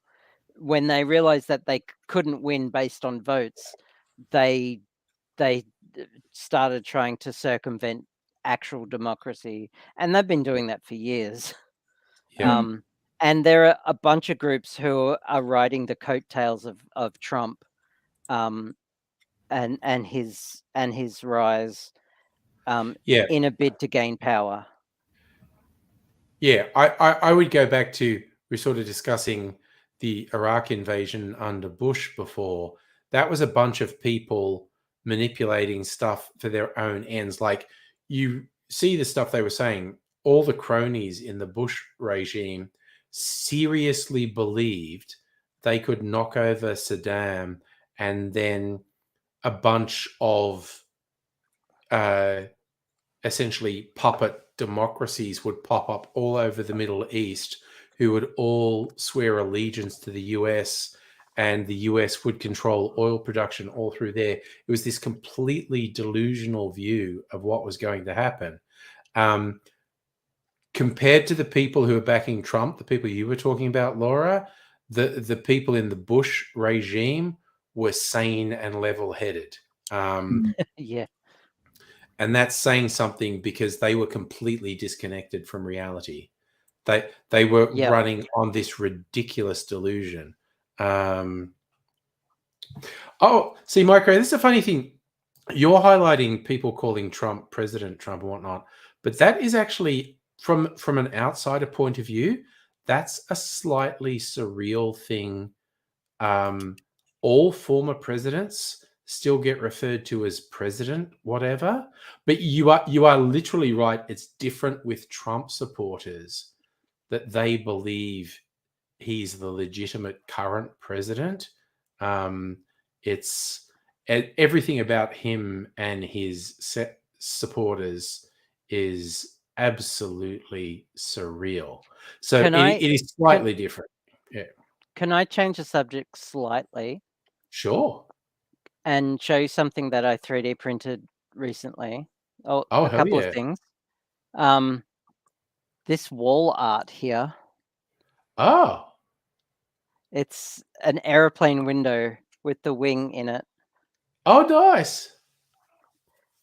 It's literally just the outline and the I can see it. It's like, it's just the I'm touching the wall, and because I always like the window seat to watch the wing. Yeah. It's great. And Nice.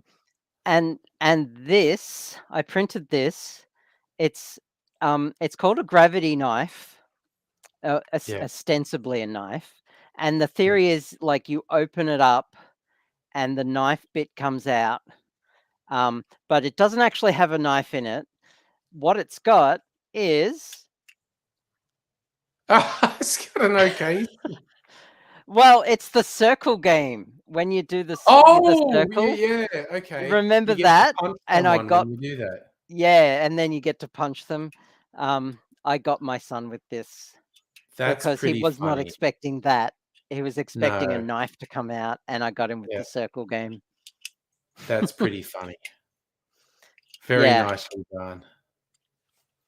Hey, I've been thinking about making a pair of dice for rolling off against people, but it won't be like you and me kind of thing. It'll be rock paper scissors. Oh yeah. yes. Sorry. So it'll be Yeah. like 2, 3, I win, 4, 5, 6, you win. It'll be rock paper scissors. Yeah. Unfortunately, the alternative one doesn't work because rock paper scissors lizard Spock. That's only 5. Yeah. Sorry. Well, you could use a D10 and print it twice on each side. Yeah, that could work. But Sorry, the problem just is then you've got to explain what the lizard Spock bit is, and that becomes complicated. Oh, yeah. Just print an instruction card. Yeah. Sorry, I just love both Micro and Strictly Sega were like, "Oh God, are you sure that's not the white supremacist thing that they when don't you remember they all did this thing where it was like this haha joke. We're all going to say a thing on the internet that doing that, like the OK symbol, means you're a white supremacist, and Oh dear. and then it'll be because then the normies can never go okay because we're gonna and they were like ironically it's a joke, except all the Nazis literally started using that as a signal to each other. It was absolutely surreal. They dear. were like, it's a joke, we're just messing with the normies, but then literally all the white supremacists and Nazis started using it to signal each other. It's Oh, okay. very weird. Did it stick? And are they still doing it had its moment a few years ago. It's much less of a thing now, but like 4 or 5 years ago, like in peak Trump times, it was an absolute real thing. Strictly Sega, do you reckon people still do it now? I think it was a Trump presidency thing, and it's become less of a thing. But there were these whole things like there were these meetings of, even in Australia, the young nationals who'd gotten infiltrated by Nazis were doing all these things where there's a table of these creepy white bread boys all along the table, and they're all doing this. Okay. But it was more like 4 or 5 years ago. Pepe got reclaimed back from awful people. That used to Pepe used to be a fascist icon. Well, and that was really unfortunate because Pepe was the creation of a completely innocent cartoonist, and the Fash co-opted it. But that's also less of a thing now because it goes in waves. I've never heard of the whole that was a definite thing. It was like them doing it for the lulz. It was like, if we do this thing where we say this is how we communicate with each other, then it'll fuck with the normie heads because they're always going, well, that just means okay. And so it's like, it's like they were ironically fucking a goat. And you just go like, take that, normies. Yeah, it's like, good on you, goat fucker. And you go, normie, I was doing it ironically and you fell for it. And you go, but you still fucked a goat. Yeah, okay. So you know what? So you know what? We as Nazis are going to signal each other as a joke, and then it stopped being a joke, and it literally became a way Nazis signaled each other. It's ridiculous. You know what it reminds me of? Do you remember, or do you know about the USS Pueblo? Sorry, what was that? USS Pueblo. No, sorry, I'm okay, it was an American spy trawler, I suppose you might call it. It was a spy ship. It was electronic, intelligence ship, and but they got captured by the North Koreans, and so they made them sort of stand in front of cameras, the crew, and they ended up giving the middle finger a lot. Oh yeah, no, that goes back to Vietnam. There were a bunch of American, I think it was like a flight. Yeah, this is not Korea. This is Vietnam. Yeah, but either way, they're giving the middle finger. Yeah, and they passed it were off. paraded for propaganda purposes. Yeah, and so they were told they had to say certain things, but their way of saying this isn't true was to have sort of middle finger, showing. And then when the when it was noticed, it was it was still North Korea. It's definitely North Korea because the ship is in North Korea now. I've already had the "I'm wrong on the internet" banner going up once, but that goes back to the Vietnam War. It was the Vietnam era. American service people captured and paraded for propaganda purposes, and the North Vietnamese thought they were humiliating them, but they were all giving the middle finger in the picture, which was a symbol that the North Koreans didn't understand. Yeah. And so what's funny about it, though? And everyone laughed. What's funny about it is they it was noticed, but they passed it off as a Hawaiian good luck symbol. So I just thought that was hilarious, So when you said like the okay thing, and I still do okay. I don't give a shit what they do. It's still okay. And everybody who knows me knows I'm not a Nazi. So even though I am. That was literally a thing that they said, oh, we'll fuck with people because it's this completely innocent thing. And we'll, as a joke, say this is how white supremacists and Nazis identify each other. It's a funny joke. And then they were literally doing it. White supremacists and Nazis were literally signaling to each other this is what they were. And like I said, they were ironic goat fuckers. They just went, hi, you fell for our goat fucking joke. But you fucked a goat. So can I just stop you for a second? Yeah. Firstly, the goat's makeup was on point. I know, yes. And Micros it was a cute goat. Appreciating the goat. And I'm borrowing that joke. And secondly, in the chat, can we cool it in the chat? Micro and Sega, can we just time out, please? Because we don't want any fighting in the chat. Just deep breath about chill and before mum and dad have to come and make you shake hands and make up and so dudes, just chill, please, or we'll actually time you out. Hang on a second. Are you suggesting that people could compromise to just stop being shitty? That's so 20th century. I know it is. I'm a 20th century chick. Yeah. Thank you, Micro. I appreciate it. Okay. The David Cameron big thing. The first episode of Black Mirror. Oh yeah, by the way, speaking of David Cameron, he's been brought in as our new foreign secretary. Yeah, and they made him a lord to be able to do it. And the reason why they've done this is because we're coming across quite crazy right now. Let's get someone from the old guard who fucked up the country with Brexit, to sort of bring some form of stability. The one that went and basically just fucked up the entire country with austerity and just we've literally got in the UK councils that have gone bankrupt because their income was slashed by the government and they struggled to raise it. But that's the whole thing. No Tory is apologizing for austerity and no Tory is apologizing for Brexit, even though they're both their playbook. disasters. They think it's a good thing. They think austerity is the right thing to do, which is just nuts. Essentially, Safi, you're right. Cameron was not in favor of Brexit. He wasn't a big Brexit supporter. He was just PM when the Brexit vote went through. Yeah, the reality of the situation, and I'm going to make this a very short version.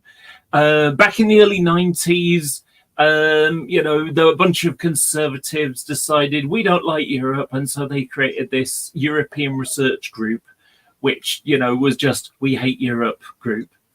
And so the party ended up having a bit of a schism. Yeah. And so "We Should Leave Europe" is one group, like, a quarter of the party. And David Cameron says, right, let's settle this once and for all. Let's have referendum on, because it's not going to win. And, because the people won't want it. Yeah. And then it turns out that the people voted for it marginally. And, and as a result, we ended up, with Brexit, and a hard Brexit, because, let's just get it done kind of territory. Yeah. So basically, they were going for the Gamonista, as we call them, middle-aged men who have bright pink faces. Yeah, they get worked up and their face goes all pink like ham. Yeah. It's weird because the people who made themselves the public face of Brexit lied and appealed to racism and xenophobia and paranoia. And as you say, they got a marginal majority to go, but mostly because of their lies. Like, yes, I reckon about half the Brexit voters were gross racists, but the other half were people who got taken in by the lies, because they kept going all this thing like, oh, we pay this much to the EU. We'll put it all into the NHS if we don't have to pay the EU, which was like a complete lie. But because, of course, the irony is you can very easily make a progressive and even radical left case in favor of leaving the European Union, because there were huge elements of the European Union that were about suppressing wages and fucking over unions and basically moving the poorest people in Europe into the wealthy areas of Europe to take really low wages and fuck people over. There was a progressive case for Brexit. It was never pushed in the whole Brexit vote because the pro-Brexit thing was run by absolutely terrible people. Nigel Farage and the other fucking far right. Again, the stupid. Also, Nigel Farage is stupid as shit. Oh, it's not. It's worse than that. There are pictures from the 70s of Nigel Farage, with the National Front leader. He was in marches for the National Front. Nigel Farage is a piece of shit. Oh, yeah. One of the... oh, damn it, I've forgotten now. I was thinking of something a minute ago before you mentioned it, and now I've forgotten it. I was going to say it. That's good. No, Brexit is basically bad and has fucked up England's economy, and it was done the wrong way for the wrong reasons. There was this kind of theme of what has the EU ever done for us territory, as in Monty Python. Yes. And obviously they missed the signs up around like most large towns and cities across the UK, which were done up with the sign saying with money from the European Union. Yeah. So billions and billions of pounds have been spent doing up cities and, making things nicer. Yeah. That was paid for by the EU via us paying into it and getting stuff out of it. Yeah, it was basically the pro-EU people didn't take it seriously because they never believed the Brexit vote would get up. And the people who made themselves the public vote of Brexit were just horrible, lying pieces of shit who were catering to everyone's basest instincts. And the establishment got the biggest shock of their life when Brexit got. It's the same as the establishment got the biggest shock of their life when Trump got up. It's the establishment probably deserves to be shaken up, but it's just occasionally it happens in really the wrong way and in a way that hurts people. I've got an example of how shitty Farage is. So what happened was in the run up to the Brexit thing, so probably talking about a year before, it's been, talked about. So he goes off to Romania and he goes to, and it's like, would these people want to come to Britain? And so he goes to like the gypsy Romani gypsy people, and it's like, and they're living like in, really basic housing, breeze blocks are what is made the home. And it's like, would you want to come to Britain? They're like, no, we've heard how you treat us. No, better off here. He went to business leaders like, no, we want to make our country better. He went off to young people like, about to go to university kind of thing. And it's like, yes, we'd like to go to Britain so we can learn things and bring them back home to make our country better. And so pretty much there was like one person who said yes. Really said, yes, I'd love to come to live in Britain, better than this country kind of thing. And then the week after, he was on a podium for the UK Independence Party and said, I went to Romania and most of the people, 90% of the people I met there said they wanted to come to Britain. Right. Absolute lies. Okay. He, in the run-up to Brexit, there was a poster, like billboard of, this is what this is what will happen if we don't have Brexit kind of thing. Yeah. And it's pictures of mostly men from from Syria. Yes. And they're literally fleeing for their lives. Yeah. And he's saying that these people were, and it's like, millions of people from Turkey could come to Britain and have the right to do so. And the thing about it is, Turkey aren't part of the EU, and he's saying like, oh, they'll be able to soon. The reality is that in 30 odd years, in order to join the EU, you had to make structural changes to your system, so economic equality, not being tortured, things of that nature, freedom, free press, and so on. So you'll have to do these things, and there were like 30 things that Turkey would have had to change, and in 30 years they changed 2. Yeah. So I just want to throw in. Erdogan did his purge. It's now 1. Yeah. So I need to throw in. No, I'm going to throw in something here. Micro, you are confusing the United Nations with the EU. The European Union was only ratified in the 1990s. But there had been a move, what was called the common market and whatnot, goes back to the 70s. But I feel like what you're confusing is the United Nations, which was formed post-World War II in the hope of avoiding another conflict on the scale of World War II. So, Micro, when you say that we need a speaker timer like debates have, we used to have one for AZ. Oh, we had to do it for him. Yeah, we had to. But there are enough neurospicy people on this channel that maybe we should have it back. Like I let him go once for 45 minutes, and I was just like, he's got to draw a breath at some point. But he literally just, without pause, monologued for 45 minutes.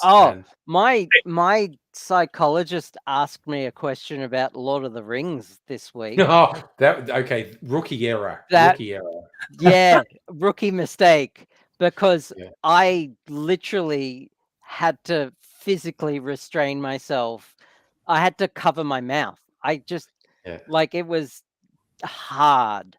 It was physically hard not to talk. Actually, and go on tangents, and just it was fun Lord of the Rings one, Rings of Power, which we both agree is not very good. But you remember and this was however many years ago the show actually came out. I made a video, and the title, just had a picture of the black characters from it, and the title of the video was "Yes, You're Racist." And I was basically saying, like, I mean, there's enjoying the quality show, and there are the people who started foaming at the mouth as soon as they saw a publicity photo of a black character. and it's like, you know, Yes. no, you are. It is a real shortcut to find out who's racist, right?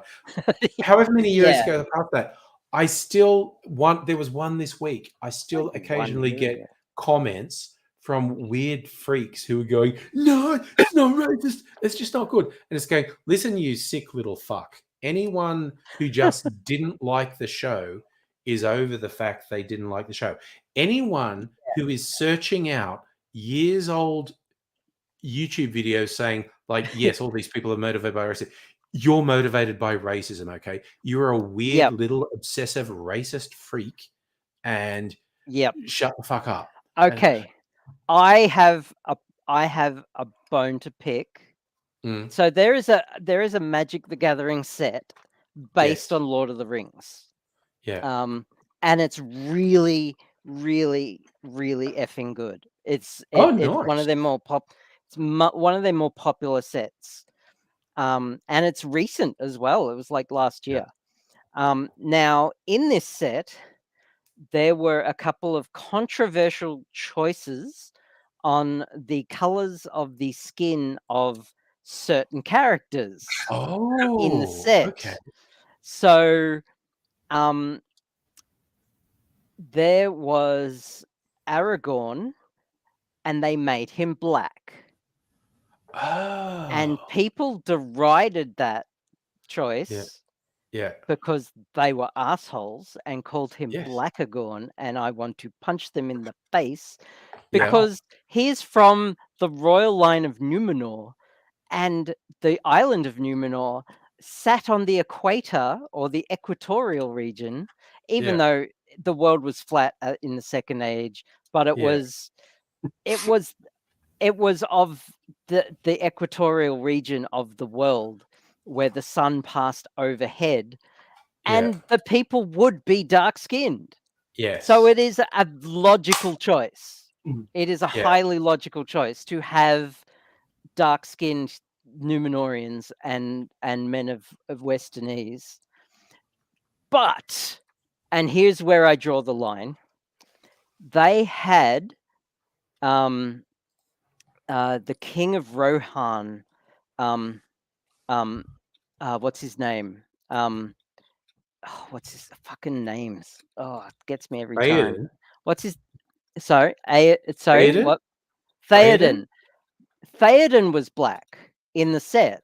Now, I don't have a problem with someone being black. You know that. I'm not Yeah. Yeah, of racist, course. but the men of Rohan. Yeah, I'm that's not the funniest racist, thing. but I'm not racist. Yeah. never comes out well. Never. I'm It's not never a racist, good but- percent. It's never. Yeah, I good. know, right? I'm not racist, but Like, I'm the whitest person that ever whited on a white day. Yeah. The men of Rohan come from the north. Yes, come- they are definitely pale. Yes. They should be pale, short, and white. Like Yeah. from a historical and And just the geographical anthropological point, yeah. perspective, they should be white. And that's the only reason why I have a problem with that. Because that one Changing just of doesn't make skin sense. colour. Yeah. It just doesn't make sense. okay, Abigail, I want to do a thing. You'll love it because you'll get it straight away. Okay, so what did you say it was Numenor? Numenor, yes. Okay, so I want you to say Numenor, and then I'm going to say something, and then say Numenor again. You'll get it. You'll get it. Okay, Numenor. Da, da, da, da, da.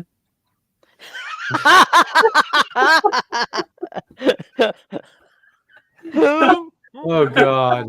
Oh god. Okay. Oh god. I've got a magical. Damn you! I've got a Magic the Gathering thing for you. Two YouTube channels I watch a lot. Not necessarily. There is the Whiskey Tribe, which are these people in Texas with their own whiskey distillery, and the Modern Rogue, and they do a bit of crossover. They come on each other. And Brian Brushwood from Modern Rogue, particularly, is on Whiskey Tribe semi-regularly talking about whiskey. In a recent one where they were just doing some tastings, and the conversation just ranged, and Brian just said, like, somehow he started talking about how in the 90s he was into Magic the Gathering and had this huge collection of cards. And he just says to the guy, he goes, I'm going to say something that is going to upset so many people. And we're like, okay, what's he going to say? And he goes, okay, so I had the big Magic the Gathering thing, and I outgrew it and thought it was stupid and daggy, and gave all my cards to my brother, who kind of trashed them. Oh. And he said, including in my collection, I think it was called the Black Lotus. Oh. And he literally said, I think that's worth more than $100,000 now. And then they just flashed up a screenshot, and it's actually 600,000 US dollars it sells for. And he If it's threw it near away. mint. He and when he had it, it was mint. It was in it because he was an obsessive thing, and because he decided it was daggy, and he threw it away. And decades later, it's worth over $500,000 US. And and it's just like, God damn. You have to watch out. You have to watch out.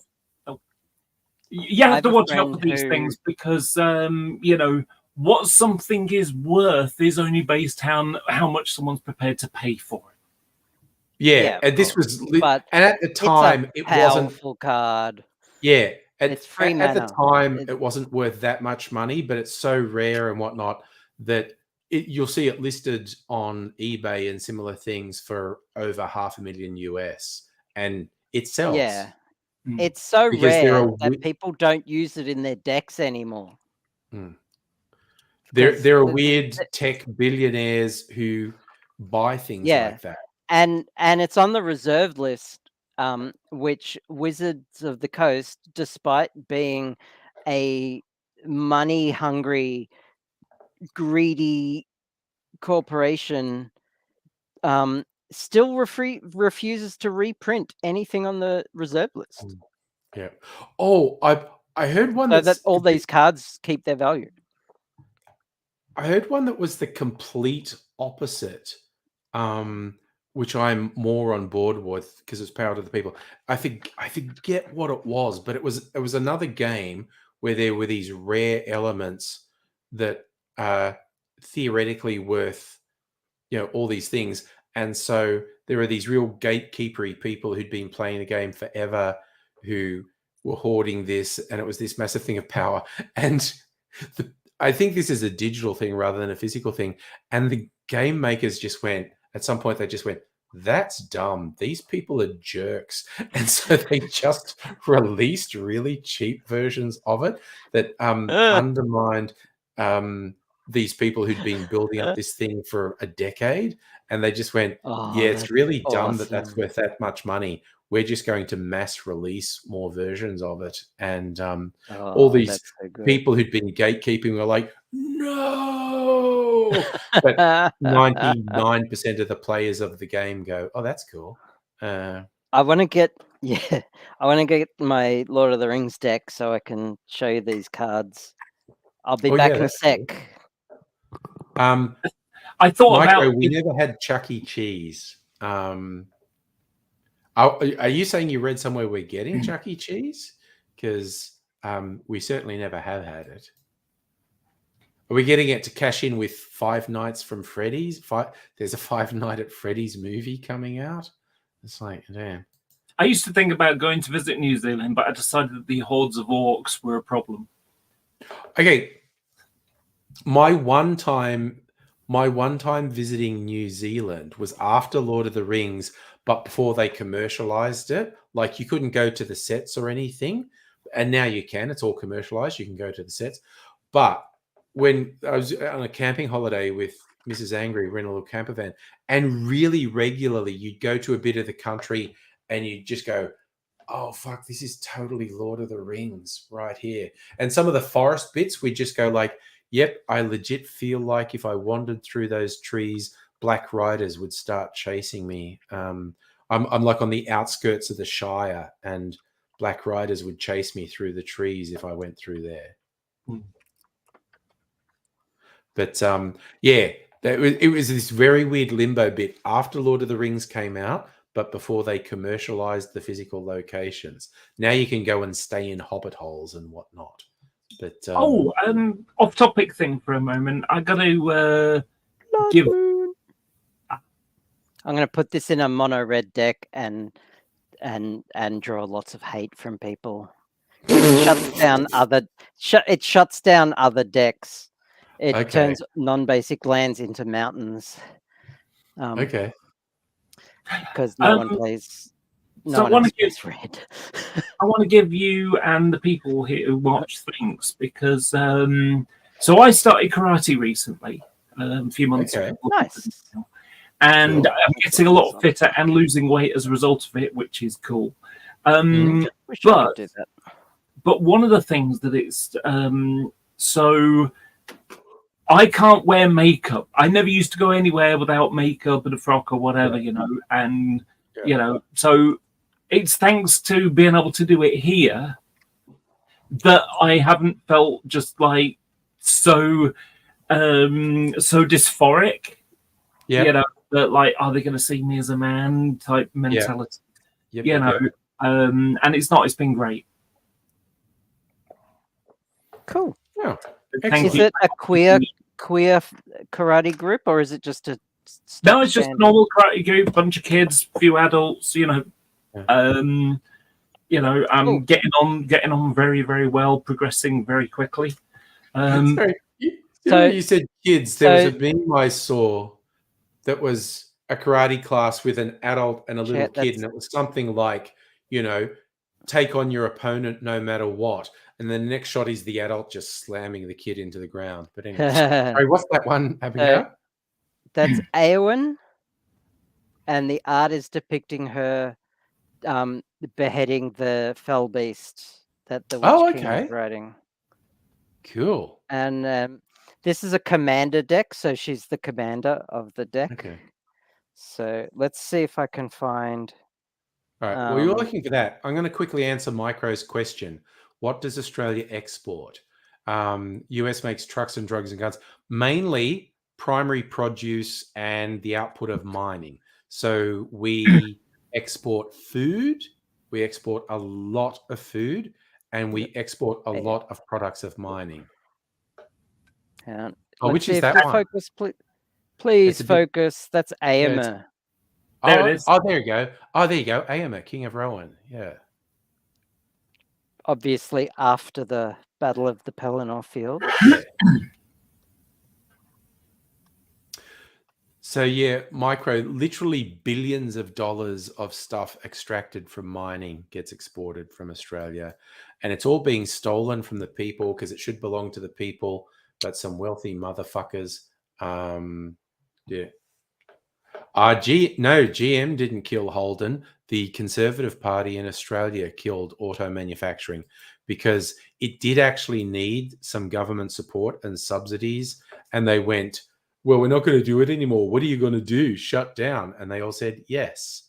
Toyota were making vehicles in Australia. Holden, which was a GM subsidiary, making cars in Australia. Ford were making cars in Australia. And it's a skill that a country fucking needs, people who know how to make automobiles. And that's gone now. Here's one that you'll appreciate. Let's just wait for it to come into focus. Erkenbrand, Lord of Westfold. Yes, Erkenbrand of Westfold. Yes, whom in the movie got replaced by Aomer. Yes, they simplified it a bit. I've read the books. I know Erkenbrand comes in, and I love how it says legendary creature, human. Yeah, because those are keywords that are used in Magic. Legendary creatures that are legendary, you can only have one of in the battlefield. So I can't have two copies of Erkenbrand on the battlefield at any one time. But if it wasn't legendary, then I could. There's a certain thing in Warhammer 40,000 epic character is, you can only have one in a game. Yeah. Oh, Micro. Holden made good cars. And in fact, Ford Australia made cars that some American car heads really liked. I remember seeing a little doco where someone had taken an Australian Ford to America and it was tripping out Americans who were Ford fans. Oh, there you go. Oh, is that Black Theoden? Black Good Theoden. Lord. Okay. Now, he's not a direct line from the original King Erod. but he shouldn't. Like, I have no problem with black.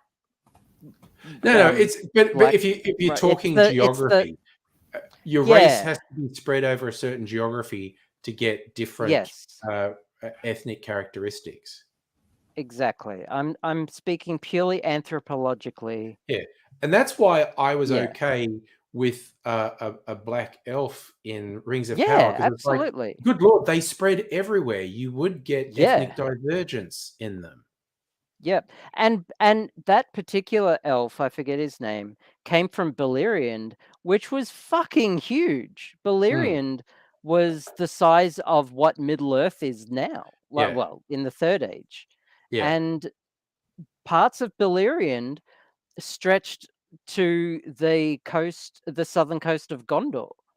yeah, So there's, yeah, of course there would be dark-skinned elves from yeah. Beleriand. So I'd love Hell, it. there yes, would be dark-skinned elves from Valinor.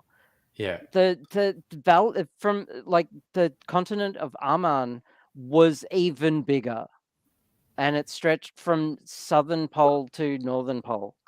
yeah. Should we say micro? Yes, the Ute was a uniquely Australian car. That probably would have been very popular in the US.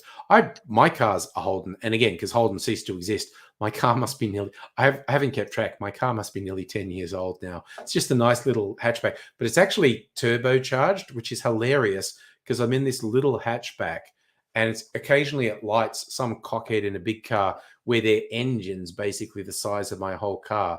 Like they're gonna take me at, like, because there's two lanes at the and you have to merge across the intersection, and it's like they're going to take me, and it's like, look, your top speed is probably legit higher than mine, but my acceleration, because I'm this little car with turbocharged engine, it's Yeah. like I'm just going to go "Zo," and they get so angry. I can kind of get the Yeah. vibe. It's dudes in a big car. Oh, there's Faramir, Steward of Gondor. So Faramir apparently is light-skinned, despite the fact that the line of stewards were also from Numenor. Oh, there you go. So I was just thinking, because I did actually was just God, I flicking through sound so channels, racist. and the Two Towers was on the extended version, and it was always interesting to me because Peter Jackson added stuff, actually quite a bit of stuff that wasn't in the books, and then he left out stuff that was in the books, and I'm always like, weird decisions to make. But one bit when the steward, has disowned Faramir and basically sends him on a suicide mission, which is not how it works in the book, but he's got, Faramir leading a suicidal cavalry charge, and Pippin is singing a song to him whilst Yes. that Well, that's rips in my the theatrical fucking version. heart. Sorry? That was in the theatrical version in Yeah, Return of yeah. the King. No, Yeah. but like, it wasn't in the book. That wasn't in the books, is what I'm No, saying. no, not at all. And some of the bits where he's put stuff in that's not in the books, I'm like, I'm really confused as to why you've shoved this in and left some stuff out of the books. But Or that drawn bit, parts out. yeah, the suicidal cavalry charge split with Pippin singing that really mournful song, that rips my fucking heart out. That's intense. I would love it if Peter So Jackson took a look at Dragonlance, because that would be awesome as well. Actually, he could probably do Dragonlance really well. Mm. Yeah. yeah. So this is a staple in Commander decks. It's the card called Soul Ring. Oh, yes. But the art depicts the One Ring. Wait, I'm waiting for it to go into Oh, there, focus. it focused. There we go. Yep. The Soul Ring. And There's it's like got a clawed hand holding it. Yeah. well, that's Sauron. That's what I figured. That's Sauron. Yeah. And the flavor text, any italicized text is flavor text, is in the second age Sauron was not yet evil to behold, and the elven smiths of Eregion received his aid and grew mighty in craft, whereas he learned all their secrets and betrayed them, and forged secretly in the mountains of fire the One Ring to be their master. Yes. I love that. This deck is just so awesome. Yeah, like micro, it's whatever Ah, flavor you like. Grape, cherry. There's another waiting one we for it want to to come into waiting for it to focus. focus. Gets Come there on. eventually. Oh, Prince Imrahil the Fair. Okay. From the southern district of Gondor. Got a quick picture to share, which I think you'll appreciate. Put up the 6G tower. Nice. And yes, And well, oh, that's an Aragorn one. Oh, and he's dark skinned. yep. Now this is spot on, Yeah. I think. If anything, the men of Numenor should be more Polynesian, but Yes. I'm They're not complaining. islanders. Yeah. Yeah. Yeah, they were Yeah. seamen. Yeah. Sorry. You said the word Okay. again, and my head goes. Yeah. Micro, we have Numenor. Kool-Aid. It's not a huge thing, but you can get Kool-Aid here. I actually used Kool-Aid power to flavor alcohol back in the early days of me experimenting with alcohol. Okay, that looks really sexual. What's that? Denethor, Stone Seer. Okay. It's a depiction of Denethor using the Palantir of Minas Yes. Tirith. Speaking of alcohol, one of my friends for my birthday got me a bottle of Bacardi and some really weak pineapple and grape and coconut juice, Yeah. like OJ type, you know. Oh, Boromir, Gondor's Hope. I love that name. Cool. And again, I love it because it's been really common to have Boromir bearded, but it's not actually mentioned in the book. Nothing. It's they never actually say he has a beard, but I think people have just always seen him as an almost Viking-like character, a big warrior, which is why it's been popular to portray him with a beard. Oh God, I just thought of a left field thing. I gotta show this card. Right, which is this one? This is just lighting the fires, call for aid. Call for aid. Now, the flavor text is we must hasten. The beacons of Gondor are alight. War is kindled. And that's a quote from Gandalf. Now, the beacons of Gondor were already lit when Gandalf was ferrying Pippin from Edoras to Gondor, to Minas Tirith. Denethor lit them. Denethor was preparing for war, unlike how the movie depicted him as being completely hopeless and grief-stricken. Yeah. I don't mind the way they did that in the movie. It's kind of like, I don't have the time to be subtle with Denethor. I'm just going to go. He's kind of fucked up and crazy. But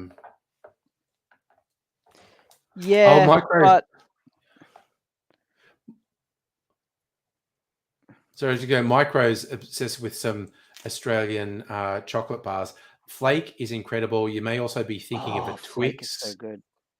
And honestly, an incredibly good Australian chocolate bar that I think you can't get is a Violet Crumble. I think that's a fucking awesome one. And I honestly, Micro, I was a bit of a fan of the sugary cereals in the US, I have to admit. Yeah, it is legit. We look at American so-called breakfast cereals and go, well, that's just candy. That's have a big bowl of sugar for breakfast.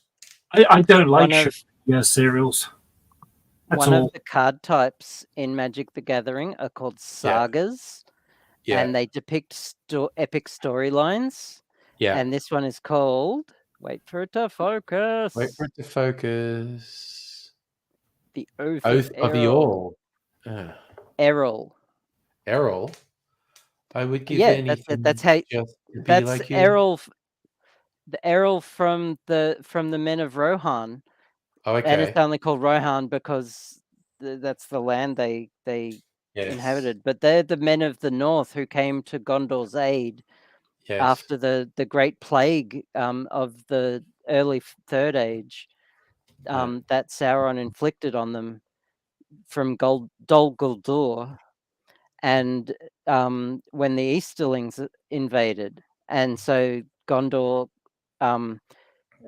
called for the men of Errol to come and help, and in thanks for helping to defeat the invasion, the king of Gondor gave Errol the lands of Rohan, which wasn't called Rohan at the time, but No. yeah, Became they known. were, yeah.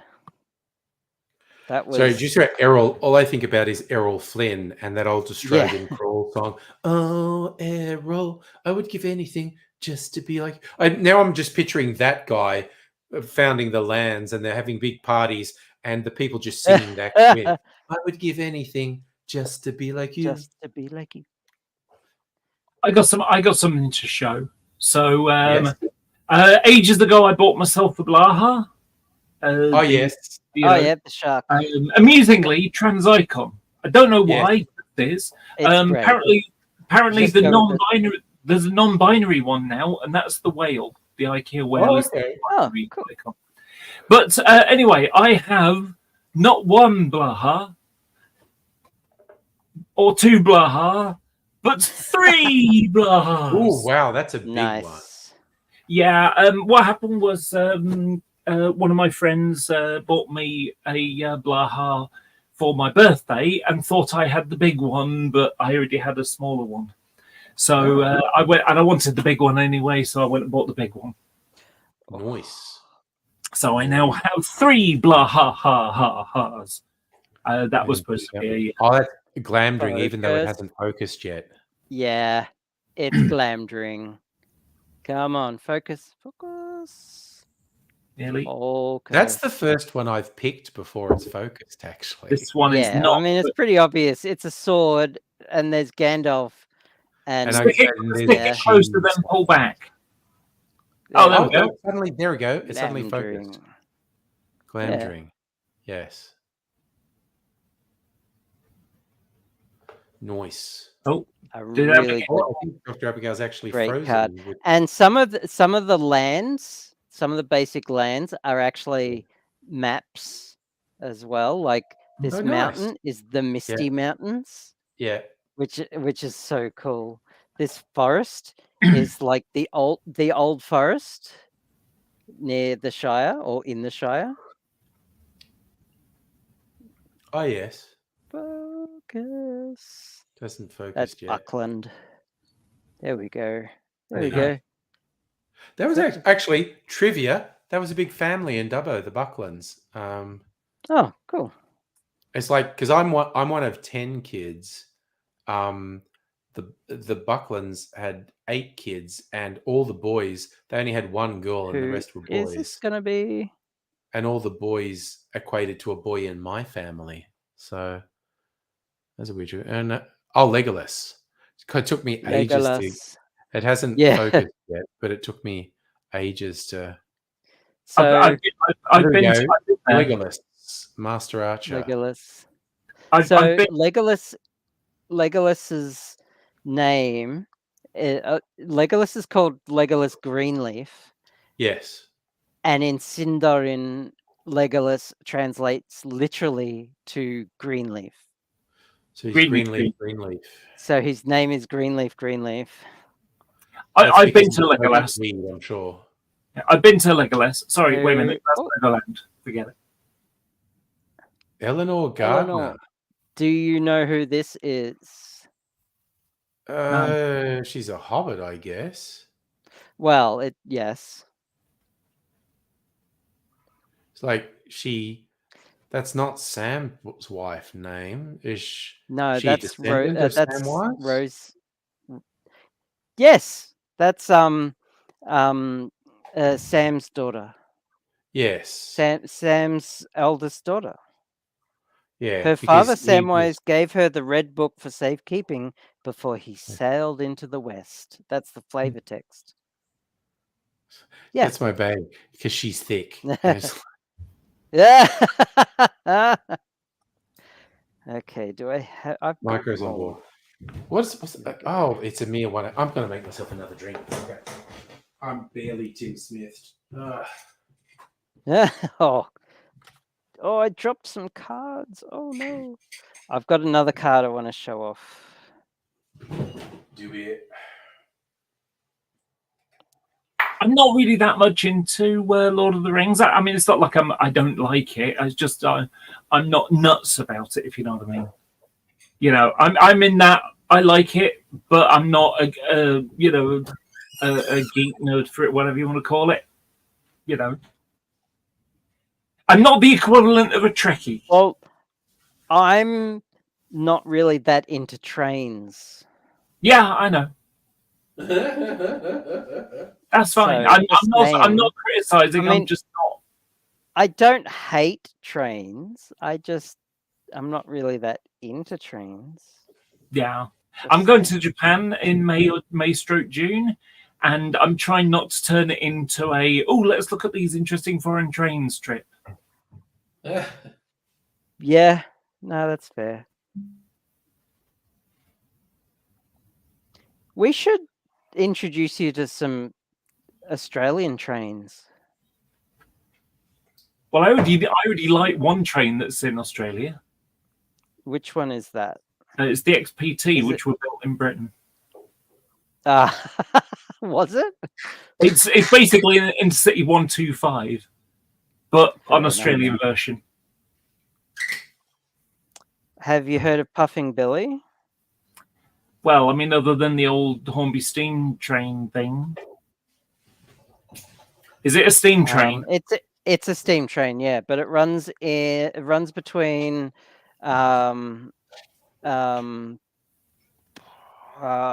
Belgrave in the hills of Mount Dandenong and Yeah, you can actually go for rides on it. Gembrook, I think. Yeah, you can. You can buy a ticket and everything, and they have like it runs every couple of hours. You can actually ride on it. Yeah. I took my kids on it several times when they were younger. I can't stand steam trains.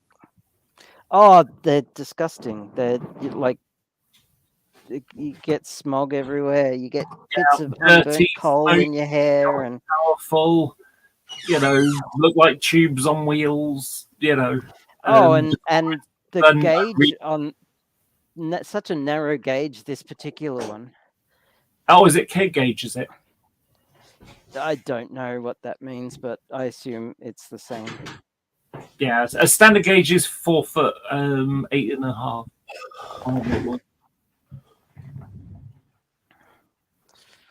Okay, Right. you ready?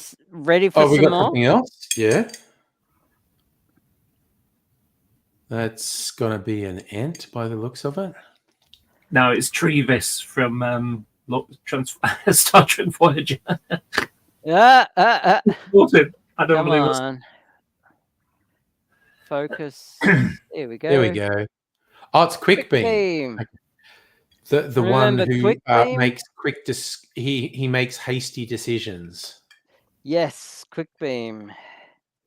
When all the Ents were still talking, Quick Beam just came and talked to the hobbits and went, "No, I'm going to go fuck some shit up. They're going to talk."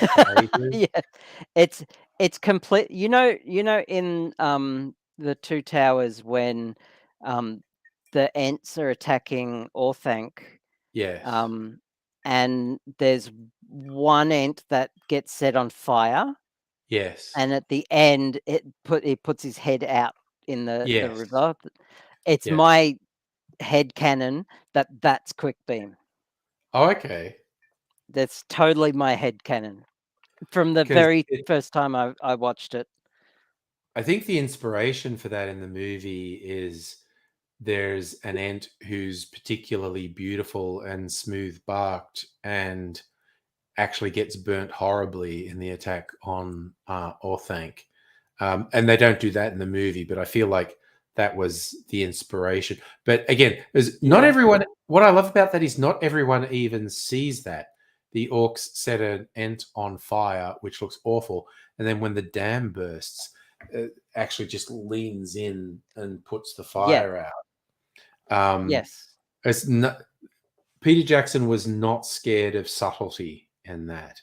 It's like Yeah. great big epic thing, but he would also do small things, which is really good.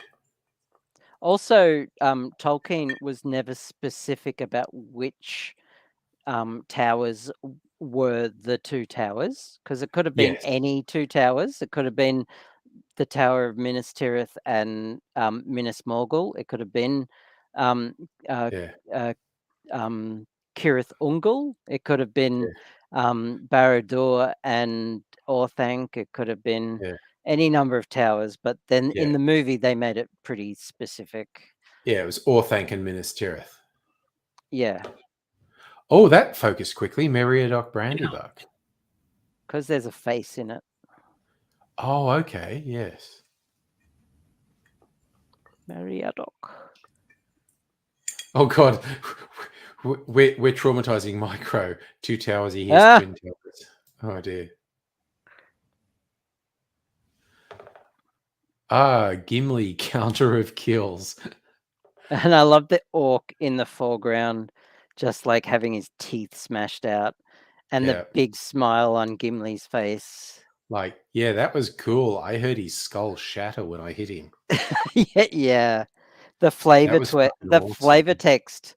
21, cried Gimli. He hewed a two-handed stroke and laid the last orc before his feet. Now my count passes, Master Legolas. It's still only one. Still only counts as one. Yeah. Oh, Micro. Yes, the movie The Dictator has some very funny stuff in it. That's Sacha Baron Cohen. And as much as I have problems with Sacha Baron Cohen, he does do some funny stuff. And there's some very funny stuff in The Dictator. Probably my favorite scene is when they're doing a sightseeing thing in a helicopter, and there's some very white bread Americans, like Midwesterners and the thing, and the guy's just talking to his friend, and they're having a completely innocent conversation, but they're like mimicking like things blowing up and whatnot. And these Americans are convinced they're trapped on a helicopter with some terrorists who are going to blow some stuff up. It was pretty funny. I remember seeing him first on the Sunday morning show on Channel 4, I think it was. Yeah. And he was playing a character called Ali G. Yeah, that was his Yeah. original character. Ali G was the first one Yeah, he did. and his sort of like comeback phrase was, "Is it because I was black?" Yeah. He's not black. When he's definitely not. Yeah. Also, God, Micro, that's you got to love the really dark comments on YouTube. Watching scenes from The Dictator, and someone commented, "This movie is hilarious. I rate it 9 out of 11." And Oh God. Oh, that is a dark comment. I love but this yeah. card because it's like full art, and also Legendary Land. Oh, Rivendell. Yeah, okay. it's a Rivendell, Yes. and just that full art is just gorgeous.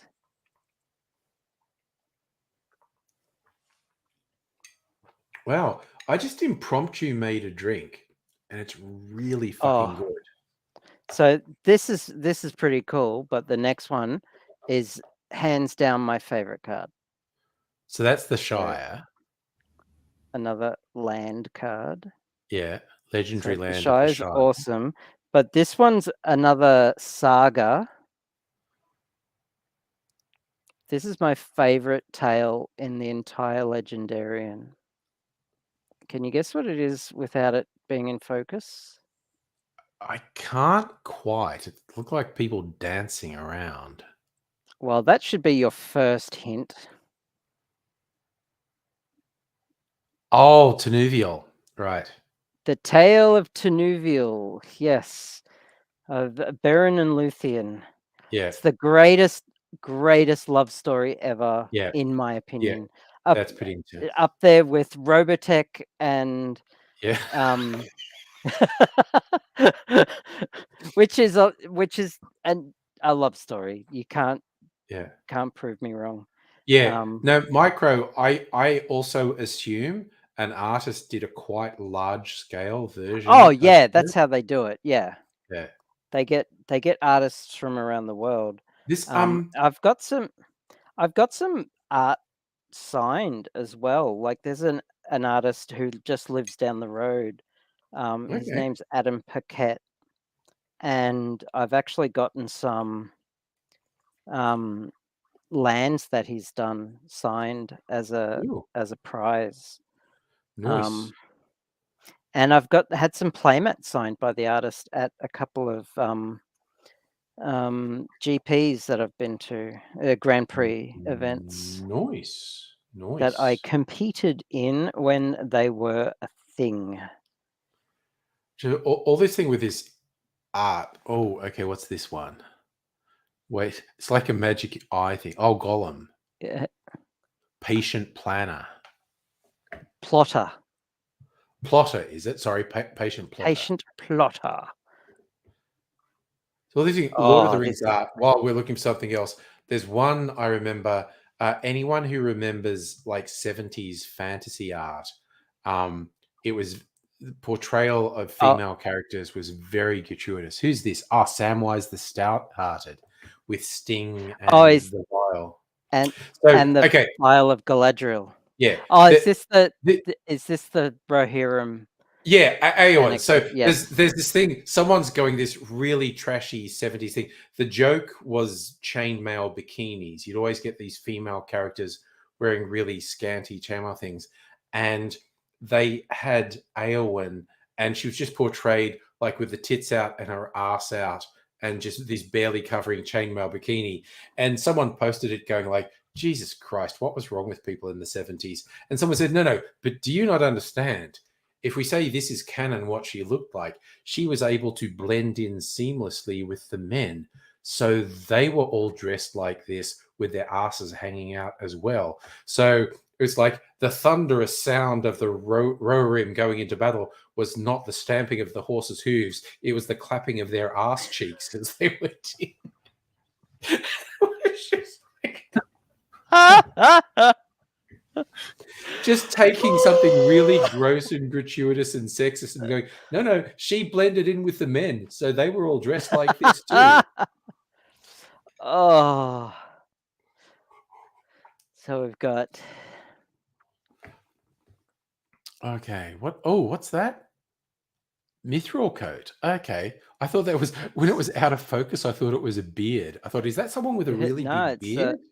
it's It's a mithril coat. Bilbo's mithril shirt. Also, And here we that have was a thing. another full art. While we wait for that to resolve, that was the thing they did awesomely well in the movie. Frodo with the mithril coat when he got speared by the cave troll. Yes. And it was awesome. Legolas counter of kills. Okay. So I've got 2 Legolas cards. Yes, that's the and second Legolas one. Yeah. Yeah, because they're called something different, I can have Yeah. them both on the battlefield at the same time, even Ooh, though they're 2 both Legolases. legendary. Because Yeah. they have different names, Yeah. they count as 2 different creatures. Oh, nice. Because magic is weird. Sorry. Flavor fail, but yeah, that's just how it And works. now I'm also thinking of one of my favorite Lord of the Rings jokes. People have posited, and we've had this discussion on the stream more than once, I think, because of the rating that Lord of the Rings ended up with, or because of the violence, I guess. Technically, under Hollywood rules, you could, like, it was PG-15 or something, so you could have put one fuck in the movie. So the joke is, where was the best place for one of the characters to say fuck? And I was just thinking with in Moria where Frodo gets stabbed, but probably one of my, there's a million places you could do it, but one of my favorites is Boromir looking out the door and then slamming it and going, "They've got a fucking cave troll."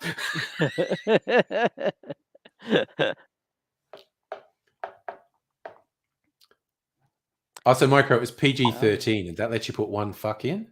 Gandalf, friend of the Shire. That's doing the fireworks. Yep. Yeah. And that's uncommon. That's an uncommon card, so it's not very I good. often think of Gandalf if I've got constipation. Here we have You shall not a pass. la- You shall not just pass. Oh just dear. a land card, but it's Yeah. another map piece, Yeah. and it's a swamp. And come on, Waiting for it to resolve. can you guess what it is? Well, if it's a swamp, I'm guessing it's the marshes. What were they called? The marshes of the dead? I'm forgetting the name of them. The Dead Marshes. Dead marshes. Okay. It is indeed the Dead Marshes, but it could There have we been the go. Midwater Marshes. Yeah. Now, I Yep. always remember one of my favorite bits in the book when the hobbits look down and they see what appears to be bodies in the marshes and they're freaked out. And Sam says, "Are they real?" And Gollum really sadly goes, "No, not real. No flesh." And Sam's gone, "Oh, he was going to eat them." But they weren't actually caught real. This is just some cool art that's been signed. Is that a hobbit family? That's Samwise and family. Nice. If it'll focus. And what we're saying, the summary of this is Samwise fucks. Yep. Samwise and Rosie Cotton. Fuck. Yeah. And Frodo probably never did, Ooh. but Samwise, he's all about that hobbit with two backs Getting action. that hobbit pussy. And that's just a really cool. That is cool. What's picture. that representing? That is Frodo in Orodruin in the Crack of Doom with Yeah. the One Ring when it finally takes a hold of him and he puts it Yeah. on. Yeah. That's what I think it is. Yeah, that's evocative. I like that. Isn't it? Yeah. I don't know. That just when I hear "Crack of Doom," that sounds like it sounds Yeah. like Donald Trump wearing a thong to me. Yeah. Oh. You had to. Oh my God, you had to put that. Oh, in there. you had to go there. Really? Micro, absolutely, you're right. PG-13 can have lots of violence, but yeah, one swear word. But it's the same. Also, even with games, you can have just the worst violence imaginable. It's becoming less of an issue, but if you have any element of sexuality, suddenly everything's bleh. But I think that's less of a thing. You know, The Witcher had sex scenes. Baldur's Gate is apparently just horny as hell. Which I have said to Mrs. Angry, she loves those type of games. It's like, oh, yeah, at some point we have to get you Baldur's Gate 3 because Yeah. that appears to be an incredibly horny game. I would love a copy of Baldur's Gate 3. I can totally get a less than legal copy, but Yeah. I really don't want to. Yeah. I don't want to have to, despite the fact that it's a really expensive game. That's the trouble when they're really popular. Yeah. So I have not gotten a less than legal copy at all. I'm waiting till I can actually afford it. Yeah. So I'm just it's still about $60.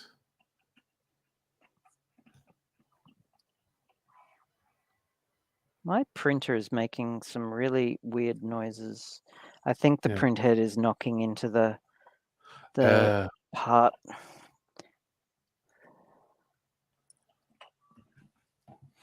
I'm just worried it'll come loose. Yeah, you don't want that to happen. Oh yeah, no, because then it's a failed print. Games are way pricier here than in the US, Micro.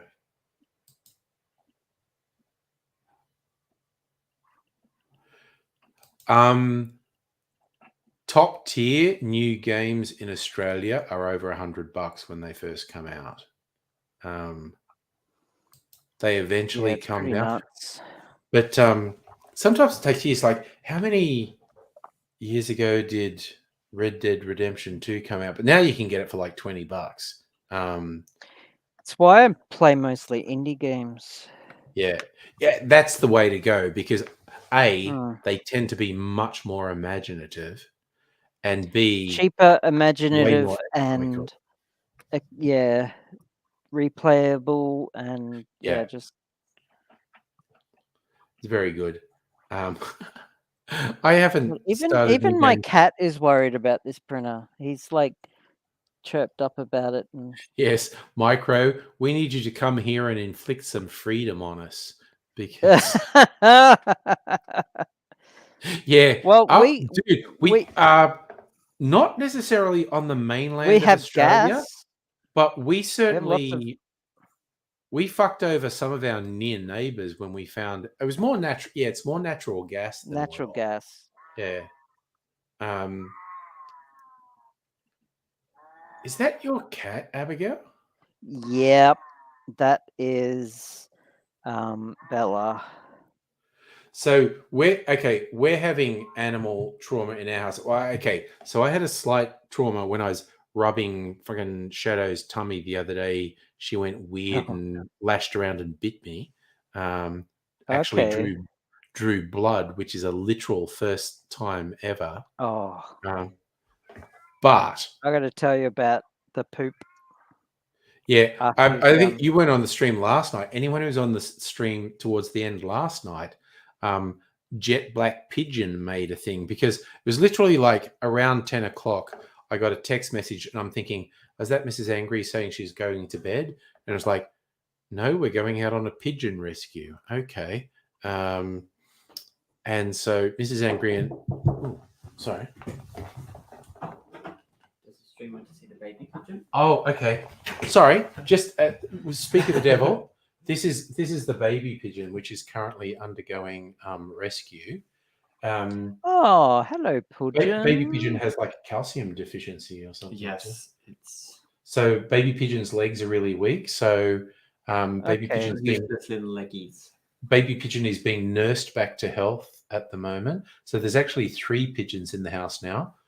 Permanent companion Kitty, Yep. little baby pigeon, and the goth pigeon, who anyone who was on the stream last night saw, who's known as beryl, which is short for beryllium, because this is really glossy black thing. But you see how just absolutely relaxed this baby pigeon is. I mean, it's not like That's it can really awesome. do much. Can't actually do much because of the calcium deficiency. Can't like fly away or anything.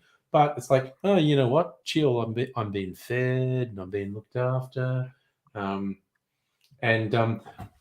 it's really funny. Baby pigeon likes getting in secure places. So at one point, I was sitting on the lounge, and the baby pigeon likes the corner of the lounge, so it just kind of wriggled behind me, and then got in the corner just behind me. It's just like, How close can I get it to the camera?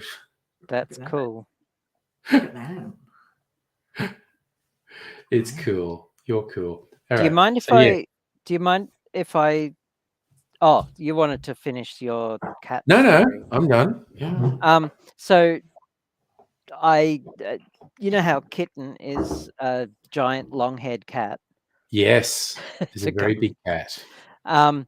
He had a fur ball go all the way through him instead of him throwing it up, Oh and no. so he had a fur ball mixed with poop stuck in his butt fur that I had to first cut out, Yes. second wash his butt fur. So Oh, I am covered in scratches right now. oh Um, shit. This was 2 days ago. So God, so yeah. Wednesday I had to like go through this process Yeah. of holding him down and cutting it out, which Yeah. was the hard part because he just scratched me to the shit Oh, out. that's intense. Mm. God damn. Yeah, and then I had to give him a quick shower bath to Yeah. wash any residual off, which he was surprisingly, I think he was more in shock than anything. Yeah. because he just sat and took it. Oof. But I've got scratches all over me, and they are Oh, good. big scratches. That's In fact, intense. he gave me a bruise, not just a scratch. Jesus. He literally punched me and gave me a bruise. Oh shit. That's how big he is. He punched Yeah. me. So I don't know. there's I don't know that. why. I've just got you know when you watch goes like cat videos or something like that, and they'll just like that, and then they add the. Psh, psh, psh. Yeah. I must have Yeah. that image going in my head now. Yeah. So So Micro has a cat um, called Jojo. You got a 10-minute window for bathing, but that's it. It's so I'm going to show off a couple more Magic the Gathering cards, if I yes, may. I'm actually really enjoying this. So, Yeah. Wizards of the Coast, who make Magic, they're owned by Hasbro. Yes. So Hasbro also owns Transformers. Yes. And so there are Transformers Magic cards. Yeah, I'm not Neat. surprised. Starscream. Neat. Starscream. Is that Optimus? All right. Okay. I can tell even unfuzzed. Yeah. Well, there you go. See, now you've got me in a good state of grippedness. I am well gripped. It is the only Transformers card that I own. Oh. Because there was no set. They only came in other sets and as special, like in special editions and shit.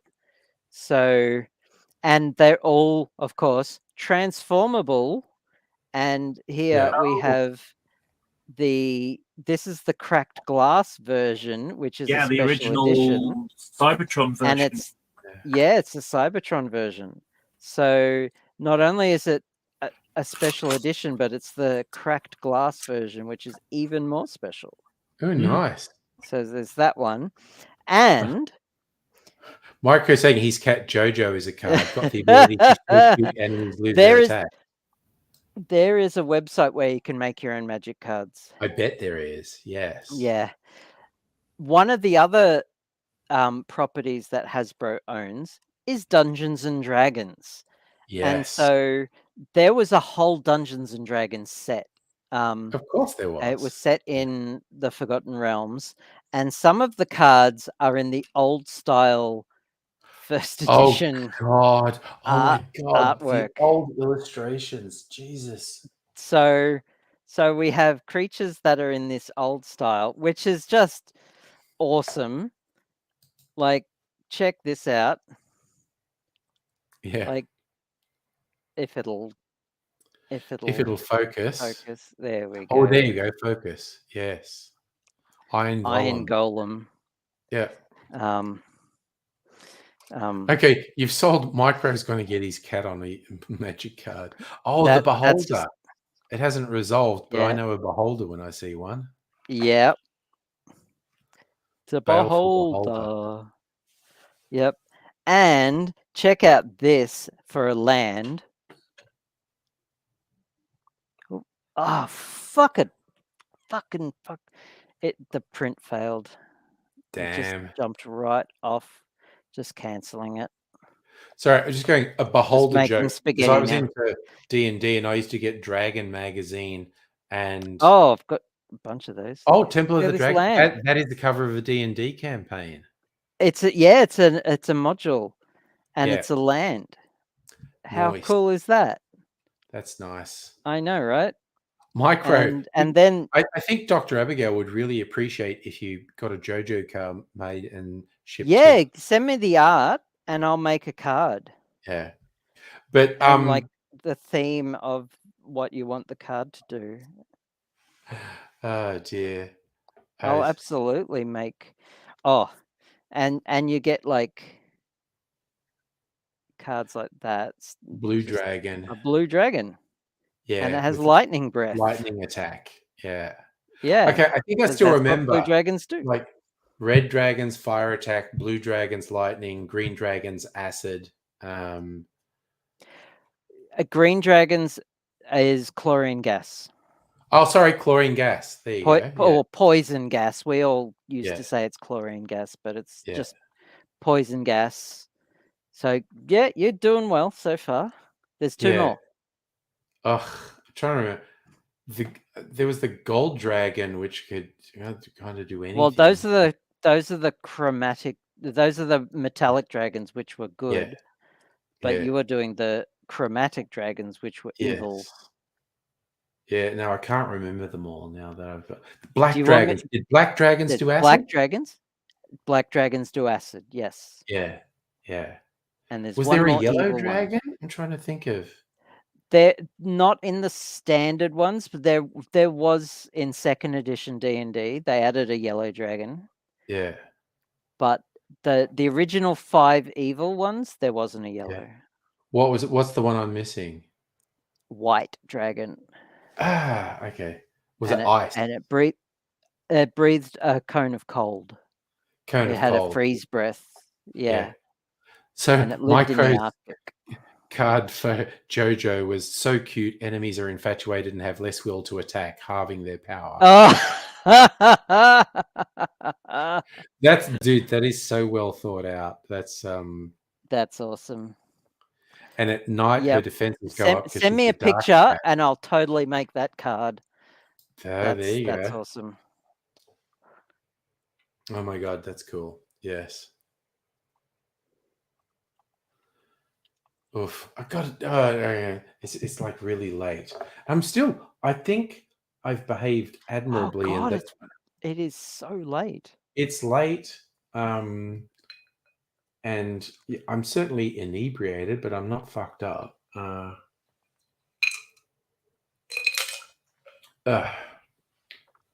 Man, I just seriously, I randomly went up and I made a drink, and it was a shot of whiskey, a shot of this Jameson Irish whiskey orange liqueur, and a little bit of Amaro. And it was fucking incredible. Like, literally, I'm going to put a bit of that in, and a bit of that in, and a bit of that in. That's probably fine. And then I sit down and sip it and go, that's fucking awesome. Wow, that's so good. Like, that's Have I good. shown you this? Have I shown you this yet? Oh, what is that? Lord of the Rings trilogy. 4K Ultra. HD. Oh, you got it. 4K. I got it. Lord of the Rings extended edition and the theatrical edition. No appendices, just the 4K, just the movies. The movies. It's the 2020 remastered edition where Peter Jackson updated all the CGI to 4K. Yep. Okay. Nice. Sorry. So, Yes, definitely. Micro, put the pictures of the cat on Discord. yeah, please do. I'm ready. You'll see this magic card soon. It'll only take me a few minutes to make it. Yeah. So I mentioned early in the stream, I was just like flicking through channels on Foxtel. It's like, oh, the Two Towers is on. I was going to watch it because what I love to do is going like, okay, how do the effects hold up? And I'm watching it and going, they hold up. It's kind of funny with the Hobbits. It's like, okay, it's really fun seeing how they do it. Okay, this bit they're doing forced perspective. This bit they're actually doing green screen. This time they've got a little person because you don't see the face of the character. And it's kind of obvious when it's a double and it's not the actual thing, but it's like, you know what, you're doing pretty good. But stuff like when you've got Faramir trying to defend Osgiliath against elves, it's like, this is pretty solid. Like, if someone did this from scratch today, it would not look much better than this thing that was done in the 90s. And it's just, again, Peter Jackson's skill of doing computer generated miniatures and what they call the bigatures, the like a version of Helm's Deep that was about as tall as a person. It was like 2 meters tall, and just the mix of the physical sets, the computer generated stuff, and the miniatures and the bigatures, and mixing that all up so you can't really pick out one thing and go, I see what they're doing here.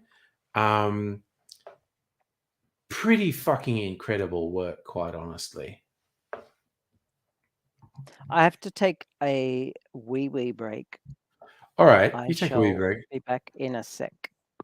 Oh my god, yes, Davy Jones CGI. Bill. Also, I love the actor who plays Davy Jones, Bill Nighy. He's very good.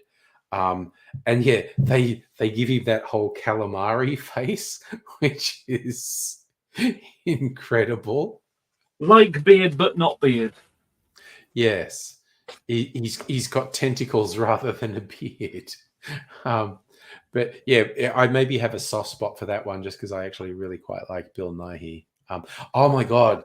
And I was just going all the things I like Bill Nighy in. He has that bit part in Doctor Who in the Vincent episode, the Vincent van Gogh episode, where Amy wants to like save Vincent, so convinces the Doctor to take him to the 20th century to a Vincent van Gogh exhibition in London, and the curator, who's Bill Nighy, just does this beautiful speech about how Van Gogh is possibly the most important artist ever for what he conveyed and whatnot. And Vincent's there, and he's recognized, and he cries and what. It's like, you know what? If I literally do this sometimes, and I go, you know what? Do I need to release some tension? Maybe just have a cry and release some tension. I'll just go on YouTube and get that Doctor Who clip of Vincent and the Doctor. And holy shit, that scene is so good. And I have to admit, I also like, because, you know, Amy Pond sees how happy Vincent is, and she goes, I've done a good thing. And they send him back, and they find out he still died. Depression still killed him. And Amy's upset, and she thought she solved it. Okay, that's really well done, because they're actually being realistic and going like, you can give someone who's having their life destroyed by depression, you can give them a good day, you can give them fulfillment, but it's not magic. Depression is terrible and powerful. And yeah, he still died. Depression still killed him. And I thought that was pretty brave to do that. That was some pretty fucking awesome work right there. But yeah, I will genuinely watch that if I feel like I'm feeling tense and upset. And if I watch that, it will just release all the tension. And it's just like, oh, I'll just have a little bit of a cry while I watch that. It's just fucking fine. Well, Sorry, what were you going to say, Laura? I was going to sort of say I'm excited because I got a parcel today. While we're chatting, I forgot I had it here for like over an hour. Are always good. Yeah. Well, what happened was I bought for the Warhammer 40,000 stuff. I bought a new army and decided to sort of, there was one of those models that is like, oh, that would be so good to paint, but I can't justify it because I'm not doing that army, so it'd be like, yeah, waste of time. And then suddenly I'm doing that army, and now it's like, oh, that thing I wanted to do, and I've got money burning a hole in my pocket type problem. So I hate those problems. Yeah. Well, that's what happens when someone leaves you £41,000. I'm now worrying that I might not be able to go to Japan, and I'll pretty much certainly won't be coming to Australia now, I'm afraid. Sad news. Anyway, so what happened was I bought this model, and it was broke. It had a couple of miscasting parts or whatever it was. And so, I finally got the bits to finish it, to actually do it now. And I'll show you what it is. So eventually it will be one of these, a brass scorpion. And it's big. It really is big. And it's like, here's the main torso part. This is the one that's the fixed version. It's like the size of a child's foot, Yeah. It's big. Drunk. and then it's got the claws. And what happened was they fit in like a sort of C shape piece. It's like a ball turret in a C shape clamp, like that. And one of them had sheared off. And then on another piece, the tail gun, it had broken. So I sort of sent pictures, and so I've now got the parts to do it. So, and they've got a brilliant way of doing the paint job, because I'll show you. So this is how it's done. So you spray it like a brass color, and then you go over like swirls of silver, and then has this sort of red angled stuff in there, and then over the top of that is clear gloss acrylic paint that's airbrushed on. You put several coats on, it kind of like glows on the inside because it's metallic.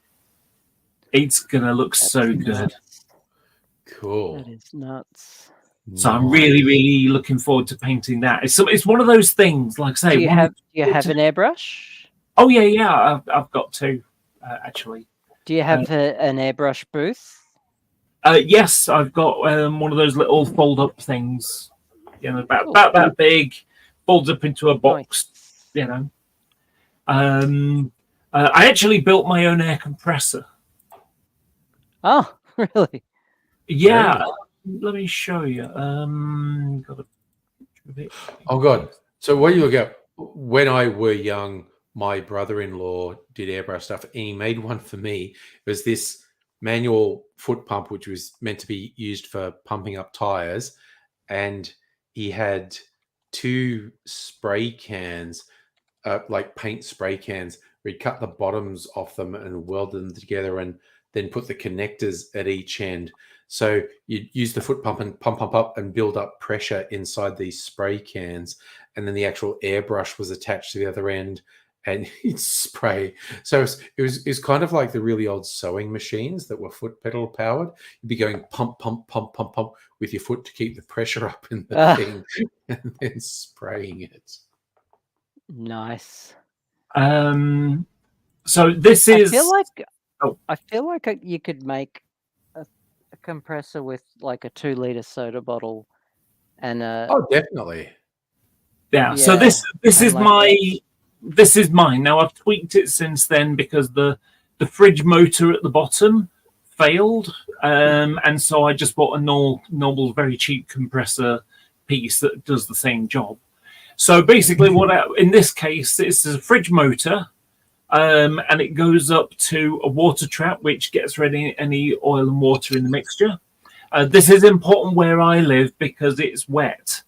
Right. So, and you don't want water mixing with your paint.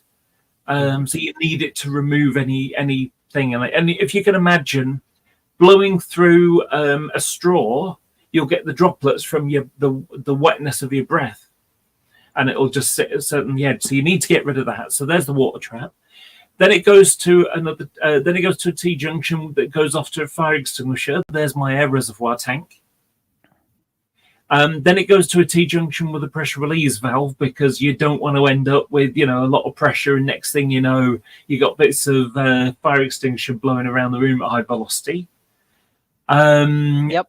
Then it goes up to the final piece, which is a gauge regulator and another water trap, which goes outside, and my airbrush is just there, but it hangs from there. And that's my air compressor. I made that for £65. However, I need to add another 20 for a modified version, which has got the flexible hose rather than brass tube, which made it better. So and it's got casters on the bottom. It can be wheeled around. It's brilliant. It cost me, not a lot of money. So £100 at most to get all the parts and any replacement parts. And when I built it, it was the equivalent of something that would cost about £300. So it's quite a bargain. The one thing that cost the most amount of money was where the hose goes to the fire extinguisher.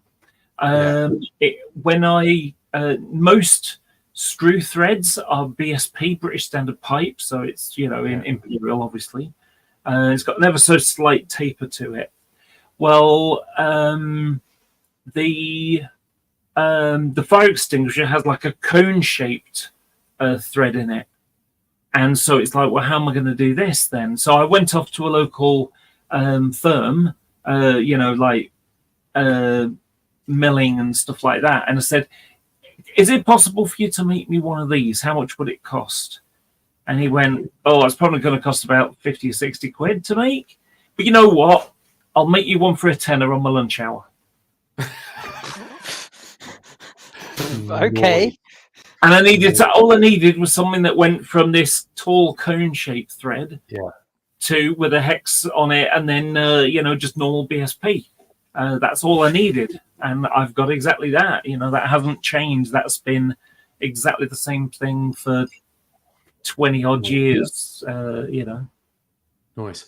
All right, it's like 2 a.m. here.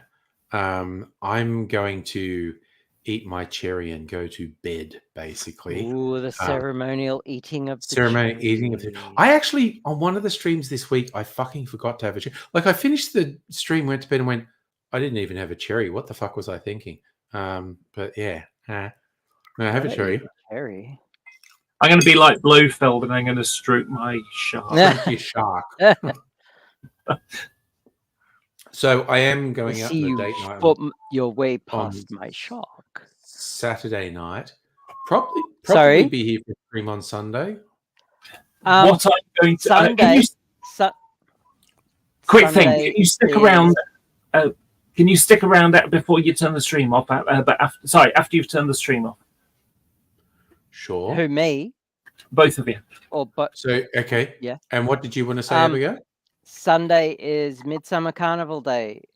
Oh, fun! Here in Melbourne, giant queer carnival in Alexandria Gardens on the Yarra River. Fun day. Be there definitely. or be straight. Yeah, I guess. Very fun day. Wear lots of sunscreen. Be gay, do crimes. Yep. Not actually do crime. Well, I'm going to be going out in a little while because I went and bought some smart light switches. It looks like that. That's the 2-gang one. I've got a single gang one for most of the other rooms. Cool. The only problem is hack into them. Yeah, and it's like, Alexa can make stuff work with them, so it's brilliant. Yeah. And not only that, because it's black, I'm going to put Star Trek style stickers on it, so like the swoopy look. L-cars. It's going to look freaking awesome. Nice. The only problem is that the box bit that's behind it is quite big, and all mine are far too shallow. So I'm going to go and buy 6 new plastic boxes for these mount onto. Yep. So it's you should 3D print them. I could do, but it's going to take ages, and not only that, it's going to cost more than £1.28, which is what it, it's like 1.28. Yeah, £1.28 that I can just nip to a shop and pick them up. So fair enough. Alrighty. Anyway, good night, everyone. Night, everyone. Bye.